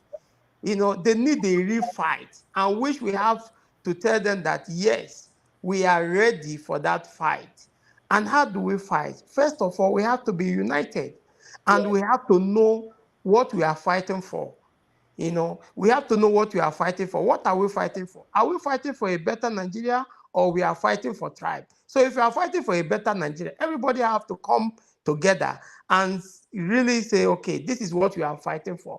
And we really want to know that what is our common goal? Our common goal is to achieve that, which a better Nigeria. And these people, they have played their last card, which is ethnic, ethnic stuff. They want to divide the heart. They want us to forget what is at stake, which is our mandate that was stolen. We Right. have to remain focused. We know that, yeah, that card they have played, everybody have to disregard that card they have played. We have to be steadfast. We have to remember that yes, there is a mandate that was stolen on the 25th and which is pending. So we have to awaken our mind. We know that according to INEC, election is concluded. But we know that the election has not been concluded. Both the Yes. one that was conducted yesterday, it has not been concluded Nope. because even Badibo said that he's going to court. So we have not conceived any defeat. So we should know that yes, this fight is not yet over. I see some people, downcasted. What do we do from here? No, the fight is not over. As I always say, there are people that speak for the nation. There are people that matters in that. They are not sleeping. This fight is not us alone. There are Yes. people that know that if they don't say anything, if they keep quiet, this country is going to break. They don't Yes. want the country to break, so they are still having their meeting while we still have to fight for our mandate back. How do we do that? Everybody have to have it in their mind that yes, we have to start speaking. We have to, if it's internet, we have to hashtag our mandate, reclaim our mandate. We have to reject that. We have to reject that INEC declaration first of Yes. all. Everybody have to reject it. There is no consensus. There is no. We are not forming a government of unity. We are not forming any unity. There is no peace, without justice. What we Yes. are talking about justice, because if people understand that, you will not be talking about peace. There will not be peace when there is no justice. So what Mm-hmm. we are talking about, what is the process that brought these people that make this declaration to happen? What is the process? We have to challenge the process before Yes. we will be able to say, okay, what happened, the outcome. So anybody, I see people talking about the national unity. No, there is no peace. We are talking about justice. So we have to keep this hope alive, and we have to stand firm. We have to be rigid. We have to stand firm and say that yes, this never happened. INEC have really done their worst, because this is the worst election I've ever, since I was born. This is the worst election I've ever experienced. Even during the time of the military era, this is the worst election. This is the Yes. worst election I've ever witnessed since I was born. Absolutely. Anybody that says that this election was free and fair, may Nigeria happen to that person. Amen. I'm telling you, that's a prayer. That's not it. That's a prayer you don't want to, but amen to those that are wishing it bad. Mr. Because nobody in his right senses and say that this election was free and fair. There's nobody that in his conscience and say this election was free and fair. This is the worst election we have ever experienced. Trust me, this is the Thank worst you very election. much, sir. Honestly, I really appreciate your honesty. Honestly, sir, I really, really do, because it's very refreshing. This is what I'm talking about.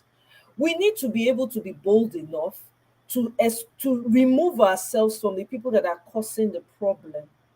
We cannot generalize. There are bad people everywhere. We know that. But when somebody from you does something, call them out and let people know where you stand. I understand it's not easy, you know what I mean? But I really want to appreciate you, Mr. Isho. Honestly, I really, really want to appreciate you for your candid statement, for you coming out vehemently and standing your ground and saying, no, I reject this. This is what we all need to do. We need to be united. We need to learn to see ourselves as humans first. If you cut someone right now, everybody bleeds the same. Nobody has a different color of body fluids coming out of their body. No, I have never met. So why do we hold on to these things that we're going to leave eventually anyway? Even the place that you come from, the ground itself is not your own. Maybe another generations to come, hundreds and thousands of years to come, maybe to be a different group that will be living in that same geographical location that you were in. You don't know. Anything can happen. None of us own anything. If we think deeply enough about it, that none of us own anything. Whatever you have is because it was given to you. We will be humble. The land that you're standing on, somebody else stayed there before you, long before you. So what is it about this land that you want to hold on to so desperately? So thank you very much, Mr. Isho. I really appreciate you. I hope you I look forward to you joining the panel again because I thoroughly enjoyed your contributions. Thank you for your honesty. Give us our mandate. Are you available now? Like I say my brother don't go sleep. Oh. Yeah? Like I say you don't go sleep. Give us our mandate. Udaro. Thank you very much, brother. If you can hear me. Thank you for your contributions. I really appreciate you. We will see now for front. Eh? Aluta continua. Thank you. BB, my sister. Oh yeah. Help us get to the destination. We don't reach the destination. Now just to collect bus fare, now remain.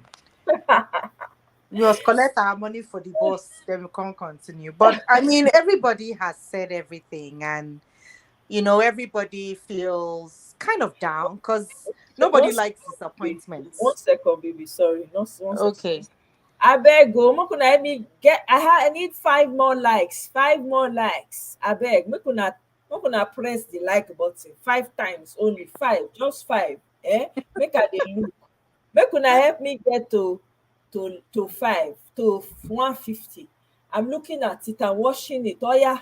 Mo ń wash here. Mo ń wash I here. mean, I'm washing it. Ẹ jọ̀ọ́ ẹ bá mi tẹ̀ 150. Ó kù 5.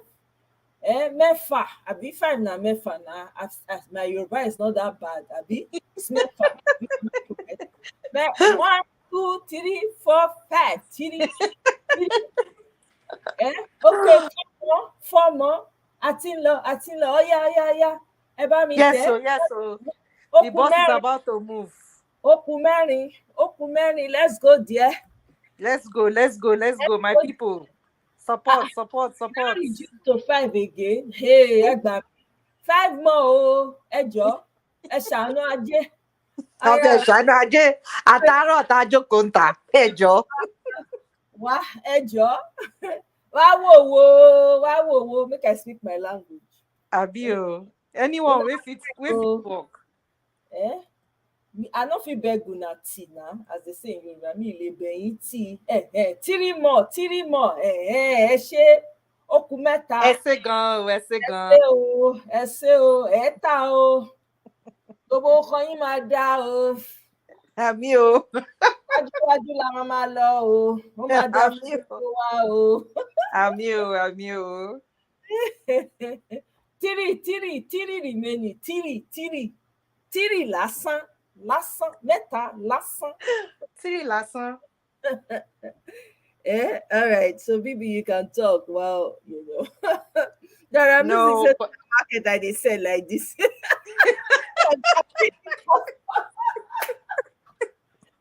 You don't reach my sister. What you want make I do now? Abi unnecessary. Unnecessary. No, but I think everybody has said everything, and I understand everybody's emotion. A lot of people have something in this, whether we like to accept it or not. Nobody make it a see own thing they spoil. I mean, then they talk bad about your own. Because this whole period has been a bad taste in so many people's mouths. Right. And nobody likes disappointment at all for this life. If you go to chase something and come out as you take like go happy. And this is what happened. And for a lot of people, I can say it wasn't the results. It was the process of getting to the results, because if the process was straightforward and clear enough for everybody to see, transparent enough for everybody to see, whatever the result is, we would accept it. But when you are being, called a fool in front of someone is calling you a fool to your face and they expect you to do nothing, then it becomes more painful. And when you're cornered like a rat, then you will turn around and bite back. And that's what's happening here. But be that as it may, holding on to that grudge, it'd be like somebody will give you something for hand. You want another one, no, but if you don't open your hand, the one with your hand no go come out, and the one with the outside no go enter. You need to open your hands for you to release what you have and for you to get something more. So the same way it is. Whatever the situation is, staying in this same spot doesn't progress anybody. It doesn't help anybody.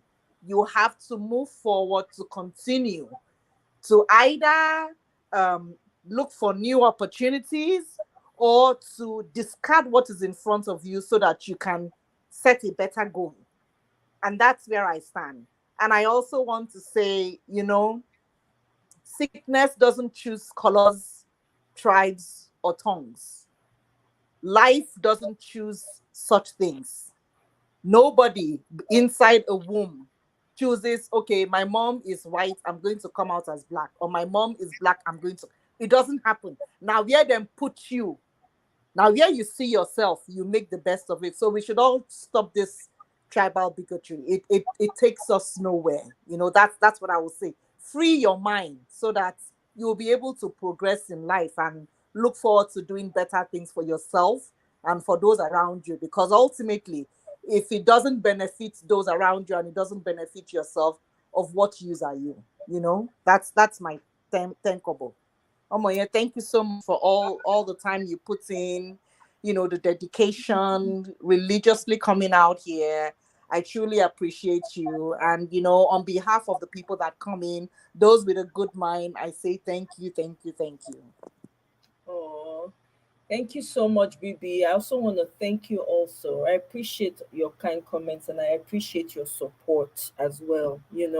I thank you for, your contributions. They're always very welcome and they're always, succinct and very direct to the point, and you have your own way of calming everyone. So I want to thank you for that as well. Thank you for being here with me again and for ending the show with me. I appreciate you. I love you, sis. And I go see you again now. Aduta continua. We move. Dara music. Sis, you say no angel when you no call today. Angel Malika. Angel Shino. Angel. Angel. Angel. Oh my, yeah. I'm just messing around. Oh my God. Hey, be like say somebody mute your mic. They're not hear you. Oh my God, you can't find your trouble. Yeah, Uncle Pastor begin preach. I know. He need to encourage you now because not only you, my sister. It affects me when I dey here, but I can't think. I don't know why. Dara music deep down, something is going to happen. I don't know how. I just feel it. There's just this assurance. I can't even put my finger on it, to be honest with you. I don't know where it's coming from, to be honest. But all I want to say is be encouraged. I think there's something that's going to happen. I don't know what it looks like. I don't know what direction. I don't know how it's going to happen, but it will. It will, you know. My dear, that now waiting you get now they offer you now. If you go, go leave you, make you just day in your soapbox now. Go leave you like that now. Na better man, na better husband when he care for your wife. So he go make sure say you dey okay. So I appreciate am. I beg greet our daddy wa for us. Greet am, tell am say we hail am, make he continue to dey lift us up, to give us strength to forge ahead. Because you see this battle, we dey inside, we pain here until the end. We are fighting it. Because my own is, I just dey think of the generations to come. Not be even me, not be for me, to be honest with you. Na the identity crisis wey I dey see, wey dey happen for people life, when I don see like this koro, see as e take dey happen. Dat one na im be my biggest worry. When children no go, they'll come, they ask themselves question when they're not supposed to be asked, just simply because the elders refuse to do the right thing and behave themselves because of selfishness. Now that one, that dey worry me pass. So my sister, we move. Nothing is stopping us. So this boat will keep rowing. We keep forging ahead. Nothing, no wave, nothing, no amount of body of water can capsize these boats. We move. Now ogbeni pastor tell me say make I try whether e fit help. Maybe Oh my God, please greet him specially for me. Oh, eh, oh God go bless your husband. Eh? He say make you come. Ah, God go bless our uncle, our daddy. Well, God go bless Sam well, well. Tell am say with this one we go win am. Make e just dey help us dey pray. That's all we need, you know. But we go win this battle. We pain for here. We are fighting this fight for our future, for people that are coming in front. You understand? No be for if e good, all of us go house. Wetin we dey do for here inside cold? See as rain dey fall for outside my house now. If e good and e dey work, we fit go. Everybody go go dey all the knowledge and skill wey person don acquire, you go go dey teach people for house. You go dey help them make themselves come up, you know. So my sister, I thank God. Oh, it is well. We will get there, you know. You don pray tire. Hey, oh, God go bless am. God go bless am. Thank you very much. Eh? To encourage ourselves, we should all play our part. It changes one spirit to yes, absolutely. Brand new to food. Absolutely. Like I was saying, or find out who your senators are, your House of Rep members, write letters to them. When they keep getting letters from Nigerians, they just keep seeing themselves getting letters, getting letters, getting letters. Trust me, they would listen. That's another way to protest, you know.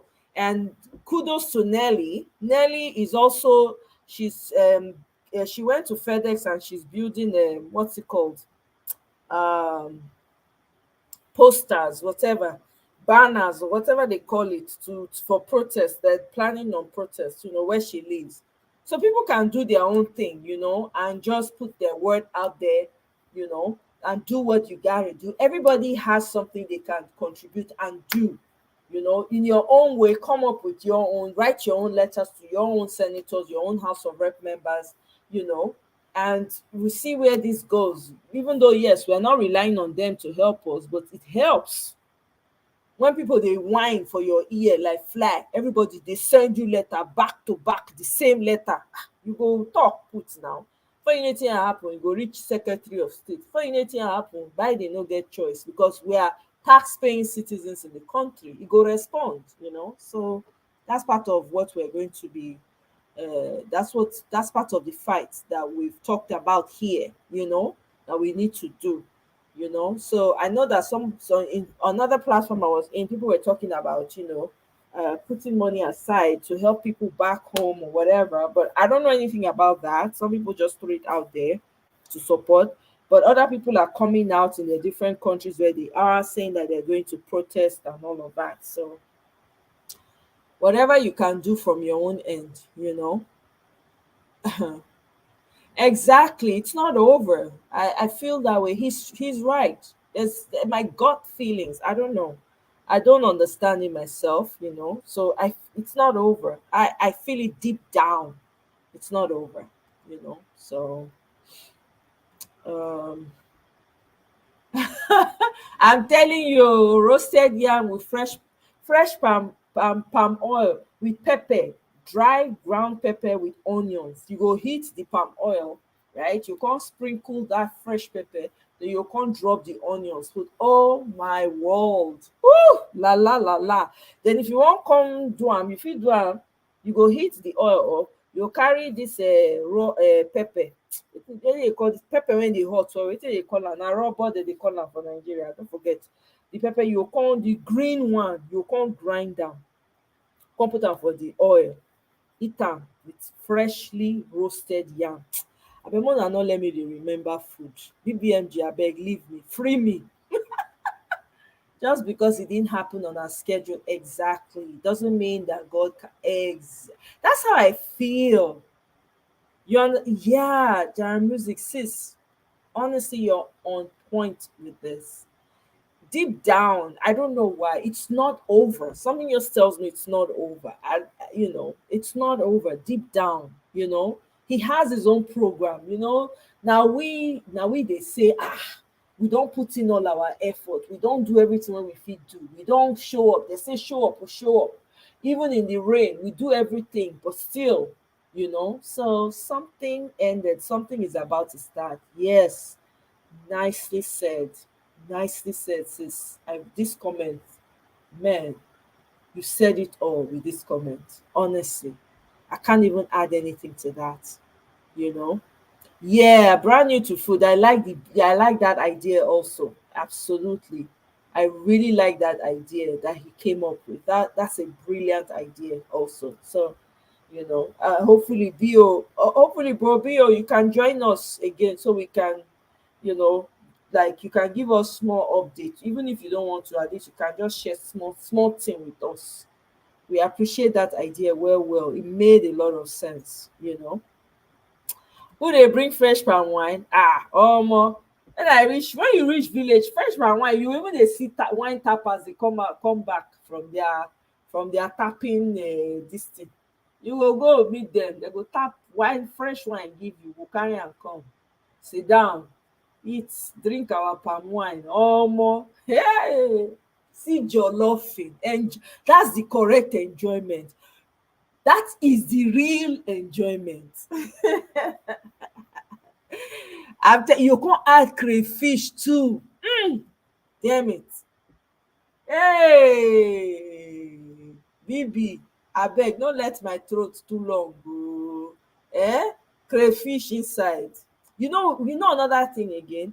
E get sauce when we take dey eat yam that time when I dey grow up. Palm oil, right, with bitter leaf, right, washed bitter leaf. We go don wash that bitter leaf, wash some of the bitter comot, right, with eggplant. Say we get eggplant for house, we go come mash am, we go first cook the bitter leaf with pepper, onions, tomatoes and all of that. We go fry am small, then we go come add that eggplant. I don't know, man, there's something about that. And then there's another one, another sauce. There's just green pepper. You just crush the green pepper with onions, with red oil. Man, you go fry am small, dry. Sometimes you dey fry am dry. You come use am eat freshly cooked yam. Man, if anybody call your name, you no go answer. If you eat that mixture, you sit down, you go just because of this, I went to the African store to buy yam. I had to go and buy yam. I didn't get all the ingredients that I needed, but I got yam, I got palm oil, and I did exactly what I'm saying. But I had to boil the yam. I didn't roast it. I didn't want to put it in the oven because I I felt it would be too dry. There's a difference between roasted yam with wood and all, and I don't have the barbecue thing, so I just boiled the thing. But it was so good. It was so good. Oh, it was so good. All right, so hey, yeah. Oh, yeah, sorry, Mr. Onoche. Hey, yeah, sorry, he not let you drink water drop cup. Sorry, may you take ginger and lemon with hot water. And I hope so you get Vicks around you. Make you rub am for your chest. Rub am for your chest and your back if you fit. E dey help. And around your neck area too. And around your nostrils. I don't know, some people no dey fit handle am, but that's my go-to, and it works every time. Every time. Yes, so as POS no go work, abi, yeah, we go find as we go take. Somebody was talking about it in another platform. If I remember, if the person bring am up again, I go come share am with una. The person talk about how we go take get cash to the people on ground, since they no dey allow them withdraw certain amount. And you more not to talk am online, all these people, say they go dey lis ten too. The enemy sef dey lis ten, they pay at ten tion to know what's up. So we go keep that one for now. Your mama dey ugu in place. Oh, e dey use ugu. So we dey use say ugu, they say e good for woman body well well. I remember that we dey use am make egusi. Sometimes they use am make only efo, but we'll use ugu instead. We'll just make ugu vegetable. That's it. Use and eat. He said make you hold on. Yes, so comfort food loading, I'm telling you. You dey see eggplant. Yes, e dey in Shanson. Na there I take dey buy am too. I dey buy am from there. And even our, that our Nigerian eggplant, the one that they eat with peanuts. That one that they sell. They get them for Asian store too. I dey buy them. I don't even use and make sauce too, because they use and make sauce as well. And they use and make sauce for we dey use and make sauce for Nigeria that time. Yeah. So yeah, they say na Asian store I think they buy my eggplant because now they get them. But I don't see eggplant for Safeway, oh, to be honest. I don't see am like a few, but I buy them. I try them. It was good. It was good. Oh yeah, I don't get air fryer. I've heard so much about this air fryer, but I'm like, what's the point? To me, I feel like it's waste of money. Sorry. I get oven, I get microwave. I can't go. I beg.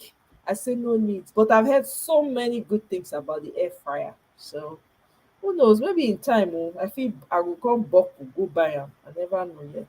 We'll see. Next time you wrap the yam in foil. Oh boy, that's a great point. Wrap it in foil, put it in the oven. Oh man. BB, your head did there. That is fantastic. That's a fantastic idea. I didn't even think about just like potatoes, right? Just like potatoes. Yeah. Wow, that's a great point. Wow, that's true. Oh, I'm gonna try that next time. BBMD, you've given me some solid ideas. Oh, honestly, since I discovered pumpkin seed, I can't go back to melon seed anymore. Man, thank you so much for that. To be honest, yeah, yeah. John, Mr. Onoche, so see you pointers here. Our sister say humidifier and handheld steam loads of zinc, vitamin C, and vitamin D. Bingo, bang. That's it. That's a real mother right there. That's mama right there, right there. Mama is talking. She already told like hands on right away. My own na local style like they use. As a local girl, what can I say? I'm a proud local girl. Eh? I beg, I gotta represent my people. Put rub for you can rub your face, rub your back, rub your chest, carry ginger, squash the ginger, pour hot water inside, add lemon. Not say for house now original honey we get. That kind honey when the bee, you go still dey see the bee inside. Na that kind one we dey use. You drink that thing before you waka 2 steps, still don clear sharply. Kene don come. Kene say dem go set trap for una with food. Kene lie lie. You see how that's the funny thing. You can't use trap to catch me. Food, forget. Not be me that they use food catch. You can never. You can never. As I like food, you not use food trap me. Lie lie. Oh my god, that's so funny. See they go use. Dara Music, you say air fryer is it? Okay. I've heard so much. I'm not going to front. People have they've been raving about this air fryer. Like, you gotta try the air fryer. You gotta try the air. So cute. I hear that they pay person for the air fryer. Use your oven in boil settings. Oh, so it will work as like the air fryer. Oh yeah. Kene, you are a cook. I can tell. Kene they cook. Kene they drop skills. Yeah, he said, boy. I'm going to try that. I'm going to buy yam because I finished the one I had. I'm going to buy yam and I'm going to broil it. And I'll let you guys know the results. Eh? Hey. Eh? Roast corn, potatoes, yam. Oh, really? I didn't know that. Oh. Ah, interesting. Oh, okay. Would it be a sin if I go and peel yam now? No, it won't. You have my permission. Sis, you have my permission. When daddy was asked, tell her, say, may I leave you, Joe. You are still in your feelings about what happened. You use that as an excuse. Oh, that's so funny. Will it be a sin? No, it won't. Next APC rigging now. Roasted yam and pepper palm. Not try, Christopher. Remove roasted yam and pepper palm oil from it. Not put them for the same sentence because I feel quarrel with you this night. And then they take roasted yam and pepper palm oil play. If you want to offend me, you will put that name join roasted yam and pepper palm oil. Please don't hurt my feelings. Eh? How she want to borrow you humidifier? Eh? Mr. Onochi, she no fit borrow you humidifier. Don't give you idea. You wan make it, how you want to borrow you? Eh? Peeling yam itches my skin. We'll have to rub palm oil. That's if it is new yam now, Kene. That's not old yam. It's new yam that used to scratch somebody's skin. It's not old yam. Me, I know because my dad had a huge yam farm. We had yam, our yam barn. Oh my god, like the barn, huge, massive. We used to give out yams to people. So I know a lot about yams. It is the new yam that itches your skin when you're peeling it. And I think there's a different type too that itches very well. I think it's the yellow yam. It's the yellow yam. If it's new, if it's newly harvested and it's fresh, it will itch your skin. Or maybe you have a sensitive skin, though. Some people dey like that, so I don't know. Yeah, and our palm oil, usually if you rub palm oil to disappear, the itching will stop. You're right about that. You sing a lot and your voice is always under pressure, so you need a fast, healthy, quick. Okay, yeah. You sound like you sing, I can tell that music. I could tell, and even from your name, it has music self. It's there, and I could tell just from looking at you. I see she must have a great voice. I don't know where I just felt that you would have a great voice, and your name actually has music inside. That's beautiful. I'm telling you, can they take your time? Say they go use who they want use food. We be rats. Can they? We be rats. Can they behave? Can they? Roasted yam na your mate. In fact, not be their mate, my sister. Not be their mate. Not my Christopher. Christopher want make me vex. So they come go dey put agbado thing inside. Abeg o. Honey inside honey comb, dey chew am dey go. Yes. Hey, omo. I tell you, say village life na the life. Na the things I dey lie. That is where the life is. Not be city life. City life, there's no enjoyment apart from the noise and the party where people dey go. Village life is where it really happens. Correct food when you go chop, your life will balance. All your senses go reset. All your body go organize. Abeg make una leave that thing o. I also you bring palm come palm as you dey talk. Air fryer season throw am inside, e don set. Oven consumes it. Okay, well that's okay. So oven consumes a lot of power. Okay, that makes sense.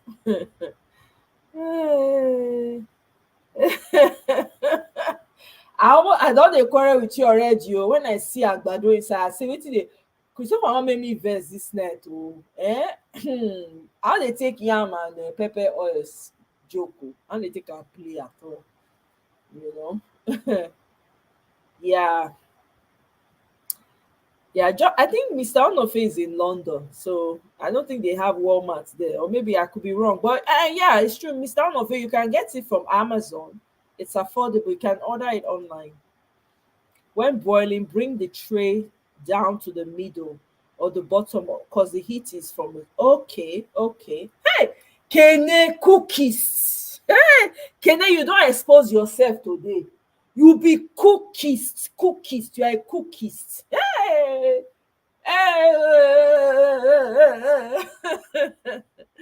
Oh my God. The Lord will fire out your enemies. I'm telling you. You just finished boiling the yam. Your husband say it is late to eat all that carb. I tell am say I'm recovering from disenfranchisement and cooling down. People go use excuse take chop anything today. Yeah, this time around though, they go say that they recover. They go come dey use am take dey chop. Okay. I dey use corner eye dey look all of una. Eh?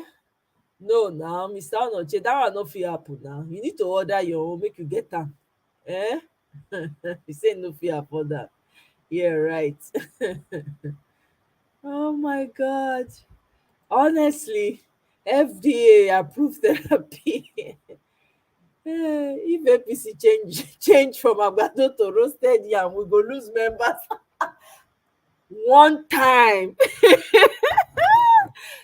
Well, guess what though? Laye, e no go even still happen. Even if, because guess what? I know how to source yam for myself. I no need am to give me yam. So wetin dey happen? So they will lose members.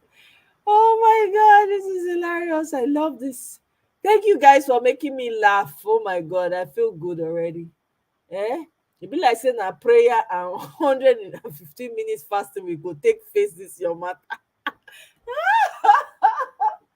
Oh my God, you guys are killing me. Oh, Mr. Anoche, thank you very much for the super chat. I appreciate it. Thank you so much for your constant support. I appreciate it. I'm telling you, Nigerian food has gingered us. So it has ginger. Even brand new, look at the food you have. The thing is tottering my eye. That chicken that you have in your picture, or more correct, the way I like it, very brown, roasted, and it be like say, not dry. Abemona no use cook food, they finish me today. Cookies wey I have at come learn from, I'm telling you, kene na cookies too, I'm telling you. See as they drop clues on how to do roasted yam. Hi God, oh, people are exposing themselves right now. Have you tried agbado with roasted yam? We should try it and see how it tastes together. Or that's too, it's too strong now. Roasted yam and agbado, that's too strong food. I want to pass your throat. Eh? My favorite is cocoa. Oh my God! Kenny don't remind me of cocoyam. Kenny, why are you wicked like this? Why are you wicked? Cocoyam cooked overnight till it turns pink. Then eat it with palm oil mixed with pepper and potash. Oh, hey, oh, Salubwa. Let our prayers be heard, oh, I beg. I dey miss these things. Cocoyam porridge, or freshly cooked cocoyam, you go leave am make e cool down first, then you come eat am with oil and dis arrangement wey I talk about. Oh my God. Oh, cocoyam get im own unique taste, delicious and nutritious, everything join together. Or roasted cocoyam. Kene, you for not talk about cocoyam, now I'm thinking about cocoyam. Even the taro, I tried the taro fruit that the Asians have, it not be the same thing. If it's not cocoyam, it's not cocoyam. It's cocoyam, but it's not really cocoyam. Aye. Ataya o, níbo, exactly. Níbo. Oh my God. Good night, my sister Bibi. I appreciate you. You need money to do important things, and not Mr. Onoche. Mr. Onoche, you got this, man. Eh? Oh, really? Asda in London. Oh, so they have Walmart in London. Okay, I don't know. It's called Asda. Okay, oh, Mr. Onoche, they say Walmart is called Asda. So you might want to try that. Those things are probably, they're cheap. They're not that expensive, you know. Ogbeni Pastor was right too. This has been good for my Dara music. I'm so happy to hear that. Even me, I feel so good. All these laughs. I've thoroughly enjoyed myself. Thank you guys so much. Even you make me laugh too. You made my heart lighter. Yeah. Hey, Mr. Pansat, good evening. Welcome.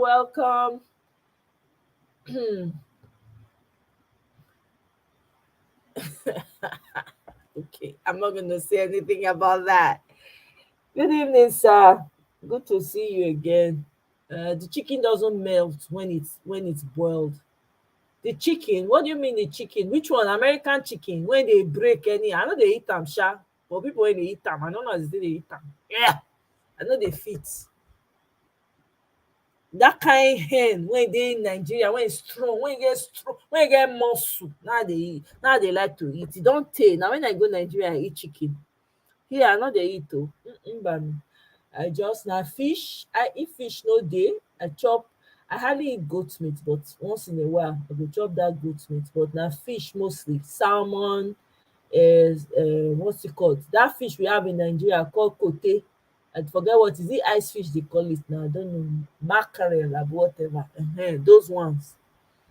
I will just buy am, take am. Or kingfisher. Is it king? There's one that they call, I don't know, but e get some kind fish. I dey know, I dey recognize them for face because I know them from Nigeria.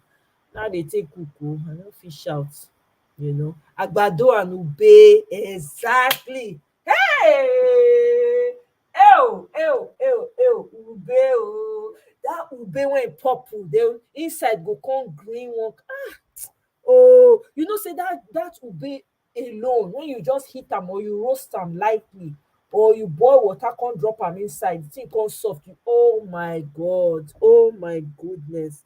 Can I just go to Nigeria now? Let Peter Obi just be there, so I will just go to Nigeria, and eat these things. Mr. Onoche. Ay, ay, ay, ay, ay, ay, ay, ay, ay. Can buy cocoyam at any, but it's not the same. I bought some, but not in Mexican store though, BB. It was in I bought in an Asian store. It's called Tarot Root. I bought it. It doesn't taste. It tastes like cocoyam, but it's not really cocoyam. I don't know. It doesn't. There's a distinct taste to our cocoyam.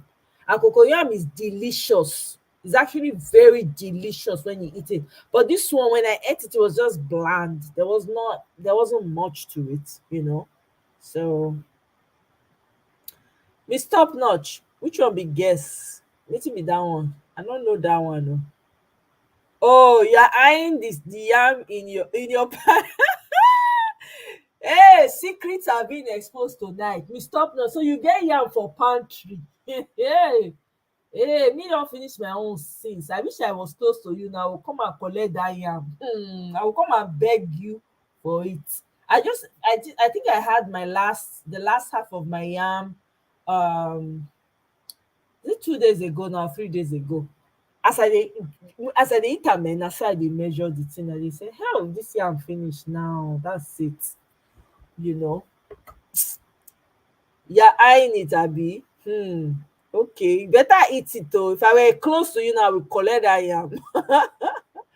Hey. Prayer point. This midnight where I no fit go if find cocoyam. Somebody will now be dreaming. I'm telling you, Kene do a strong thing. He just drop cocoyam for the just waka comot quiet. Hey!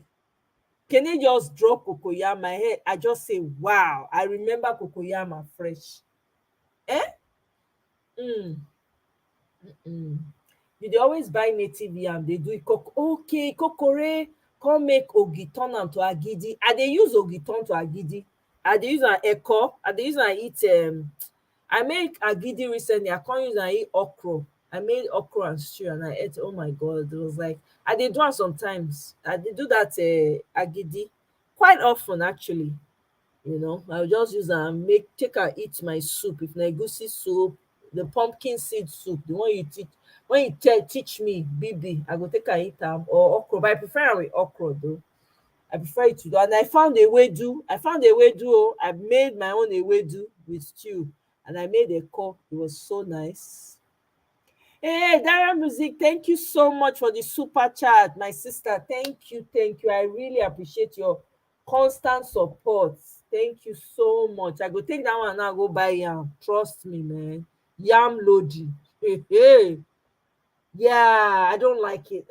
I can't. Yeah. No taste, nothing. I don't know as people dey chop am. I know they fit.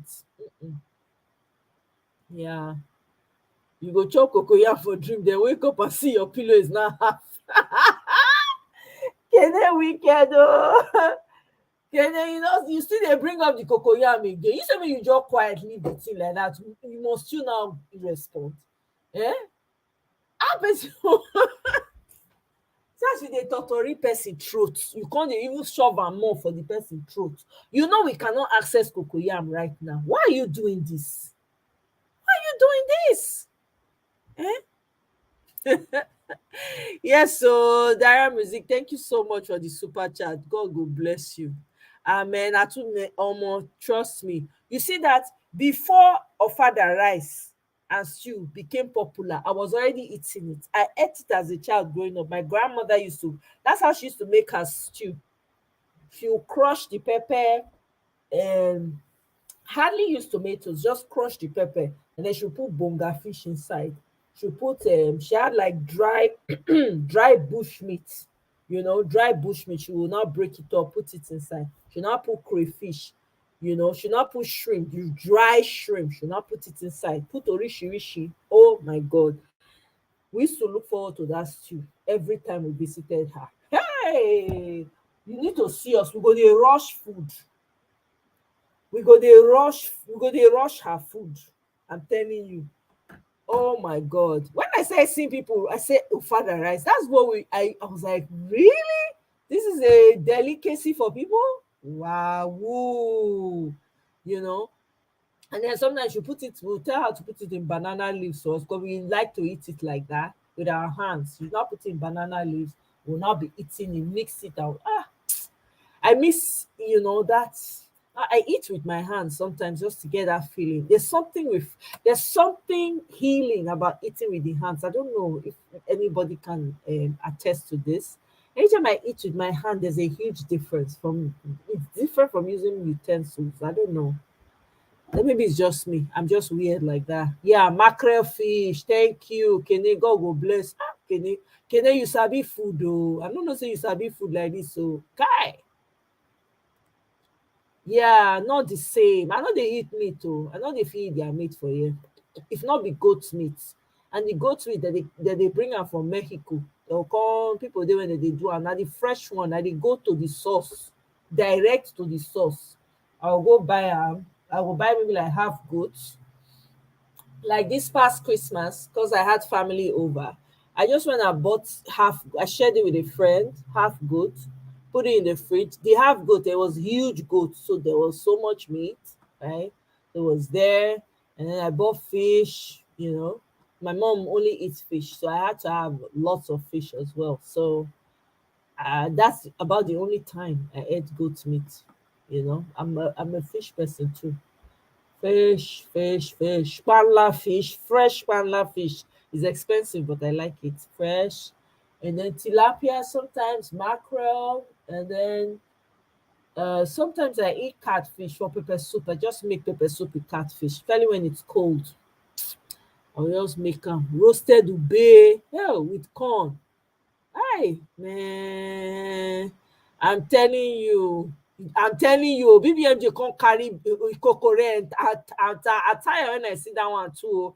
Exactly. BBMJ can't go and sleep. That's your punishment. Can't go dey sleep. You can't go drop Ikokore. You and Kene time out. Una go sleep. Una not post comment again. I beg. Una wan finish person for here. Eh? It's been 19 years you had to. I'm telling you, see life. Inside life. Inside life, you don tell me sef eat ube correct ube, that purple outside and then green on fluffy on the inside. E dey melt for your mouth. Man not to talk, man no go chop my pillow when I wake up. According to Kene, get as e go hot, ube will soft on its own. Yeah, exactly. If you boil water, put am for, then you can't boil the water, put am for bowl, then you can't drop the ube. After some time, you comot, thing don soft. Man, had yam and ube every day a few weeks ago in Nigeria. You were even in Nigeria a few weeks ago. Lucky you. That music. Lucky you. Oh my god. That means you had fresh food. Hell. You're lucky in London. No, you guys will have all those things fresh because just 6 hours away. Pawpaw and salt. I've tried that. Yes. I raised my hand. Me too. Yes, I'm eating pawpaw and salt. Yes. And then I like the soft one. I also the soft sweet one. We had a pawpaw tree in my house too. And then the one that is not too soft, that's crunchy. I like pawpaw like that too. And I used to, my grandmother used to the pawpaw that's not so ripe. She would clean it, she'll peel it, and then when the rice is cooked, right, she will now cut it up and put it like on top of the rice to kind of for the heat to get to it, for a little bit, and then she serves us with the rice and then with that local stew. My God, enjoyment on flick, on flick. Hey, Dara Music, don't be saying this to us now. This is not fair. Are you sure it's not time for you to go to bed right now? Because this is not fair. Only a few weeks ago, you had Ube and come, you couldn't follow us, come the tutorial our throat for here. Is it fair? Is it fair? Eh? Hi. Man. Ogili, Ugba, Agbado, all of them. I know 6 hours away. Now good. Now good though. Yeah, you guys have everything. That's where you guys are lucky, man. Honestly, I dey jealous una sometimes. I no go lie. I go just dey jealous. These people see Nigeria next door. Fit just go branch, just go buy wetin you wan buy, come back. Hi, you know. Pronto. I'm telling you. I'm telling you. Just not the like say na you go buy send to us. Pronto. Honestly. Yeah, I love pawpaw too. I love pawpaw. Yeah, I bought one time at the store. It didn't turn out well. I didn't like. I was so disappointed. I was like, shoot. So because of that, I'm not very. I don't like buying pawpaw anymore. I know they put agbado for everything. Ogi don disappoint you before? Well, now na because you no do the consistency well. Never disappointed me, never. If you get the consistency, you no go ever dey disappointed. Make sure you don't put too much water. That's the trick, right? And it depends on the type of ogi you buy. If you buy the yellow one, there's one that's akoko or be ikoko, I think. It's yellow, right? Yellow powder is for children. It's for babies. It's for nursing babies, right? There's that one. There's the ogi, which is like white corn.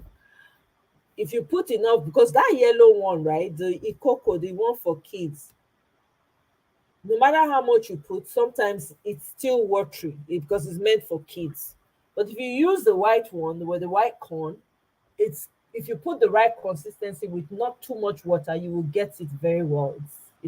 It'll come out it will come out thick, and it'll be okay. And you just put it in the fridge, cover it and put it in the freezer for some time, and then bring it out, or put it in the fridge and then bring it out after a few minutes, and your consistency will be just right. Yeah. Yeah. Oh, thank you, Miss Top Notch. Absolutely.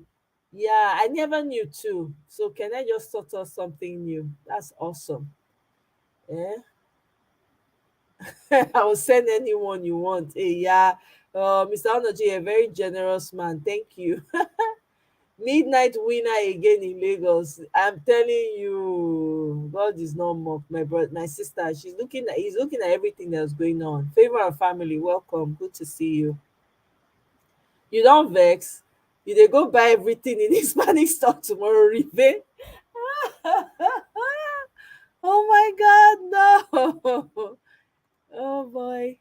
Yeah, gives roasted results. I haven't fried plantain in years. Yeah, me too. I haven't fried plantain. I usually just do mine and throw it in the oven to bake. I never use the broil. So I'm gonna try the broil. So it always comes out well though. I love my plantains, man. Yeah. Yes, Sotilo. Absolutely. Yes. Yes, behind I used to eat bushmeat in Ore while traveling to. Yeah, a lot of people used to stop in Ore. When you are going to Lagos, you stop in Ore and eat bushmeat. I remember I've eaten bushmeat in Ore before. There's one woman that used to that one particular woman. She sells fresh bushmeat then, antelope, and then what else? But me, I like antelope. That was my favorite bushmeat. You know? Yeah, yeah. Now full goat we dey buy here oh, in 2 months we don't finish meat. Really? Ah no. Too much meat. You know, too much meat not too good for body like that. It dey take while to digest too. So you might want to take it down a notch. Eh? With bush meat. I mean with goat meat. It dey take a while to digest. Hold on, you know.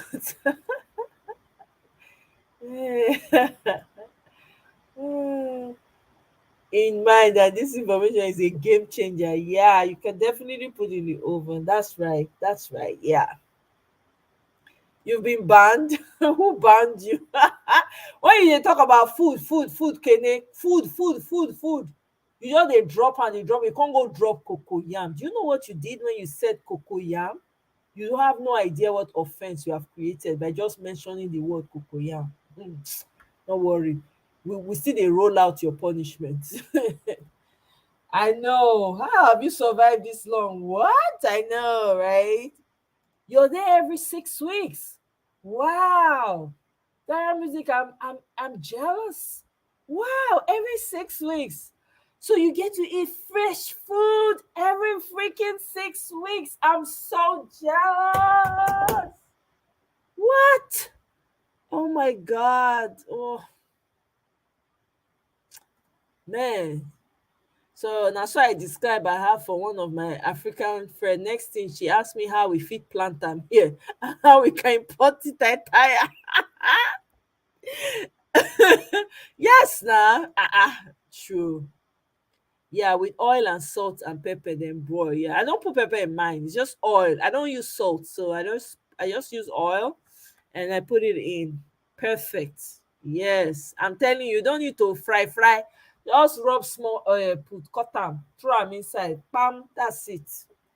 Before you know it, dey happen. Plantain is ready. You have cow leg. I don't doubt it. It's London now. It's London. I don't know how you survive for 19 years. I don't know. I don't know. Because I went home and I got a chance to eat at least. I ate ube a couple of years back now. It's been a few years for me, but definitely not 19, not even 10. So, uh, Abi. Key to ogi is if it's old or new corn, just like new yam. Yeah. So for the ogi, right? I don't know the type, the brand you buy. The one we have here, like is Ola, you know. So Ola ogi usually it always usually comes out good for me. You know, it's new and it's not new yam, it's old yam. It's a white corn. So that one always the consistency is always perfect. You know, solid enough for ogi, for eko, agidi. Yeah. Well, you're right about the new corn, and yeah, if it's new corn, definitely it will be watery. I think that's what that ikoko is. For the yellow powder for the kids. I think that's what it is from new corn. London is advanced. So whenever you have in Lagos, yeah. A friend sent agbalumo to you, and I have not had agbalumo in God knows how long. Hey, agbalumo that I used to use to do chewing gum that time. Hell, oh Lord, when will you take me? When will I get home and eat all these good things that these people are mentioning like this? Eh? Please help our situation, oh Lord. Hmm? I haven't seen that Naija sweet. No, you won't see it. Oh, that Naija sweet is here. Oh, hey, I found it. One Asian store I went to, I found that Nigerian sweet potato. My mom was around when I went to the store. I saw it. I bought the sweet potato and I brought it and my mom was shocked. She couldn't believe it. She's like, "Oh my, they have sweet potato here." I say yes. She say, "Oh my God." When she was leaving, I had to starch her load with the sweet potato. It was it was a dream come true. They have it here. I bought it. But you have to know. So the one that is like our own, like it's the Niger sweet potato, right? It's purple. It's dark purple. If you go to the Asian store, you know they have sweet potatoes that they have, like sweet yams, they call them, right? That one has a, I think, reddish or orange like body, right? Inside is orange, it's very poto poto kind of yam. But our own, the one will be like our own, get purple. It's actually purple on the body. It will be part of the potato starch. If you go, and it's usually not plenty, it's not the plenty for where they dey starch and put. That na the color, that's why I take discover am. I say wow, yeah, those ones are too soft. No, that's not what you want. These ones are strong. If you cut am, throw am in the oven. That's what I did. I cut it up and I put it in the oven. It was magical. Oh my goodness, I couldn't have enough of it. I had to run back to the store and buy almost everything they had, if not all. I bought it all. I was like, I can't let this pass me by. So good. I was so happy. It was so refreshing. My spirit, it was like comfort food. I felt so warm on the inside when I ate that sweet potato. Yes, they have it here. At least I found it. Yes, yes, yes, yes. Thank you, Miss Top Notch. Absolutely, yeah. What is show us the way? How did you survive the long hours of flight? I know, right? There are people that are good with flying like that. Red oil, it's groundnut oil for the plantain. I mean, you can, if you want, if red oil is your preference, you can rub it on. You can use red oil, but I mean, olive oil actually for me. So yeah, check the Asian store. You'll find it there. I think I'm just catching up to the comments, so you already gotten your responses. You get your own jet on a you know well, Christopher. They usually book you on Ethiopian Airlines, 9 hours to Lome, and then 30 minutes. Oh, perfect. Oh wow. Or United, or I just catch up on work as I go. Oh wow, that's awesome. That's really awesome. Like it's just go come. I know, right? Just go come. Hey, abeg we need that kind of life. Oh. Oh, you love Ethiopian Airlines. 4 years ago, I fly am enter Enugu. I never fly Ethiopian Airlines before. Okay, interesting. Oh, that's good. Jam music. That's very good. So that your work can, take you back to. Oh man, and that kind of work. Oh my God, that's awesome. Good for you. Good for you. I'm happy for you. One every year. Oh my God, I freeze and eat one each year. Hey God, what our food will do to us, Sha? Yeah. I go like the work for Naija. Oh, I know, right? May all of us tender our resume. Maybe we go get luck. They're pretty good, basic, not luxurious, and their crew have home training. Oh wow, that's awesome. Oh. That's the life, man. That's the life.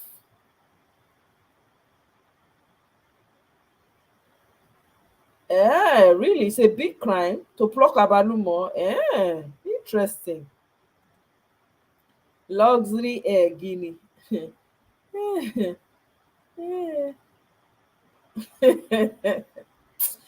Oh my God, guys, thank you so much. You guys made this so much fun in the end.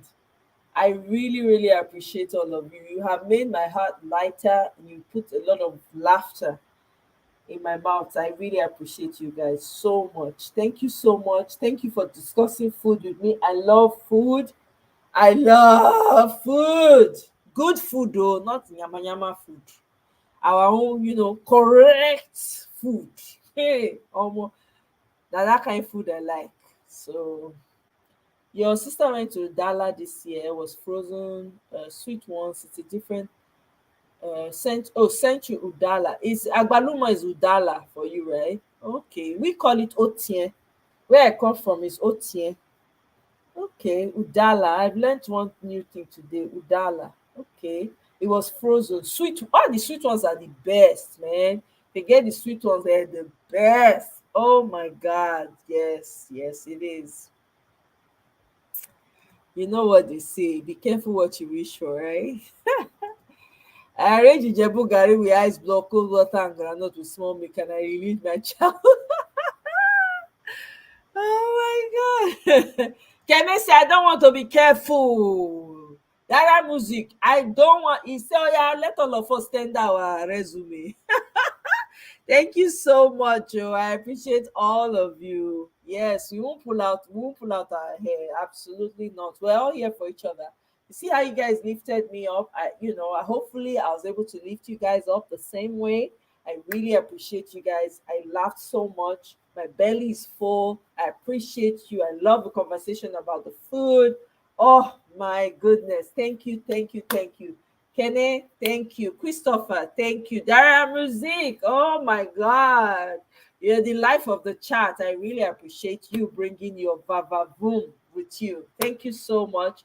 Thank you, Miss Top Notch. I really appreciate you, sis. Thank you, thank you. BBMJ, I can't love you less. I appreciate all the support, all the love, all the super chats. Thank you guys so much. I appreciate you all, you know. Thank you, thank you, thank you. Yes, so yes, so yes, so thank you. I appreciate everyone. I go see you again now. We meet. Aluta continua. We come back here again tomorrow. Lágbára Ọlọ́run, by the grace of the Almighty, the one true one, the creator of all things, seen and unseen, right? So we come back here, we move. We are battling, we pin here, TD. We remain here. We go get wetin belong to us, we go collect am. Una no worry. How e go take happen, we no know, but e go happen. We know that we know that we know. Yeah. I appreciate you guys so much. Thank you so much. It was fun. It really was. Take good care of yourself too, Darren Music. And please greet our daddy wa for us. So thank you. Thank him for me. Thank him especially for me. Or tell him that I appreciate him recommending me as a therapist. I appreciate that I was able to put a smile on his beautiful wife's face. Okay. Yes, it was fun. Next session, we'll discuss how long to go from planting cassava, sticking together. Yes, Kenneth, we will discuss that because I have skills in that as well. Okay, be ready. You want to show me, say you be farmer. Prove am. You gotta prove it. Thank you so much, brand new to food. Oh my God, brand new to food. I don't know how else to thank you, honestly. If you can feel it, I'm giving you a hug right now. Thank you so much for your support, for always being here with me. I really, really appreciate you. Highly favored, always the first person to be here. Thank you so much, guys. I really appreciate you. Kene, thank you. I better not call a drop cocoyam, they drop random thing. Anyway, we will discuss cassava planting next time. I'll see how well versed you are. Good night, Ogechi. Thank you very much. Thank you. I appreciate you. Yeah, you're busy eyeing him now. Please don't eye him, oh, I beg. Don't eye him, oh, I beg. Love up on him, hug him, hold him tight. Hold him tight. It's a luta continua. Well, yep, we continue tomorrow. All right, guys, have a wonderful rest of the evening. From here, from me to you, it's good night. But I know you guys are waking up. So for those that are waking up, good morning to you. Have a great rest of the day, and we will see you again later on. Bye. And if you have not liked, please like on your way out. If you have not yet subscribed, please subscribe. If you are catching this on replay, drop me a comment. Me, I love comments. Good night, all. Bye. Love you all.